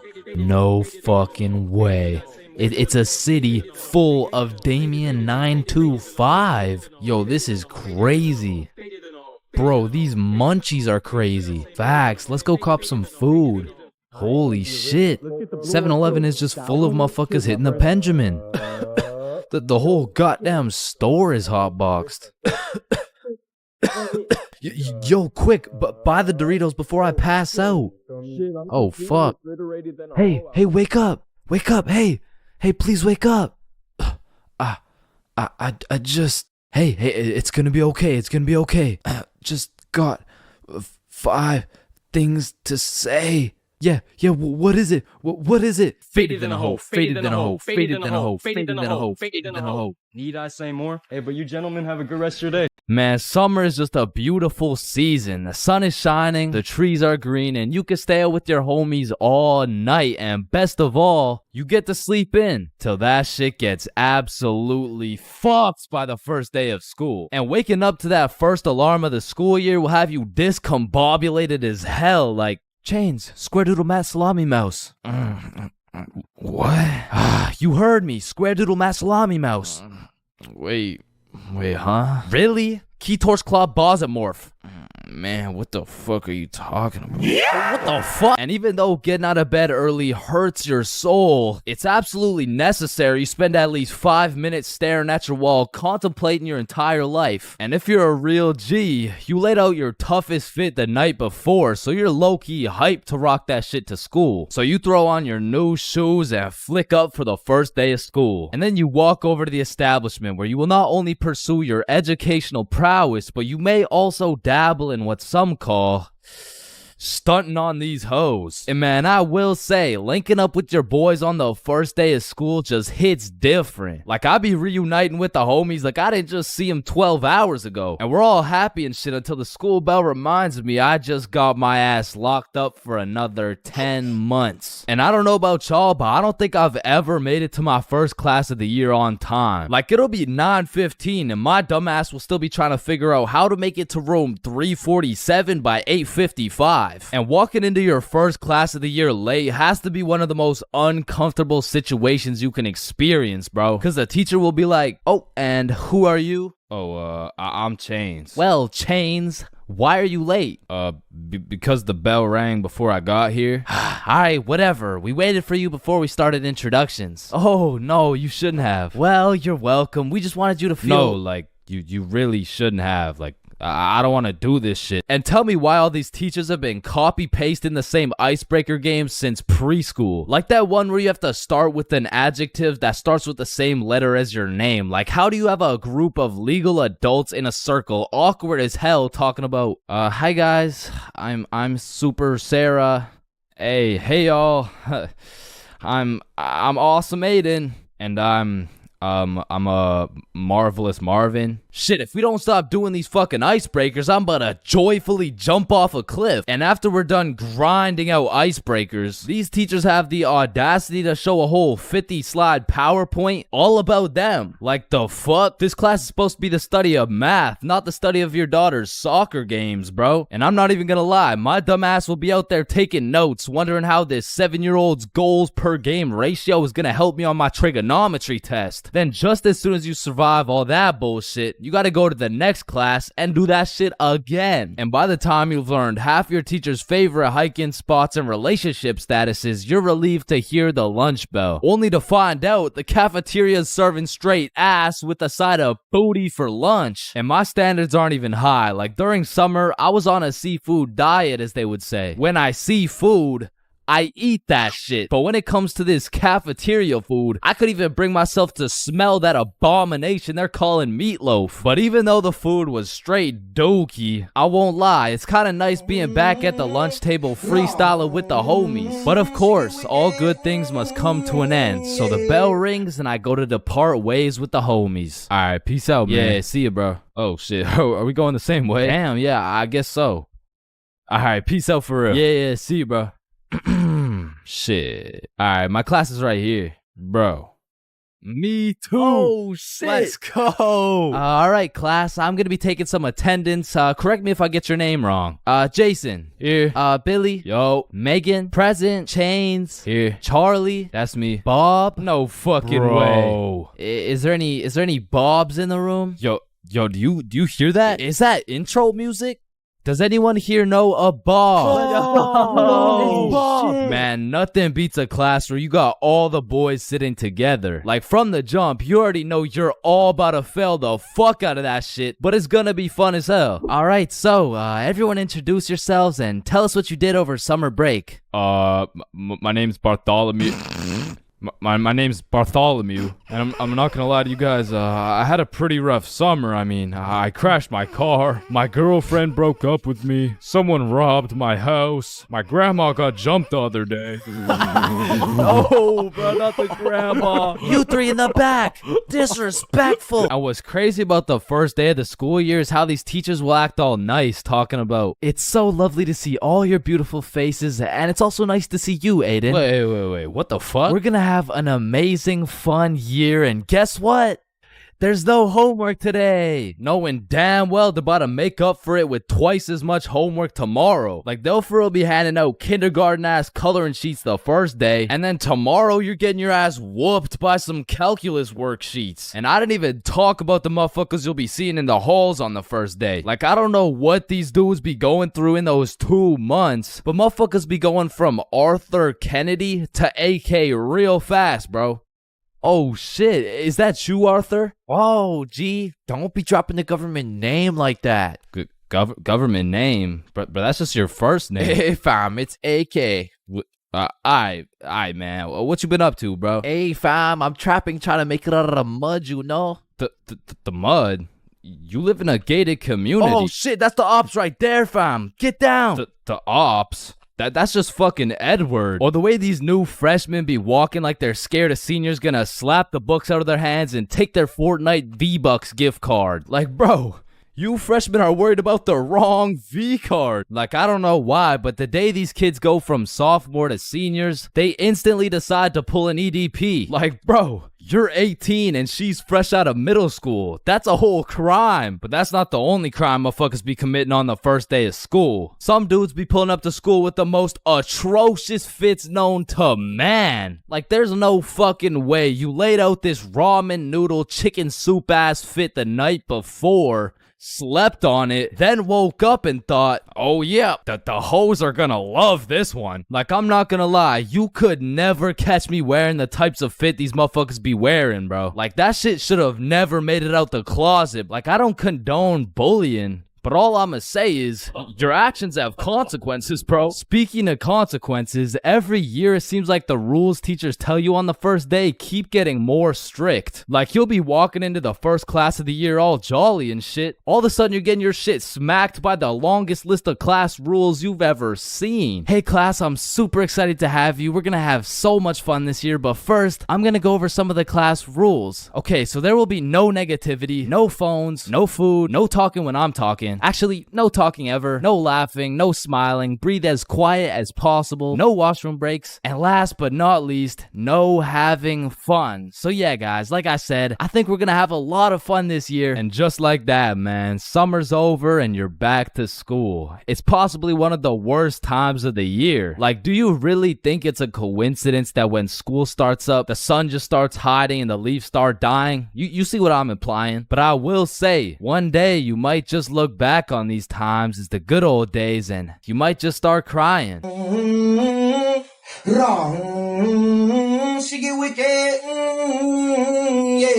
Listen, most of us have been high before, and most of us have also been drunk before, but it truly takes one determined, perseverant, curious, and brave dumbass to be high and drunk at the same time, which perfectly described your boy way back in grade 7. See, this story is crazy because I had never been high or drunk before this incident, and all at once I turned from just a young, innocent boy into the low IQ human I am today. So it was grade 7 and my school had just got out for spring break. The boys and I had already planned out a little get together for one of our friends' birthdays. So after school, me and the boys link up. We go and clean up our friend Billy's house because you can't throw a birthday function in a dirty house. And it was dirty, bro. So by the time we were done cleaning, it was already about 7:30. So that meant everyone started to show up. So the boys and I started doing your average middle school activities. By that, I mean we're wrestling, we're breaking stuff, and the girls were just posted on the couch. Cause what are we supposed to do? Talk to them? Hell nah. But eventually we got tired of throwing each other around. So we're all sweaty and shit and we sit down on the couch, leaving at least 1.5 meters between us and the girls, of course. And we just sat there. But then out of nowhere, Billy's like, I got a brownie. And I'm over here thinking, the fuck? The hoes don't care about your brownie, bruh. But then Billy started to elaborate. Guys, this is no ordinary brownie. I stole it from my uncle's do not eat cabinet. And he says they're magical. Oh, he probably means they're magically tasty. I need a bite of that. Does anyone want a piece? Yeah, I'll try one. Yeah, sure, I want some. I am kind of hungry. Please. So everyone has their piece and they're kind of building up the suspense. Like, are you guys ready? Are you sure we should do this? And I'm still clueless. I'm over here thinking, it's a brownie. What's the big deal? The fuck? This brownie isn't magical. This shit tastes like ass. Oh, Chains, how do you feel? I feel like I just ate some dog shit, bruh. I'm gonna keep it a stack. Your uncle needs a new baker for real. No, Chains, it's not about the taste. They're grass-infused brownies. They're supposed to get you high. Man, what? I feel like this is the kind of thing you're supposed to say before I downed it. So everyone eats their piece of brownie and then continues to sit in awkward silence for like the next 2 hours. But then the brownie starts to hit. People are dropping like flies. And eventually, everyone felt it except me. And they're just doing high stuff, like eating all the food in the kitchen, watching Netflix documentaries. But for me, the brownie still hasn't hit. And Billy notices that I'm sober, and he's like, wait here. Bro goes into his mom's liquor cupboard and pours out unholy amounts of vodka and just hands me the cup. Keep in mind, I had never drank before, so I have no clue whether or not this is a lot. So I literally chugged the whole thing. Looking back, it had to have been at least 5 shots all at once. But man, I had no clue. So I'm just sitting there chilling on the couch, waiting for something magical to happen. And I start to think, maybe I'm just invincible. Like nothing can affect me. It all hit at once. The brownie and the vodka was out here running combos on me like John Cena and Randy Orton. And bro, something in that brownie changed my settings and enabled third-person perspective. It was the weirdest feeling. It was like I was watching myself on a movie, but like I was in the movie. Bro, I don't know. And apparently it also gave me the ability to teleport. Because I swear, when I blinked, I teleported from Billy's crib to the front of a McDonald's line. And listen, I have no clue what happened in between that time, but I had no business being in a public setting right now. Hi, what can I get for you? Sir, can I help you? Yeah. What can I get for you? Listen, because I was high, drunk, and apparently had no social capabilities, I was spitting some nonsense to this poor McDonald's employee. Yeah, do y'all got the Popeyes chicken sandwich? Sir, this is McDonald's. Yeah, and let me get that Dairy Queen Blizzard. Dairy Queen, what? And what kind of nachos do you guys have? I blinked again, and we were all back at Billy's house. The very last thing I remember from that night is there was absolutely no blankets. So I was out here using literally anything I could find for a little bit of warmth. But eventually, after a long night, I passed out.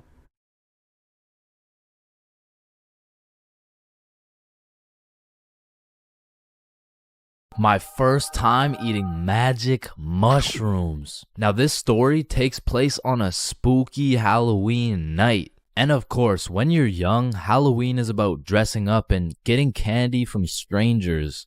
But as you get older, you grow to realize the true meaning of Halloween is to commit as many devious and malicious crimes in one night as humanly possible. Like when me and my homies first transformed from some young, innocent gentlemen into some unethical and deceitful delinquents, we planned out some criminal activities for our first teenager Halloween. Yo, trick-or-treating is for nerds. We're gonna drink alcohol and smoke grass. Yeah. That is so teenager. So you know, we drink their drink and we smoke their grass. Man, I sure could fuck up some Reese's Pieces right now. Not gonna lie, some Skittles would be fire. Alright, fuck it. So we threw on last year's Halloween drip and shamelessly went trick-or-treating baked as fuck. Trick-or-treat. Aren't you guys a little bit old to be trick-or-treating? No, but we got our candy and we went back to Billy's crib and the munchies took over. I mean, we fucked that shit up so fast that we changed costumes and we spun the block. Trick or treat. Oh, didn't you guys already come here? No, there's a snake in my boot. So all Halloween, me and the gang pretty much just ate chocolate. But by the time next year rolled around, okay, this Halloween is going to be the best Halloween yet. But how can we top last year? Yeah, we already smoked grass and ingested alcohol well underaged. Cause I got these. This dude Billy whips out a handful of shrooms. And honestly, Billy didn't even need to convince us, cause me and Bob were trying to have the best Halloween ever. So we split it up and we all down a sizable amount of magic mushrooms for our first time. And let me tell you, there are many smooth ways to consume some magic mushrooms. One being the pizza technique, as well as the good old PB and Shroom Sammy. However, we had smoked and we had drank before, but magic mushrooms were completely out of our expertise. So we just choked them shits down raw. And it was strange. It tasted like I just ate earth if earth was dry as fuck and like chewy. But about 20 minutes after eating the shrooms, Billy has a genius idea. Okay, hear me out. We go trick-or-treating, collect some candy real quick, and come back. So when these mushrooms hit, we can be eating good. Okay? Wait, then we need some costumes. Okay, I do have 3 costumes, but like, just don't ask any questions, okay? Why do you have no questions, bro? Now let's go get this bag of candy. So we're mobbing around the neighborhood in some gangster Teletubby suits. And we roll up to the first house like, trick or treat. Oh, you guys are so cute. And we were banging out house after house. But after about 4 houses, I started to notice my Teletubby mitts were looking a little suspicious. But I didn't have time to think about the psychedelics that were potentially invading my brain because I had bigger priorities. Go cop some Halloween candy. Trick or treat. Trick or treat. Trick or treat. But as we walked up to the 8th house, I was undeniably tripping balls. Cause as I looked up at Bob, I just started uncontrollably laughing my ass off. And Bob's shrooms must have kicked in too, because we were both just hysterically laughing at each other for no reason.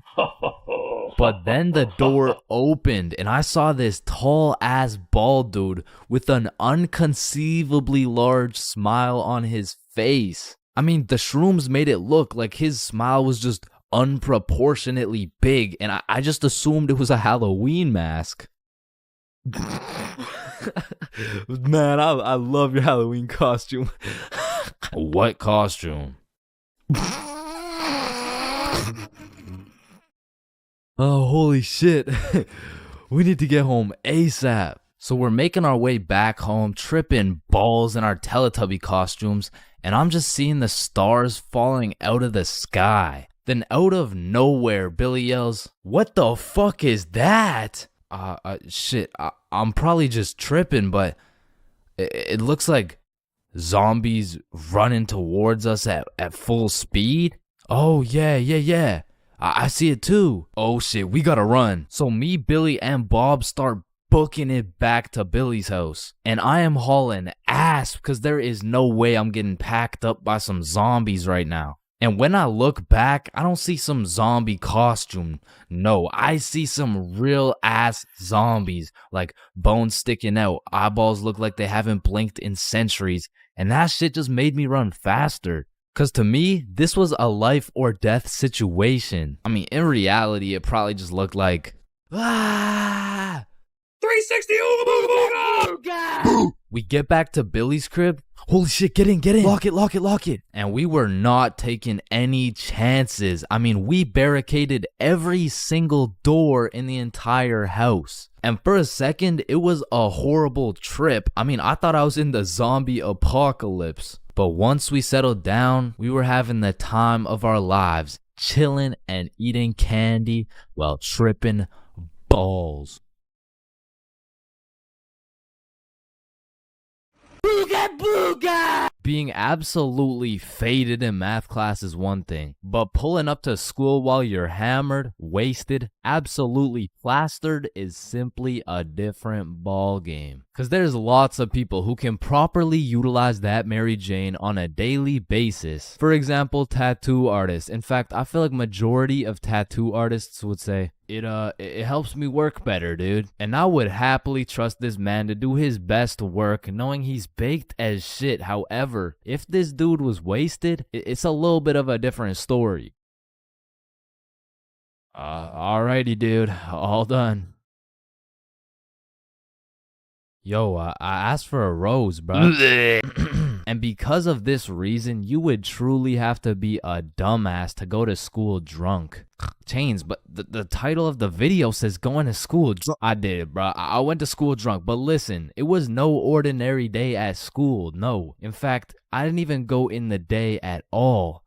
I went drunk to the school dance. Meaning this story takes place when the boys and I were in grade 11. It was a Thursday night, the night of winter ball. And as the boys and I were getting ready, you know, looking like some distinguished young gentlemen, I had realized, damn, none of us have any girls to take to the dance. Fuck, you're right. That means we're gonna have to ask a girl to dance, bro. What?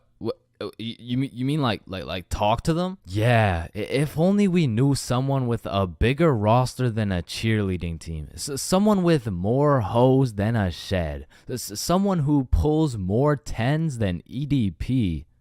It's Bob. So me and Billy started analyzing Bob. Like how does he pull so many girls, bro? Is it the jawline? I don't know. What about the silky, smooth, clear skin?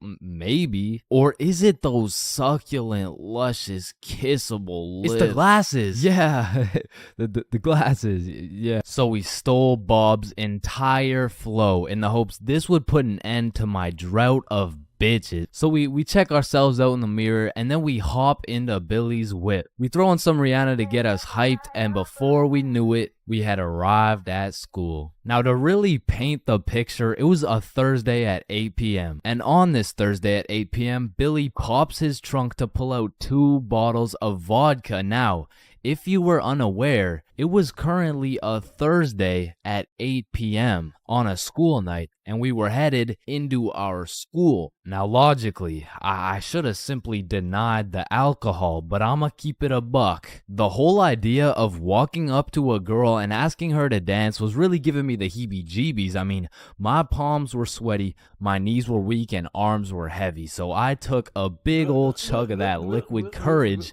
in order to ease the nerves a little bit. And shit, Billy must have been feeling the same way because Billy was down in that shit like it was water. And right after we consumed enough alcohol to kill a baby elephant, I got a notification on my phone. Oh shit, I got an email. Oh, it's from the school. It says, if you come to the winter ball under the influence of alcohol or any drug, you will face suspension and will lose your right to walk across the stage for graduation. Fuck. Okay, listen, if we can get into the dance before this shit hits, we're chilling. All right, we got this. So we walk into the school looking fresh as hell, but then I notice a fat line of students, and this line led to a security check to get into the dance. Fuck, that's not good. Nah, we're chilling. I still don't even feel anything. What about you? Yeah, same. We're good. And just as we came to the consensus that we were good, the principal starts walking down the line in our direction. Fuck, act cool. We're good. Act cool. Whew. That was close. You three, over here. Shit, fuck, shit. Do you guys know why I called you over here? Nah. Nope. I smelled alcohol the moment I walked past you three. Now, I don't know if it was one of you or all of you, but you know the consequences of showing up under the influence, right? Yeah, we do. And tell me, is it or is it not suspicious that all three of you guys showed up with glasses on? Nah, we just thought it looked suspicious. Take them off. Damn. Yes, sir. And although I downed a sizable amount of vodka, it still hadn't kicked in yet. Now, I didn't want to do this to you guys, but look at my finger. This motherfucker starts waving around his magic finger in Billy's face with a flashlight to somehow see if he's drunk. Now, I don't know what the plan was, but I was fucking scared. Okay. He's not bad. Oh, okay, he's good. Now let's see here. And just as this motherfucker puts his finger in my face, that vodka hits, bro. I'm using all the strength I got to keep my balance while I'm getting blinded by this flashlight. Let me try that again. I got a little feeling you guys drank, but it hasn't fully kicked in yet. I'll check up on you in a little bit. Yeah, that's good. Yeah. So we get to security and they make sure to pat us down. A little bit too good, but before we knew it, we were at the dance. And just like that, I saw my opportunity and I put that liquid courage to use. And you know, I'm very articulate when it comes to words, so I ask, "Hi, how are you?" "Oh, hey, I'm good." So I wanted to ask you, like, you know, we're at the dance and I saw you, so I walked over here. Here we are, you know what I mean? So like, do you want to dance? Yeah, sure. It had worked. My plan had finally worked. And just as I was about to feel the female touch I'd been deprived of for all these years, I see Mr. Principal walking in my direction with his finger ready and his flashlight in hand. So I just haul ass, and I don't stop hauling ass until I'm off school grounds. So the moral of the story is, don't go to school drunk, bro.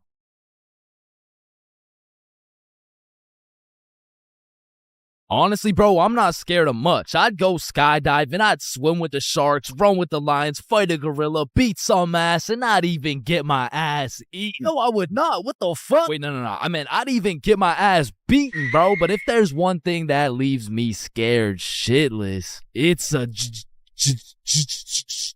But one day when I was 15 years old, my friends and I went to the gas station to get nothing more than a pack of Reese's. All right, your total will be $2.50. Hey, boy, step back. I got this. Put it on my car, bro. Yeah, oh, okay.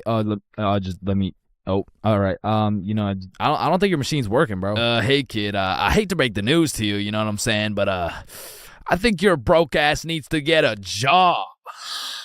No! So I got my first job at Jim Jordan's and I was grinding, bro. I made every coffee fresh, every customer happy, every toilet squeaky clean. I was putting the potato wedges in a goddamn bag until I'd stacked up my first few bands and I'd never seen this much money in my life. I thought I was rich, bro. So I quit my job.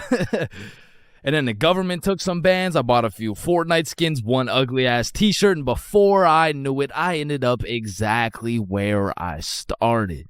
Damn, dude, you fucking suck. Your broke ass still needs to get a job, bro. Man, firstly, my name is Chains, and I would love to work here at this summer camp. All right, Chains, do you know how to read? Yes, sir. Do you speak English? I do. Can you count to 10? Indeed. Can you ride a bike? Of course. Do you like little kids? Yeah, no, wait, no, yeah, well, yeah, no.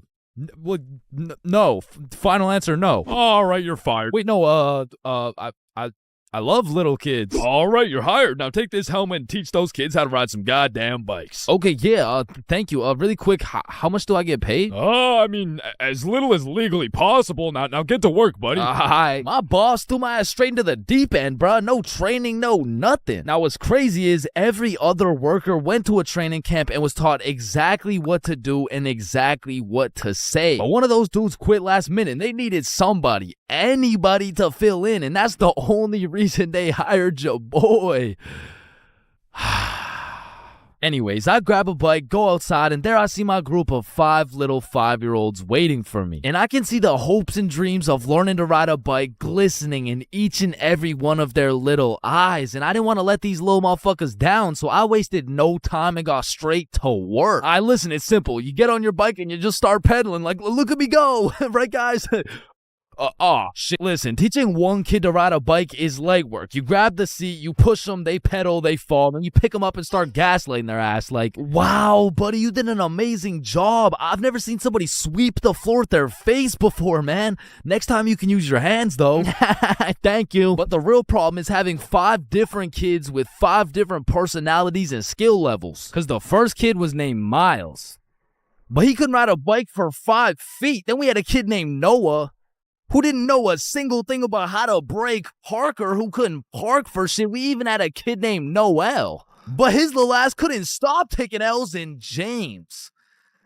But it was just one motherfucker, bro. Like, why is your name plural, bro? Where's the other one at? So my group's out here looking like 5 chimpanzees on bikes with one bigger chimpanzee supervising them. And I look over at my coworkers' groups, and these motherfuckers are out here biking in perfect unison, weaving through cones. I even seen a little kid doing no hands, bro. Hey, James, look, no hands. Oh, shit. Oh, shit. Hey, James, look, no teeth. So after painting the pavement like Picasso, we get under the shade for some lunch break. And talking with these kids was such an interesting experience, bro, because since I was their biking instructor, they just assumed I knew everything, bro. Hey, James, why's the sky blue? Shit, I mean, it just... And who even decided that it'd be a Monday today? Oh, that was definitely Abraham Lincoln. Why does my sandwich taste like pennies? That's the taste of blood, my boy. What's the biggest number? Infinity. How old are you? What time is it? 12:37. And why do my parents wrestle without any clothes on? Yeah, mine too. So, okay, time to get back to riding bikes, bro. But this time when we got back out to riding bikes, I set up a cone drill. All right, group, lock in. Here we got an easy cone drill. You know what I'm saying? I'll show you how it's done. So you just want to go through the cones just like this. You know what I'm saying? I like to call this drill. Oh, fuck. Wait, what's it called? I don't know. I think it's called fuck. Are you sure? Fuck. Yeah, nah, it's definitely called fuck. Well, that's a weird name. Okay, who's gonna fuck next? Yeah, bro. I'm not gonna lie, I dead ass fell. Like, there was no type of biking test in order to get the job. All they asked is if I could ride a bike, and I can. But I did not know we'd be doing NFL drills on these fucking bikes. But needless to say, when the parents came to pick their kids up from the first day of bike camp, they were not impressed. Hey, there's my little man. What did we learn today? Oh, you know, we just took the training wheels off. We got started on a few cone drills. He showed us how to fuck. Yeah, okay, man. No, I'm sorry. I'm so sorry. This is a catastrophic miscommunication. And Chains told me I had the best grip. Hey, yo, I'm the handlebars, brother. You gotta specify. Chains says I have so much potential for a kid my age. Okay, yeah, that sounds bad. That sounds really bad. Why does all this shit sound so bad? Me better without any teeth. I'm just trying to cheer him up, man. He told us to always use protection before riding. Okay, that's enough. He just stopped. None of them came back, bro. So I got a new group, and the best part about this new group of kids is that they were already level 4, meaning we'd all just bike to the park, eat lunch, and then bike back. Damn, bro, that sounds easy as fuck. Surely this couldn't go any worse than your first group, right? Yeah, it does. Yeah, no, it gets worse. It gets so much worse. So for this little journey to the park, I'll pair up with my coworker Natalie. So Natalie's in the front and we got 10 kids in the middle. We'll call them Liam, Ava, Milo, Zoe, Tucker, Cornelius, Jackson, Bradley, Quandale Dingle Jr. the third, and Riley, which is the only name you'll need to remember. So I count up the kids so we don't leave any behind, and as expected, I count 10. So we take off on our journey to the park, and all these kids were really good at riding. You know, out of the whole group, we only had one little fall. But I just scraped my knee, you know what I'm saying? Like, I didn't even cry or anything, bro. It wasn't even that bad. And before I knew it, we made it to the park. We all put our bikes down. Natalie and I ate our lunch while the 10 kids ran around and played. Liam and Tucker were playing tag. Zoe and Ava were picking flowers. Meatloaf and Quandale were eating cockroaches. Riley and Cornelius were in the bushes picking berries. And Jackson and Bradley were wrestling. And after a peaceful 45 minutes passed by, Natalie and I round everyone up to get back in line like we started. I count them up so we don't forget anyone. 1, 2, 3, 4, 5, 6, 7, 8, 9, 10. And we head back to camp. And after a very successful trip, the parents pick their children up one by one until Riley's very sweet mom shows up with a pack of 20 Jimbits to thank me for my great work taking care of her child. Hey there, I just wanted to say I appreciate you so much for taking care of Riley today. Yo, what? Thank you so much. You really didn't have to. No, it's my pleasure, truly. Oh, okay, well, thank you so much. So, where's my little guy? Oh, he's right here. My heart dropped straight to my stomach, bro. And as I'm looking around for Riley, I'm trying to recall the ride home, and I genuinely just don't remember seeing Riley at all. And that's when I remember I last saw Riley playing in the bushes. And this is when my heart goes back from my stomach and drops down to my testicles, bruh. To this day, my heart has never dropped so hard. This woman trusted me with her son, and I don't know where the fuck he is. So, where is he? Man, that right there is a great question. What do you mean that's a great question? You know, all the greatest questions in the world make you think, don't they? Yes. Right, and as you ask me this question, I really get to thinking, you know, like, I really get to rack in my brain, and, well, to be quite frank, well, I'm stumped. Okay, what do you mean you're stumped? I don't know where Riley is. What do you mean you don't know where Riley is? Okay, yeah, nah, let's just put it like this. Do you know where Riley is? No? Yeah, nah, me either. Yeah, ice cream. Holy fuck, he's right there. Oh my god, fuck, I knew it. I knew it. Like, fuck, I thought this dumbass lost you. I knew it the whole time. He's right there. It's April Fool's. Give me these. Yeah, take them. Oh my god, Jesus, God bless America. And that was genuinely the day I realized I can't work a fucking job. I'm not built for that shit, bro. I gotta start a Stickman YouTube channel or some shit.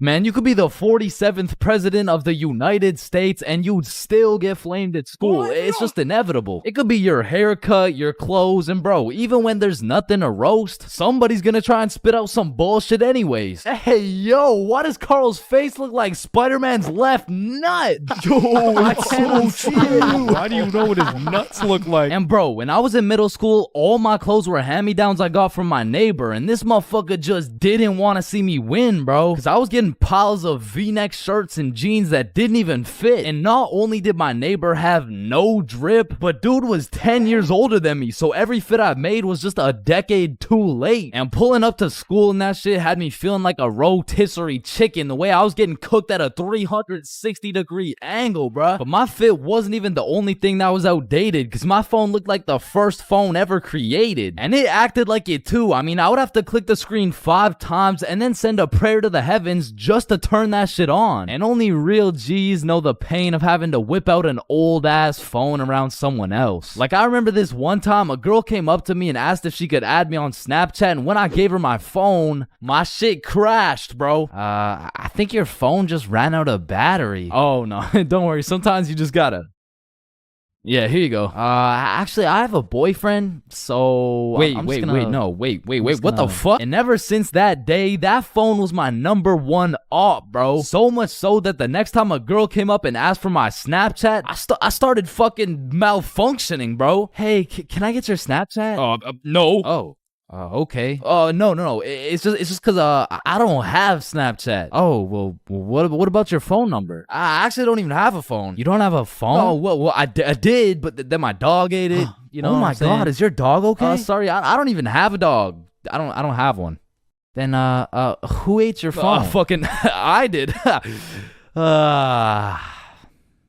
Wait, was that? Nope. Like, I do appreciate all the hand-me-downs, because without them, I would be walking through the school butt-booty naked. But to be honest with you, if it was a choice, I would have rather been butt-booty naked, because these V-necks were straight girl-repellent. Like, there's birth control, there's condoms, and then there's V-necks, bruh. Well, shit, I mean, you could still pull a lot while wearing a V-neck, but it's just like... It's just gonna be dude. And just when you think I couldn't have been more roastable, my mom will be like, oh, sweetie, you need a haircut. No, please, mom, no. My mom used to take me to this shop that gave out $1 haircuts, bro, and these motherfuckers were straight speed running these cuts. They'd be asking what kind of cut you want while cutting your hair. And by the time you get to show them the cut you want, your shit is already done, bro. And my mom must have not been tipping them either, considering the fact that every time I went back, the cuts kept getting worse and worse. Until one time, I walked out there with my head bleeding, like I asked for a 2 on the sides, and she hit me with a -2. Now, don't get me wrong, when I pulled up to school wearing the most abominable fit known to man with the atrocious haircut and shitter phone combo, I got my shit roasted, flamed, grilled, sauteed, deep fried, and then thrown into the goddamn microwave. Like the type of flaming that has you going home and just taking an extensive look in the mirror, questioning if you should legally change your name to Albert and flee the country. But somehow, this motherfucker Carl got flamed even harder than me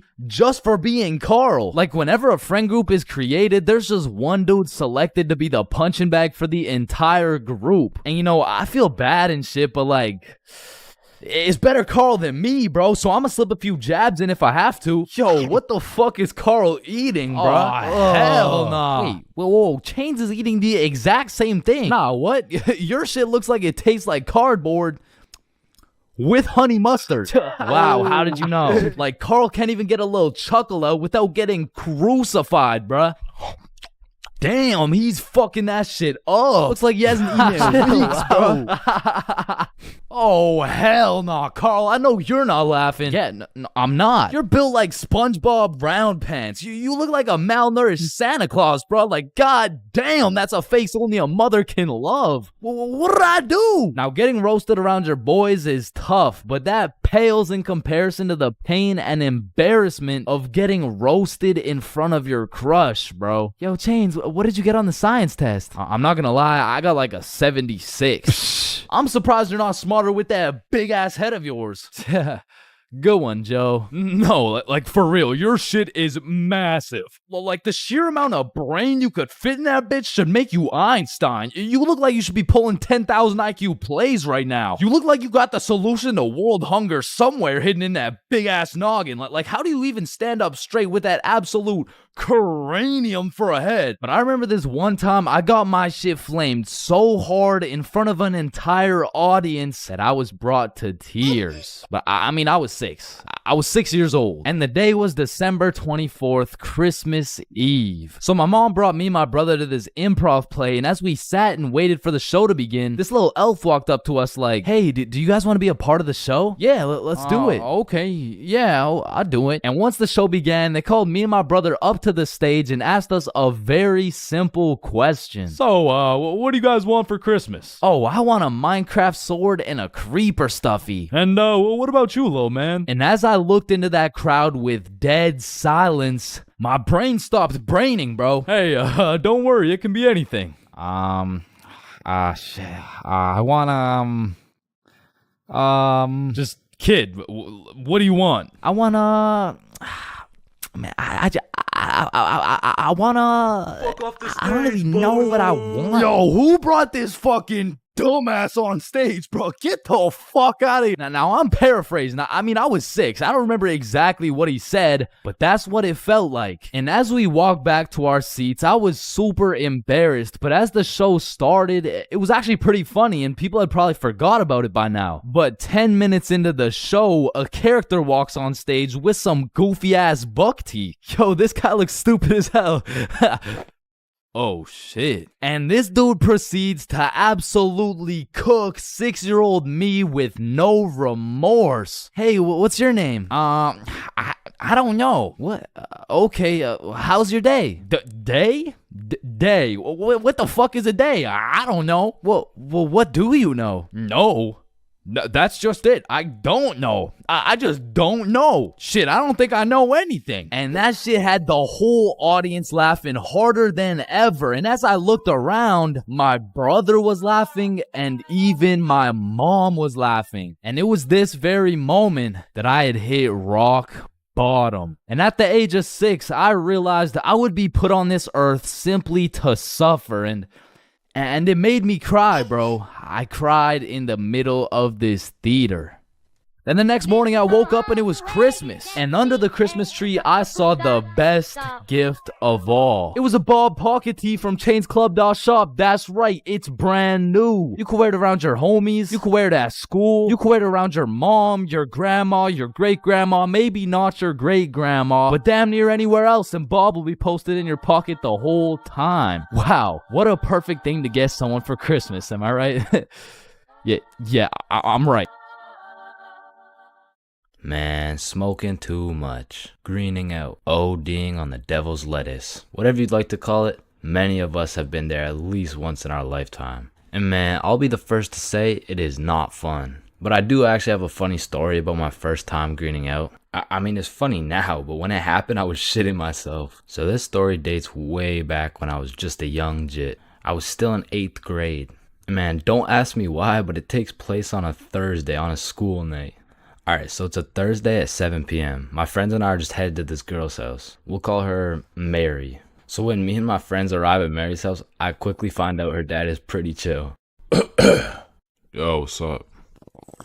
And you know, the apple doesn't fall far from the tree. So we'll just say Mary was no stranger smoking some gas now and then. With that being said, I kinda was. I had only smoked a few times. And the times that I had smoked, it wasn't anything crazy. So walking into the Mary household, I could kinda tell we were gonna smoke. So we all just went to her room and talked for about 5 minutes until all my friends started smoking. And it was out of some strangely shaped water bottle I had never seen before. And listen, bro, it was a Thursday on a school night, so I wasn't really planning on smoking, right? But when you're in middle school, peer pressure just hits differently, bro. So there my dumbass was on a Thursday night using this weirdly shaped water bottle for the first time, knowing that I had a curfew of 9 o'clock. And I just instantly started coughing. I was definitely the least experienced out of all my friends, so I remember my homies were kinda helping me out. Especially my homie Bob. Bob brought me some water and told me to let him know if it hits too hard. I told him yeah for sure, but I'm pretty sure I'm chilling. Because it had already been a few minutes at this point, and it was safe to say I didn't feel anything. And after 10 minutes, I remember thinking, I bet I'm definitely good by now. I probably just didn't have enough to actually get me high. So shit, maybe I can make it back for my 9 o'clock curfew after all. That shit hit me like Mike Tyson in his prime, bro. I don't know why no one told me this new device would have me slumped like Nate Robinson. But it's already too late at this point. My vision started to get choppy. It's like I was running 30 frames per second in real life. And of course, the dry eye starts to kick in, and I just get really hot out of nowhere. And I guess at this point, Bob could just see the panic in my face. So Bob was like, come with me, and he brought me to the bathroom. And bro was prepared. He threw down a pillow and a blanket and was just like, you're gonna be alright, bro. And as he leaves me in the dark in the bathroom, I can hear from the other room, he's definitely greening out. He's greening? Nah, not Chains. Nah, my boy. Rest in peace. Rest in peace? Bro, am I about to die right now? But to be honest, my brain was way too fried to even care. The effects were getting worse by the minute. And as I laid there in the dark on Mary's bathroom floor, I felt my soul leave my body. I was just flying around space and, you know, traveling through the galaxy and shit. But I'm brought back to life because I felt my phone buzzing. And when I woke back up, I had no clue where I was. And then when I looked in the mirror, who the fuck is this guy? Well, I was out here putting the pieces together, trying to figure out who I am. Bob hits me with another, come with me. I got a ride so we can get you back home. But you have to act normal, okay? Okay, just get in the car. It was his older sister driving. And when I got in the car, I was stressing. Act cool, bro. Act cool. Hi, how are you? I'm not high. Fuck, she knows. And the rest of the ride was just pretty much silent. I got out of the car and I stumbled all the way over to the front door. At this point, I was praying my mom was asleep. So I called my brother to open the front door. What's up? Door. At this point, I'm malfunctioning. I'm trying to explain what is happening to my brother, and it pretty much just went like this. Bro, Is mom awake? Bro. Holy, you're gone, bruh. I'm sorry, but this is the only way. Huh? What the hell, bruh? I'm not gonna lie. The smack low-key woke me up a little bit. But still, I was way too big to be saved. But at least mom isn't awake. Chains, get up here right now. I'm fucked. The jig is up, bro. I slowly walk up the stairs to my inevitable doom. Still high off my ass, I walk into my mom's room and seal my fate.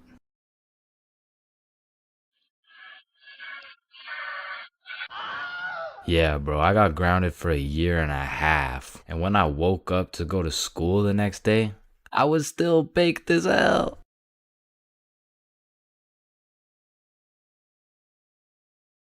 Awkward conversations. We all know them and we all hate them. Hey, how are you? Oh, I'm good. How are you? I'm great. How are you? You already asked me that. Damn, you right. You right. You right. So, how's your day going? My pet frog just died. Damn, that's tough. I find myself taking the most inconvenient routes to avoid an awkward conversation. Like, I can't really explain the feeling of an awkward conversation, but it's just mildly uncomfortable. Like, I would compare the discomfort levels of an awkward conversation to wearing wet socks. Like, it's not the end of the world, but let's keep it real, no one wants to wear wet socks. And honestly, I would take a slightly inconvenient path if it meant I would not have to wear wet socks. Also, I feel like there's some other situations that are in the awkward conversation family that I also hate. For example, the handshake fist bump dilemma. Yeah, it was nice seeing you. Yeah. Oh, fist bump. Oh, no, sorry. No, I don't. Yeah. God damn it. After you experience one of these bad boys, you'll be thinking about it cringing for the next hour. And if you're anything like me, you might even lose some sleep over it. Man, why the fuck didn't I go in for the handshake, bruh? Obviously it was a handshake. And what about the good old you said goodbye to the person you're talking to, but you guys both walk the same way situation? I mean, this situation is the perfect way to ruin a smooth conversation. Yeah, man, it was really nice to see you. Yeah, for sure. See you later, bro. Alright, peace out. Alright, bye. Yeah, bye. Shit, we're still walking the same way? I'll just turn this way so it's not awkward. Man, what the fuck? And even if I say goodbye to someone and we're still in the same general location, I will avoid them at all costs. Like once me and my brother were chilling at Walmart and we saw one of our neighbors, so we talked for a little bit, said our farewells and went separate ways. But when it came time for me and my brother to check out, we saw the same neighbors checking out. And we were up in the Walmart looking like we were playing Assassin's Creed in real life. It's clear. And of course, I can't forget about awkward silence. Yeah, that's funny.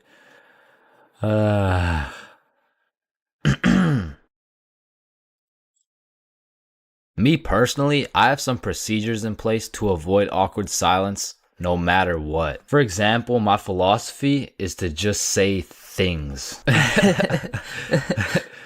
Yeah, that's funny. So do you play Minecraft? What kind of question is that? In the end, they may think I'm a dumbass, but at least there's no awkward silence, you know what I'm saying?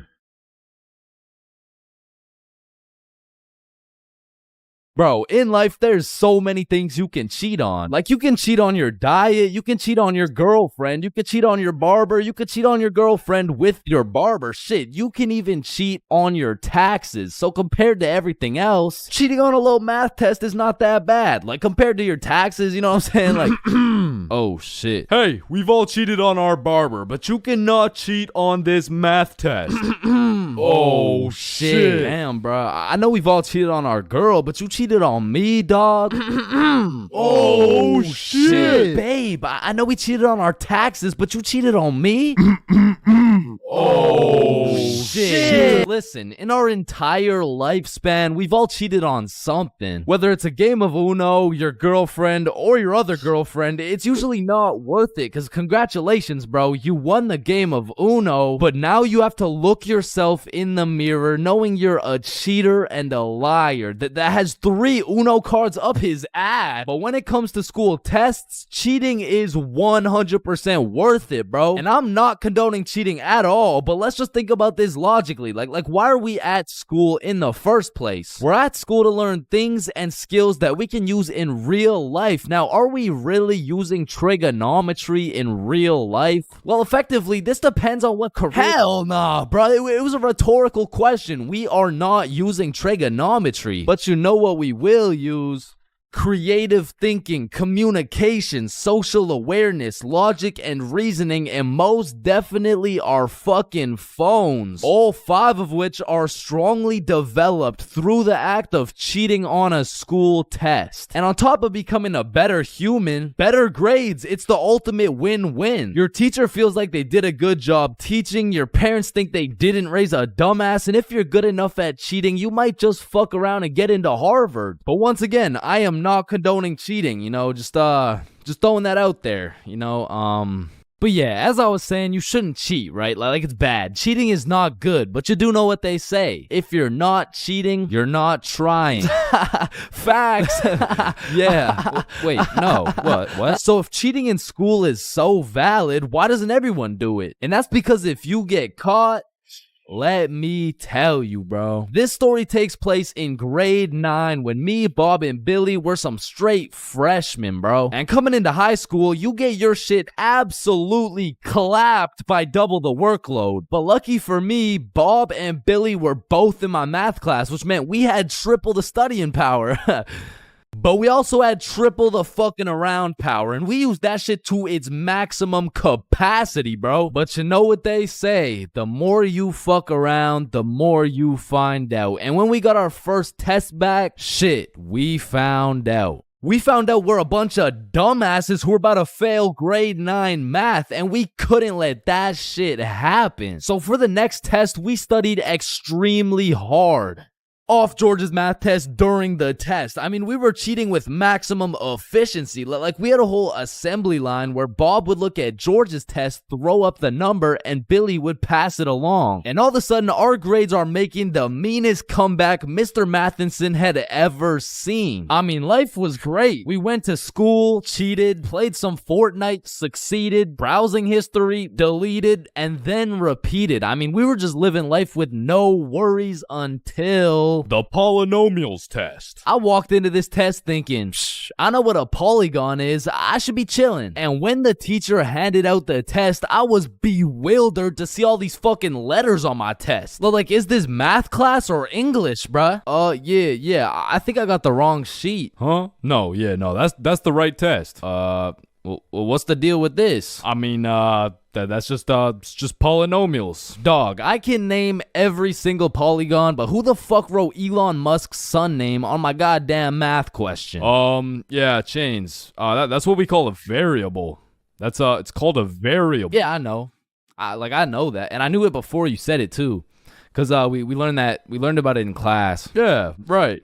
Right. Now, this would have been extremely bad if we didn't have the ultimate method we like to call George. Because George was one of those dudes who loved studying. Like, he'd wake up and go to school, then come home and study till he dropped, bro. Like, if you kidnapped George's whole family and told him you'd only give them back if he answered this equation, this motherfucker would just be happy he got more homework, bro. And cause of this, we had a little deal going with George. If he let us cheat off his math test, we would teach him how to be a normal dude. We were teaching this kid how to dap someone up, how to use slang, and all I'ma say is, this motherfucker should have just stuck to math, bro. Yo, Chains, sauce me a bite, big dog. I got you. Shit, Chains, you just busted in my throat, gang. Yo, George, what you just said right there sounded gay as hell.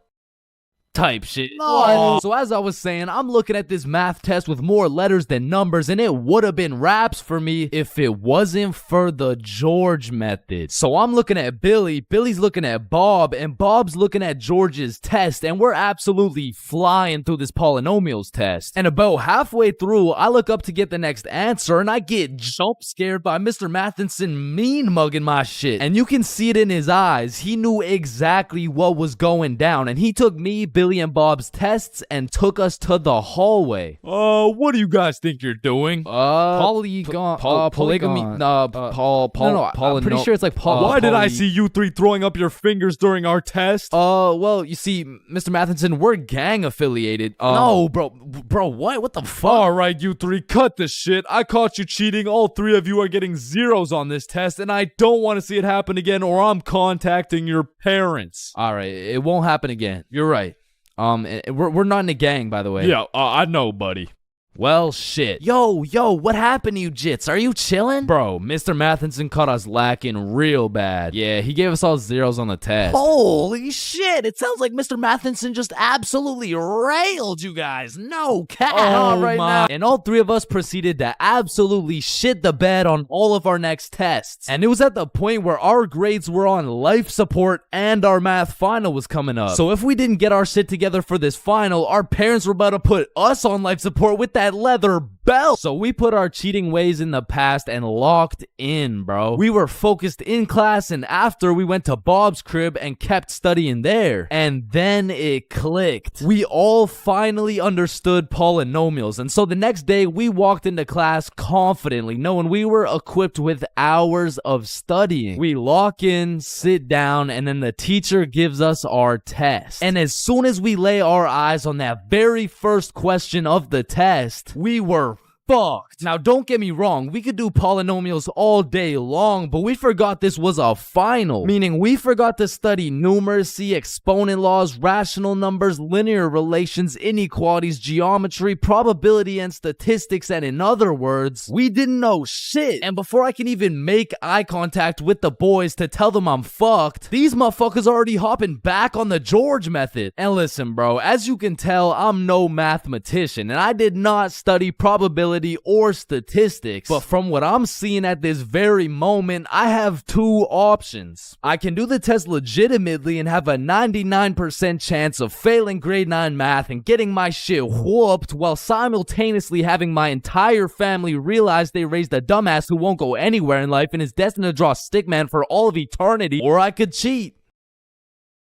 So we're out here hitting the George method, and I'm being extra careful because if we get caught lacking twice, it's complete and utter wraps for us, bro. So we're grinding out the method, then the teacher looks up, boom, we're locked in on our own tests. He puts his head down, back to the method. And there was a few times in there I thought we were cooked, but we just kept it pushing. But still, we were low-key running out of time, and I had a whole page to complete. And God bless this random-ass dude's soul, because he raises his hand to ask a question, and as soon as the teacher turns his back on us, it's crunch time, bro. It's like double XP right now. Bob was out here throwing up these numbers so goddamn fast, I thought he turned Crip for a second. And then the bell went off, and we were all done, bro. We hand in our test, and then it was time to wait. A few classes go by, and then the teacher hands out our math finals alongside our report cards. And nervous as hell, we all check our report cards, and we all passed, bro. So we all go home happy as hell to show our parents our report cards and the fact that we passed. Chains, you got a 54 in math? Yup, Mom, I sure did. You raised one hell of a smarty pet. Oh, fuck. But at the end of the day, even if we all got our shit whooped, maybe the real treasure is the friends we made along the way. Yo, homies, I'm bricked up right now. Oh, no.